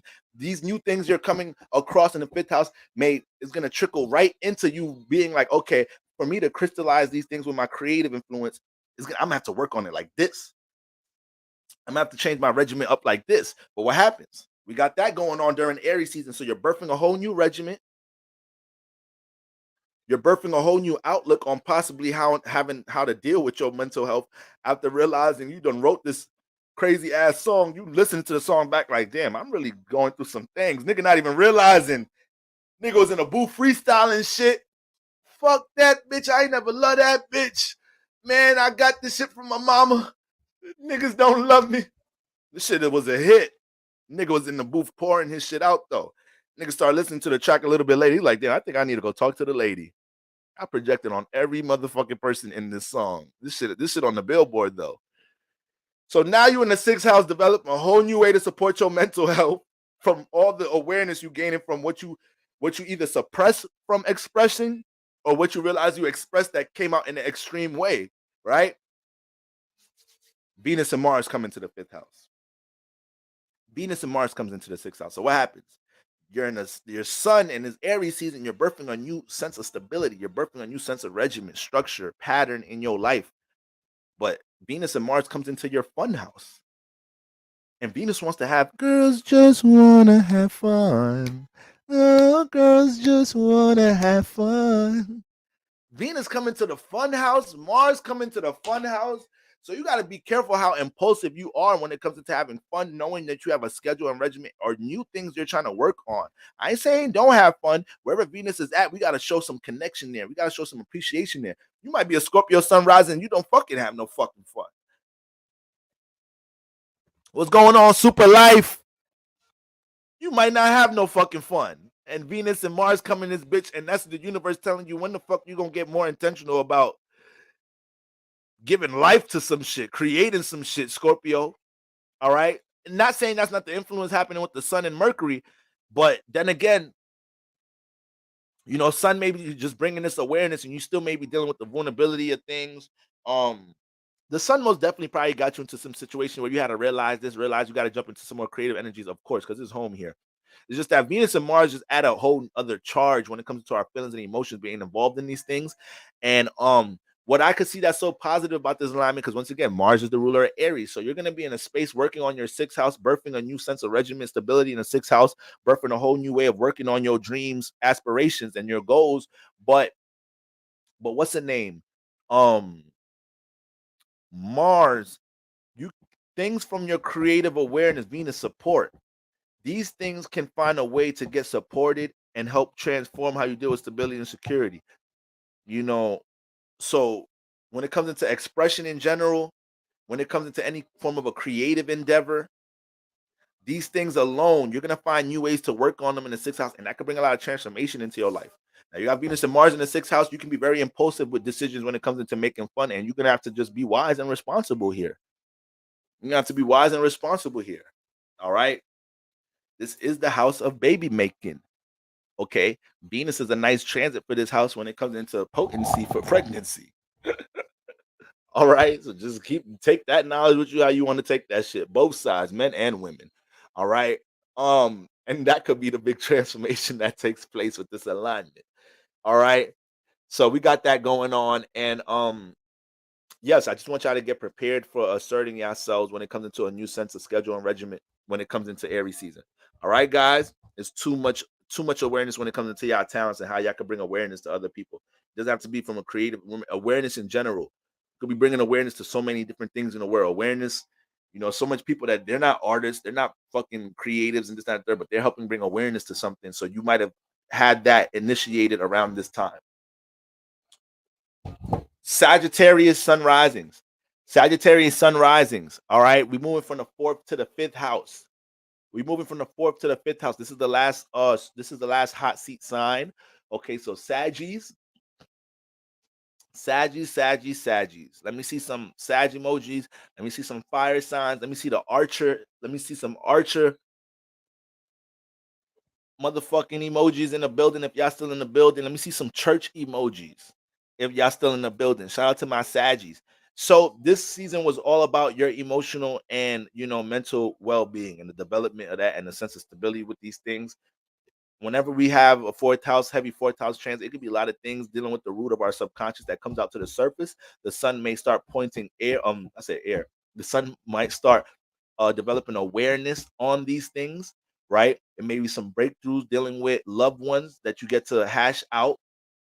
Pisces in the 4th house, a lot of is Pisces in a water house. So even though it could create situations where there's illusions in the family environment that you had to learn how to work through. Your parents lied to you about some shit when you was younger. Some shit was going on in your environment. You ain't know that was the real deal until you got older. You was like, wow, niggas really kept me in the dark with that one. All right. There's a reason into this shit, though. It's Jupiter. There was a reason. There was a reason we couldn't tell you that's your real father. I'm sorry. We're sorry we lied to you for 26 years. Shit be fucked up sometimes, Pisces in the 4th house. I ain't gonna lie. But with all that being said, though, is a lot of strong healing properties with Pisces in a water house here, because this is an influence where you're able to you're able to uplift things. Pisces, uplift. Jupiter, you're able to uplift things when it comes into the subconscious. You're able to uplift things when it comes into any issues of heavy energy, when it comes into loved ones, and have more of a sense of morality, more of a sense of wisdom dealing with connection energy in your life. All right, especially when it comes into your own subconscious, your own mental and emotional well-being. So it's important from the 4th to the 5th house to acknowledge what things Sun and Mercury. Oh my God, I just realized I didn't say something important about the 5th house for Scorpio Sun rising, talking about Saturn in there. Okay, they gonna get that point. They're gonna get it. But with Saturn being in this 4th house, these are the 2 houses Saturn really like to be in, the 4th and the 5th house, right? So when we got Saturn in the 4th house, you have to understand, Pisces, how much work you've been influenced to put in when it comes into your emotional well-being, to take responsibility for healing yourself. It might be some new responsibilities that even taking place in your work, in your not the work field, in your home environment. It might be a lot of responsibilities and priorities that just developed out of nowhere in that bitch since Saturn been in the 4th house. You moving into a caretaking role in some type of shape or form. You helping raise your younger sibling in some type of way. You just started working, but you got to help pay bills in your home environment. You don't even live in the bitch. But they need your help. All different forms of stability that may have been thrown upon you in this house. It's important to understand how to regulate things that you didn't sign up to be. You didn't sign up for this. That's very important, though. So that's what be making Saturn in the 4th house tough at times, because you be having to make tough judgment calls when it comes into your loved ones. But if that shit is draining, especially, and they're not acknowledging they're not acknowledging how they know they could be draining you, they're not acknowledging how they know this could be too heavy on you, that's a motherfucking issue. That is an issue. All right. So hopefully y'all been able, Sagittarius sunrise, y'all been able to be expressive about those things. Um, so the Sun Mercury passes this area, a lot of new awareness, about the tools you already have, the knowledge and wisdom you already have that can help stabilize things in the home environment and with your mental and emotional well-being in general. So these things have to be, you have to make a commitment though. You have to make a commitment towards applying certain practices and exercises that keep this house stable, whether it's being able to place boundaries in certain areas, right? Being more adamant about placing boundaries in your life, being more serious about being committed to a certain practice or certain exercises in your fourth house that help you feel more stable. But I mean, boundaries is a huge thing here. And you may have realized how you may have been unstable with the lack of placing boundaries with Sun and Mercury passing through Saturn in your fourth house, Sagittarius sun rising, especially because you're a sign that you don't like holding things heavy. So you might forgive too easy in the household. You might forgive too easy when it comes into loved ones. Very optimistic sign. But just because you don't want to be in a situation dealing with a heavy emotion with somebody else doesn't mean you let them off the fucking hook. Just cause no, things have to be acknowledged and motherfuckers gotta take accountability for certain things or cycle's gonna repeat itself. All right. So that's important to understand what's going on in your fourth house activity.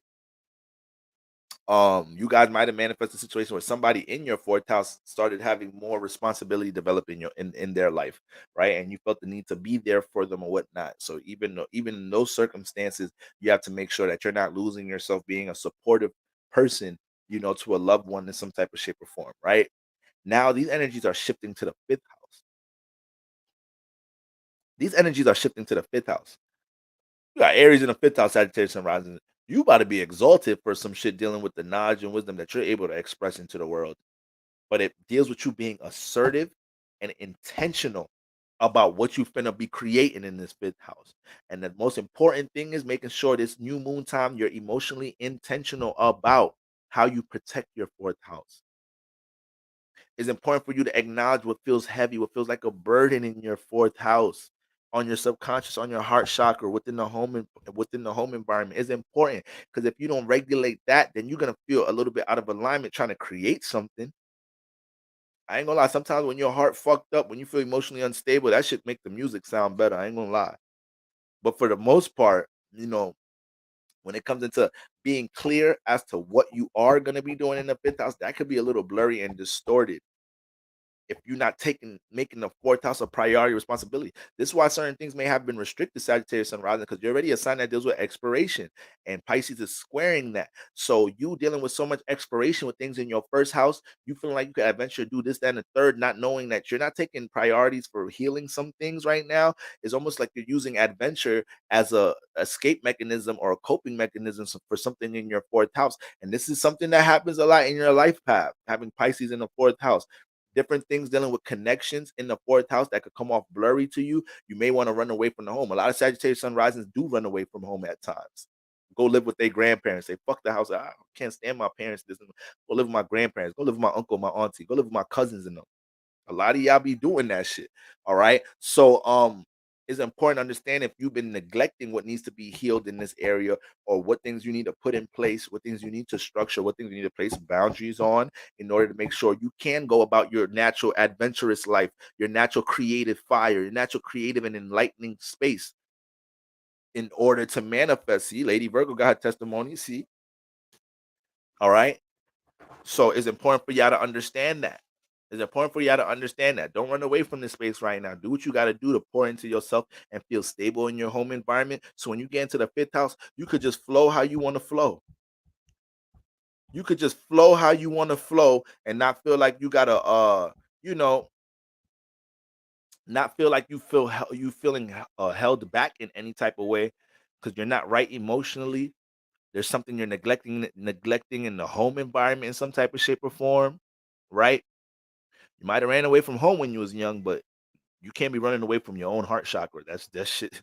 You try to run away from that, nigga gonna be like, "I'm right here, brother. Where you going? Wait, what are you trying to do? You can't run away from me. I'm a part of you." That shit might have worked a little bit with your mom and dad and them when you was young, but nigga, I'm a part of you. Stop running away from you. Okay? So that's important. That's important. Such creative beings. You're moving into a season where you can have a lot manifest with your creative expression. You're moving into a season where there's going to be a lot of new downloads when it comes into creativity, especially when it comes into something you already have expertise with. Because it's going to be a trine to your first house. So it's most likely going to be something that you have knowledge and wisdom, expertise, you have a skill for in your first house right now. And you having these fifth house transits is going to help bring a download on how to initiate them, how to create something with them in a new way. All right. Which could create a bunch of other realizations about things. All right. So we got that going on. And then Venus and Mars comes in this area. So the reason I need y'all to be emotionally intentional, because Venus comes in this area, you can manifest some love and support. Your support system is going to be highlighted in general. They're going to come out the woodworks and be like, yo, Sagittarius Sun Rising, what's good with you? I ain't really hear from you in a minute. This, that, and the third. Your true support system is going to show itself. What's good? I ain't really home for you. I ain't really hear from you for a minute. This, that, and the third. You need me to come over? You good? But you can initiate that more, seeing your true support system, with you showing your ability to pour into your fourth house, with you showing that you're not neglect. Remember, Venus, you have to karmically, wherever Venus is at in your chart, you have to show appreciation for that area.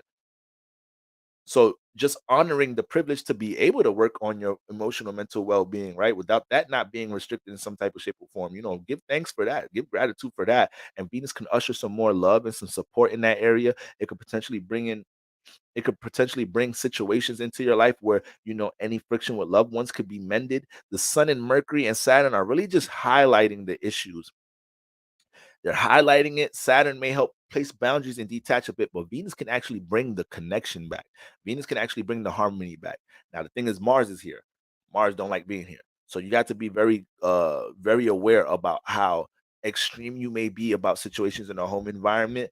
If you don't take the time to acknowledge what's heavy or a burden with your emotional well-being, while Venus and Mars is while the new moon, while all these energies are in your fourth house now, it can manifest a lot of intense transformations when you get into Aries season and Mars is in this house. Now your expression could be very extreme.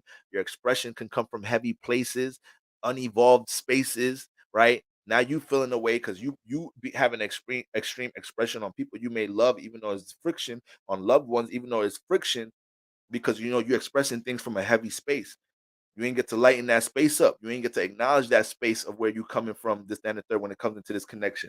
Okay. In a positive way, Mars comes in this space, you start feeling more liberated, being able to transform things with negative attachments, negative energy, things that you're holding heavy in your subconscious. And you even feel more liberated dealing with your new creative endeavors in the fifth house. You feel liberated having these, just being excited, having the fifth house give you new downloads of how you could use knowledge and wisdom, expertise and skill, Jupiter first house, Sagittarius rising, to create things in your life. You can actually embrace that positivity instead of feeling that quick spark of excitement, but then being like, damn, I still got this shit going on in the fourth house though. All right. Sagittarius sun rises. Ashe. God is good. My God is a good one. I don't know about y'all God. My God is a good one. All right. So we got that going on. Capricorn, last two signs, the Saturn signs. Capricorn, we're going from the third house to the fourth house. If I got any Capricorns in the building, I see y'all still going strong. The new moon about to take off in 3 hours. I'm the worst, but y'all's different. But I love y'all. That's all I got to say. If I got any Capricorns in the building, let me see them Capricorn emojis. Let me see them goat emojis. Is there anything that represent work? Any emojis for that? Let me see the earth emojis. All right, let me see the time. If we got a clock emoji or the sand, what about that sand clock emoji? That's showing that we got to clock in an hour. We got a damn shift start at 11. It's 10 o'clock.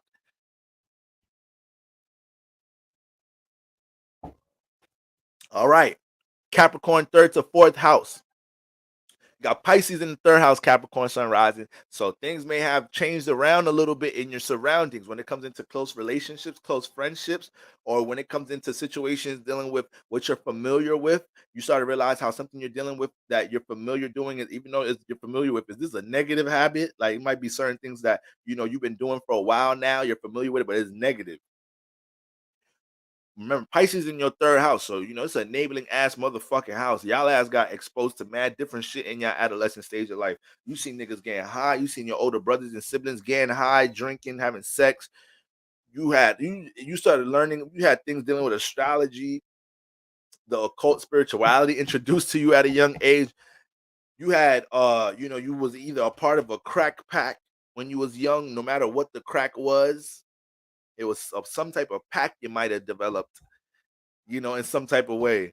And the thing is, the reason why it turns into a crack pack, because this is a sextile to the first house. So Capricorn rising already coming to the world, dealing with priorities and responsibilities in their first house, and they're learning to naturally embrace them. But the thing is, they got Pisces in the third house. So you might be going through this, that, and the third. Your home environment a little fucked up. Your home environment, your parents be arguing. You only live with your mother, your father.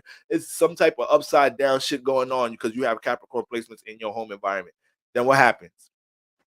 You take your stressed 10-year-old ass to school. You taking your stressed 11, 12-year-old ass to 6th grade, 7th grade. Niggas is smoking weed.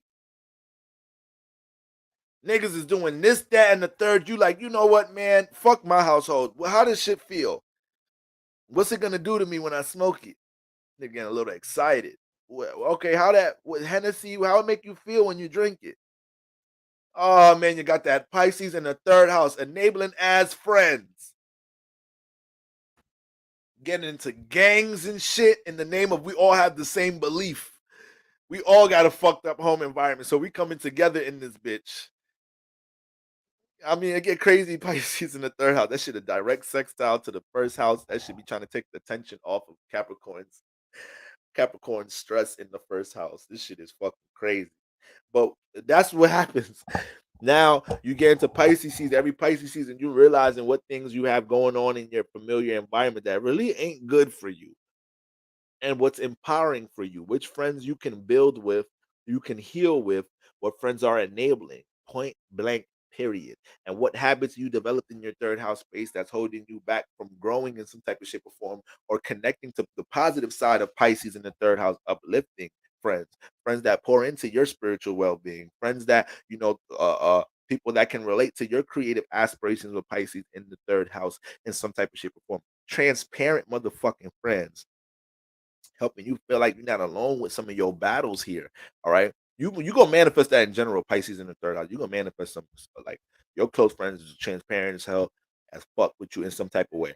But when you got Capricorn, Pisces, all this energy, Sun, Mercury in the third. Remember, Mercury's home here too, and then we got Saturn here. So it's really a strong influence of placing these restrictions on third house, negative third house habits, and enabling friendships, partnerships here. Sun Mercury passes here because Mercury's home here. It may have been new downloads to understand how, like, damn, I want to do YouTube, but maybe I should put my little brother in my YouTube with me. Damn, I want to maybe I should use my friends. Saturn, Mercury, building structure and camaraderie. Maybe I should, me and my friends, no, us two should do this podcast together, or we should boom, boom, boom, or we should go on this healing journey. You able to identify what people you can do these things with. All right.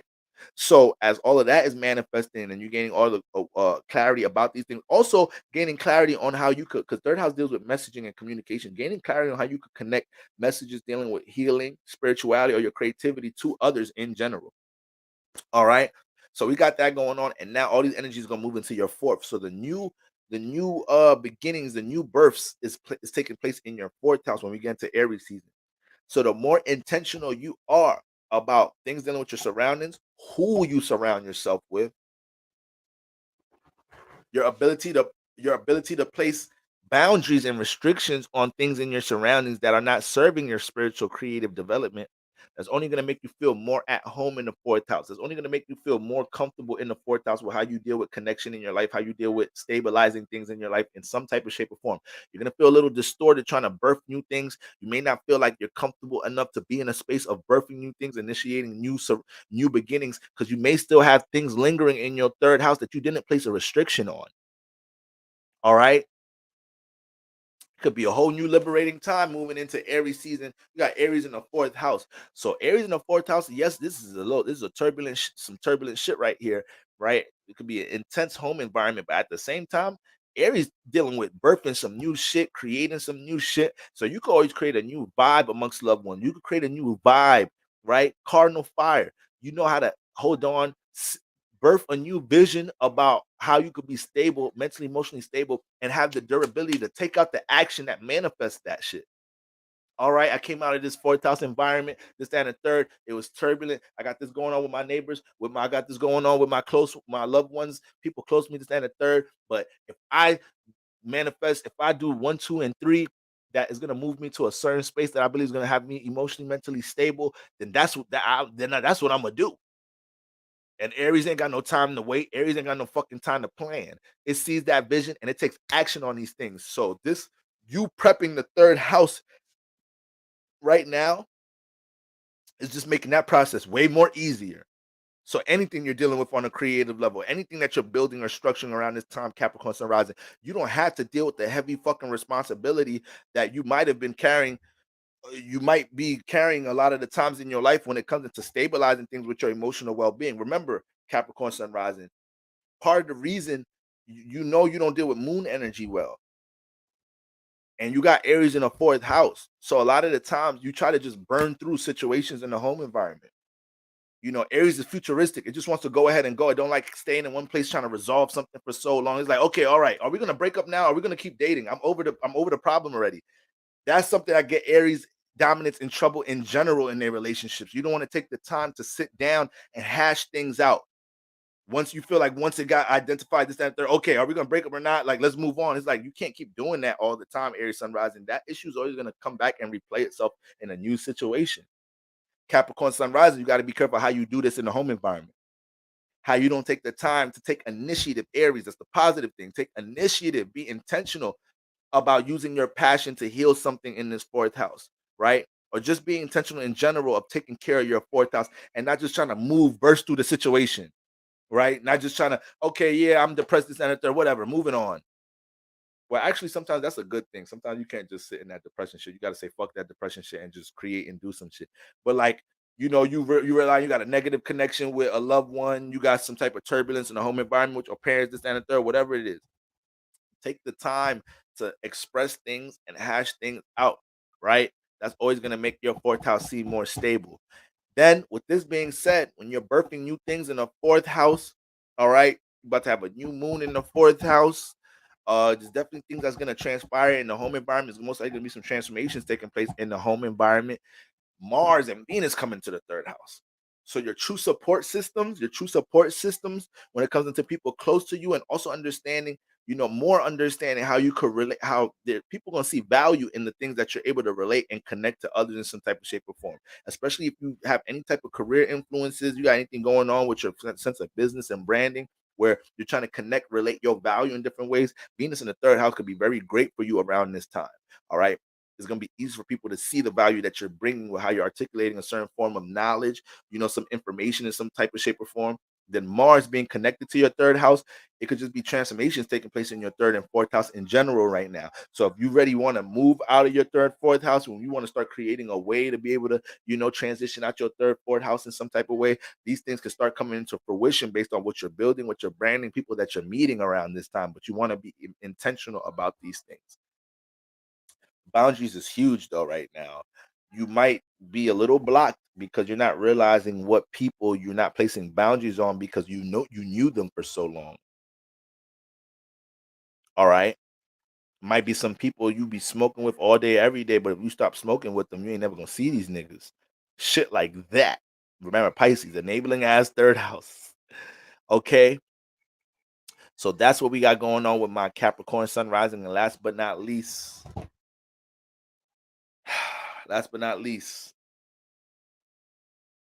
my Aquarius sun risings. My Aquarius sun risings. We're moving from the second to the third house. Moving from the second to the third house. Aquarius sun risings. Your value has been displayed on Front Street. Your value has been displayed on Front Street. People have acknowledged your value. So, regardless of any vulnerabilities you have with connecting or being an example for certain things in the world, that's up to you if you want to continue. Sister Jensky with the Cash App collection plate thing. I mean, that's my sister right there. I'm even surprised she came through supporting a brother like that.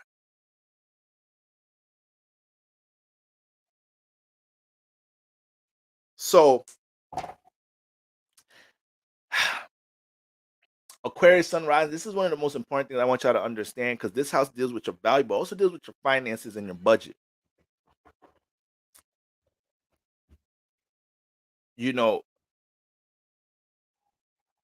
let's say if you're Aquarius Sun rising and there's something that you want to create a birth brand or you want to work on to bring stability and security in your life, this was a time, and I think I mentioned this. I think I already mentioned this, especially when we talk about the full moon in Virgo.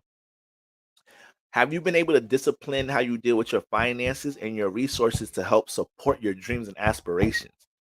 This is like a situation where somebody knows they got a budget money for like this business or brand that they building, but they have an attachment dealing with shopping, or they have an attachment dealing with spending money on something else that is unnecessary, and that's actually what's holding back you building this thing in the second house that you value.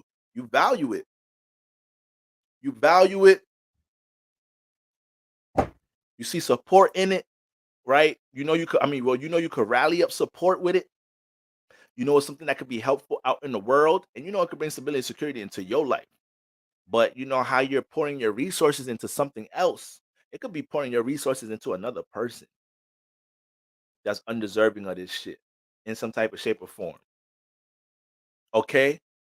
So I need all my Aquarius sun rising to understand they need to make sure how you're emotionally intentional about pouring into your true values and identifying what Saturn has been trying to restrict in this area as far as like Aquarius sun rising negative value. Negative value. Let me put some resistance with you connecting to that so you can take that as a sign. I don't need you connecting to this person, place, or thing right now. I need you to take time, aka me, Saturn. I need you to take time stabilizing. I need you to take time stabilizing this value, crafting this thing that you value, so it could give more security and stability in your life into others. Everybody that got Saturn in the Earth house could see a whole new form of stability in their life these next couple of years. Like Saturn is really in the Earth house is really a super hack. It's really a super hack. All right. So an Aquarius sunrise, you just came out of a Saturn transit. You just came out of the Saturn transit in your first house as an Aquarius, as the Saturn sign, your ruler. Your ruler just came out your first house. So these past 3 years, especially if you a fucking Saturn Aquarius generation, you just manifested, you just came out your Saturn return. All right. It's very important to understand how things dealing with your discipline and structure manifest right into your second house. So you just came out of a Saturn return with things being broken down as far as your personal sense of discipline. And now Saturn's in your second house. All the things that we feel like could build us up personally, all the things that could transform our sense of security and stability, are we making sure we're valuing the right things and working on these values as well, or placing restrictions on anything that goes against proper values in our life? But because this house deals with finances, it just may be, I just intuitively pick up that a lot of you guys may be having certain things you want to build the structure and the resources that you have. You're not honoring these things that could help support what you're trying to build, what you're trying to structure in some type of shape or form. I appreciate y'all too, especially you, Sacred Owl. All right. So that's very important. That's very important. So into the things, okay, y'all want to talk right now because it's 3 a.m. and y'all want to talk the good talk. Y'all so into the things you want to see grow. You dig the teachings need to spread. I receive all it. Thank you, Sister Jensky. All right. Very important. Very important. You've had a lot of things refined in your personal life these past couple of years, Aquarius sun rising. So I want y'all to sustain the time into building up your values, because these are the very things that could transform how you build stability and security in your life. And I bring all of that up because Sun and Mercury was passing these things. So Saturn, what do I use? What do I have to use? That's always what Saturn is thinking in the house. What do I have to use? The second house dealing with your values and your talent. There's a lot of shit to use in this bitch. Certain houses, Saturn's like, damn, I don't really, fourth house, what to use in here? Family members? Shit, eighth house, what is desires and passion? Like, what do I have to, certain houses, they get a little sticky what Saturn has to use. Not in no fucking second house. Motherfucker, you can sing. You have the gift of doing this. You have the gift of doing that. You have the talent of doing this. Saturn is making you realize that you have this to be able to use this. And maybe a lot of us haven't realized with Saturn in our second house, a lot of my Aquarius sun rising haven't realized that your whole life, this was something you can actually use. This trait is something you can actually use to shift your sense of stability and security. It is not something you have to be Pisces in the second house, like something that you have to just bask in the potential. And once again, I always tell y'all, when you have luminaries passing the second house, Sun, Mercury, and all that, You're gonna see other motherfuckers doing things that getting from point A to B, seeing success in their life with something you talented with. It just never fails. It never fucking fails. It never fails. And it's just universe trying to get you to understand that, this person may have just got to where they at just because they believed in themselves. This person just got to where they at because they felt like they was gonna experiment and explore with something they felt like they was good at. Why aren't you doing that? All right. So Sun and Mercury was helping to, once again, when Sun and Mercury came together with Saturn like a week and a half ago, you got Saturn dealing with structure, but you got Mercury, which is able to identify things from a detailed perspective. So just having them together, that's a lot of good influence for dealing with blueprinting something, putting together the master plan right there. And the Sun just wants to embrace it and take action on it. So whatever those things was for my Aquarius sun rises, you was already exalted for it. You got the Sun in the second house. Sun came out your first house not too long ago. All these things that your personal value in general, all the things that are intriguing about your personality and have an effect on the outside world. All these things have been highlighted. It's all about you being assertive with those things, and that moves us into the third house. New beginnings, dealing with how you connect, relate, and be the messenger in some type of shape or form. You're already in Aquarius, you're already the messenger, and you channel like a bitch. You damn near channel more than you really channel way more than Libra and Gemini for real, because you're connected to the unknown. So a lot of Aquarius is you get in tune with a lot of things you don't even fucking know what you're really dealing with. A lot of y'all, some of y'all, once again, a lot of strong Aquarius dominance, be having strong mediumship abilities and whatnot. Your guys just ain't come through and help you understand how to use that shit in different ways. But yeah, in general though, you get that new birth, new beginning energy manifesting in your third house. This is gonna start to develop more clarity this season, right? When we get into Aries season, it's gonna be more clarity on how you can be the messenger or how you can be the one to connect these things out into the world, right? And you're very articulate at the same time too. Right, so people, we just be intrigued at how you communicate and how you fucking talk. Aquarius sun rising is really a crazy placement because y'all be manifesting opportunity just talking and shit. Motherfucker don't even fucking be doing anything. Y'all just be talking. Be like, I like this person. It's different. I'm gonna come tune into their podcast later. I'm gonna come support them. I just like how they think differently. How they talk differently. They think differently about things. Nobody really Aquarius, but y'all be on some. Let Leo get the sunlight. I'm good behind the scenes. When y'all just manifest opportunity for being different, the intrigue.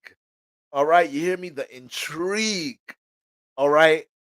So, and as the air sign, we could talk in general. We could we could talk like a mug. So,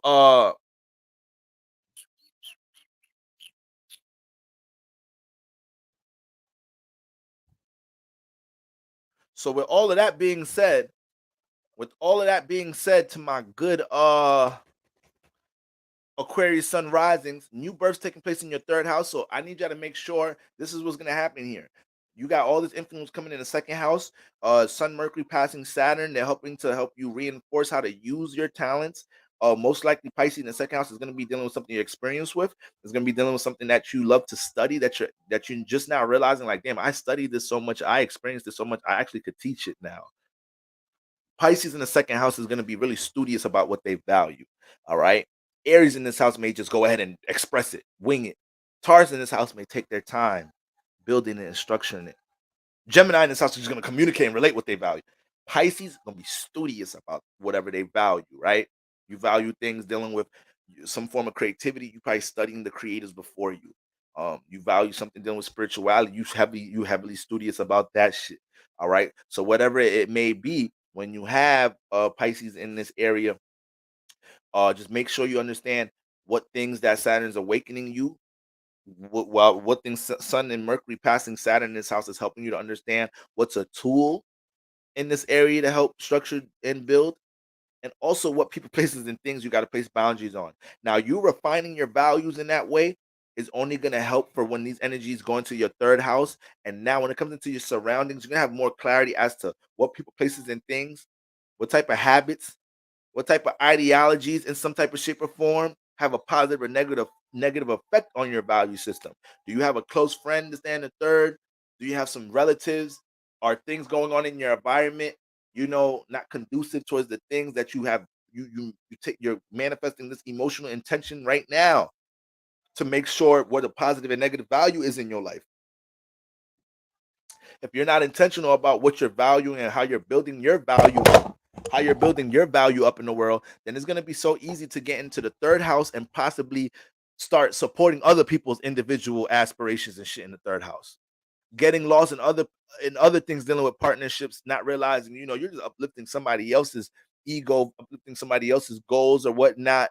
Ain't nobody saying there's a problem helping somebody else with their goals, but it's a sense of unfulfillment. When we just passed the second house, you just seen the sun just highlighted all the things that you fucking talented with. Just to go into Aries season and be helping everybody else with their fucking goals and shit. Participating everybody else with their goals. Somebody calling you like, yo, bro, I need you to help me with this weekend. All right, bet. Next weekend. Yo, sis, I need you to come help me with this week. Okay, I'm there. The whole time, this is Aries season. You ain't birthing nothing new with your third house because the sun gonna make you active with other people. But if you have your emotional intention established, motherfuckers got to come help you in the third house now. Or the people that are trying to pull on your energy, you are more clear on being able to say, hey, I don't have the capacity for that, on top of manifesting new energies in your surroundings that relate to what you got going on individually, Aquarius sun rising. And this is a sextile to you. So Aries energy relates, creates opportunities for you in your personal life. So you've been able to get into new spaces, new communities, new groups, new partnerships that uplift your passions, that create a nice sense of camaraderie amongst the things y'all both share on the individual. It's almost like, and those are the groups you like to be a part of. You like to be amongst other individuals. You like to be amongst other people that can think for themselves. You don't like to be a part of dependent groups. I'm a Libra. We be dependent like a motherfucker. We be dependent like a motherfucker. Nigga can't even eat his dinner. Nigga gotta wait for his girl to get home. Like, come on, babe, I'm hungry. I want to eat with you.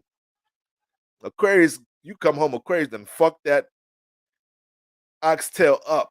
Damn near ready to go to sleep by the time you get home. You like, damn, you wasn't gonna wait for me? It's like, listen, woman. What the fuck? I had a long day. I was hungry as shit. I'm not gonna wait for you every time I gotta eat. So Aquarius, you like being a part of these individual groups. You like being around other masterminds, right? You like being a part of a mastermind where people have their individual thoughts. Okay, so that's what happens. This, when you get into Aries season, this could hit the first house, and now these houses start transforming. May get a little detached from people in your third house. May get a little detached from people that you're close with, but boy, it may be some new people that come substitute and fill in the third house that share your sense of individuality, or your first house just might find itself developing more camaraderie with true tribe, people that relate to things you're personally into in some type of shape or form. And then Mars and Venus come in your second house. Mars and Venus come in your second house. So the type of transformation that could take place in this area is positive. You're just gonna have to make sure you pace yourself, because if you're not intentional about how you're utilizing your values now, Mars could come in there and kind of feel a little like, it could feel a little what's the word? It could just feel a little bit like, damn, what the fuck, Aquarius? What have you been doing in this house? Now I gotta go tenfold. I gotta go dumb hard in this area, and now Mars start forcing things here because there wasn't nothing mapped out for him here. And it's hard to control Mars if there's no sense of intention with what you value. Mars is going to move off his impulses and urges. And Venus isn't here. Venus is the manifester here. So the amount of things that enhancing with your stability, with your finances, with your clients, with connection in your life, with support, so it could be a beautiful period. It's just that it's going to have to be regulated with understanding what's going on in your surroundings. Yep, third house, what's going on in your surroundings. Also going to have to be a time where, once again, if this house don't get regulated with values, Mars is here, Aries is in the third house. So this could be an easy time where you move into your third house. And like I said, how it's going to create a lot of activity with people around you, interaction. This is going to be a space where if you don't know where you stand with your values, somebody is easy to get into an enabling space here. It's going to be easy to connect with somebody over something that you negatively value in the second house, as easy as it will be able to bring positive transformation in your life, because you're intentional about what positive and negative values are in your life right now. And that's going to have a direct impact on your relationships and your sense of community and group in your life, on top of being able to manifest some more, because Venus isn't that bitch. Can I get a motherfucker? Ashe. All right, family. You know, you guys are some motherfucking real ones. We almost held close to 100. people over for damn near going on 5 hours. Once again, I don't know how I do it.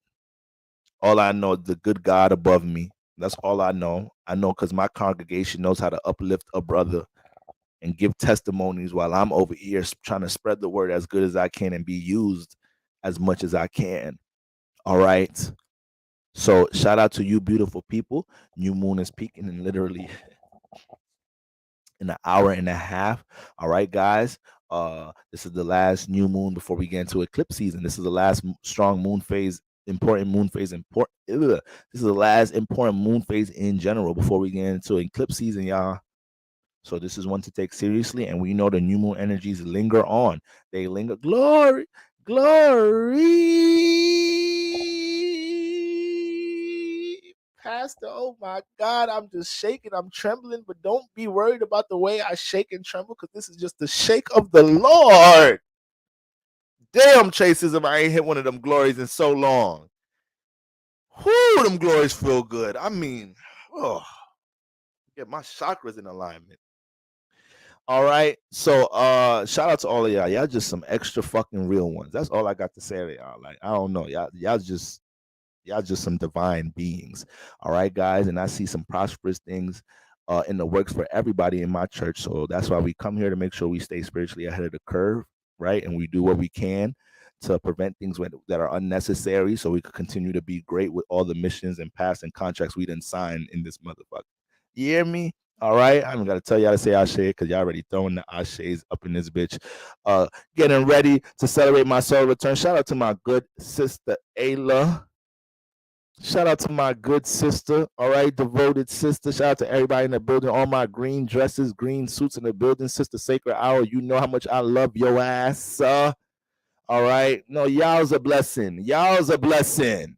All right, the church as a whole is a blessing for all of us. I'm just happy we have this space to come through and just connect and do our thing. All right, family, I'm gonna be in touch with y'all. Boroscopes loading up later today, so we finna round this bitch back. Listen, it's gonna be a quick turnaround, y'all. It's gonna be a quick turnaround. Boroscopes later this evening. All right, y'all. So I just hope y'all able to go ahead and digest this energy. New moon influences are gonna linger out throughout the week, so don't think all this is just gonna happen peak over the weekend. No, these things are lingering for the rest of the week.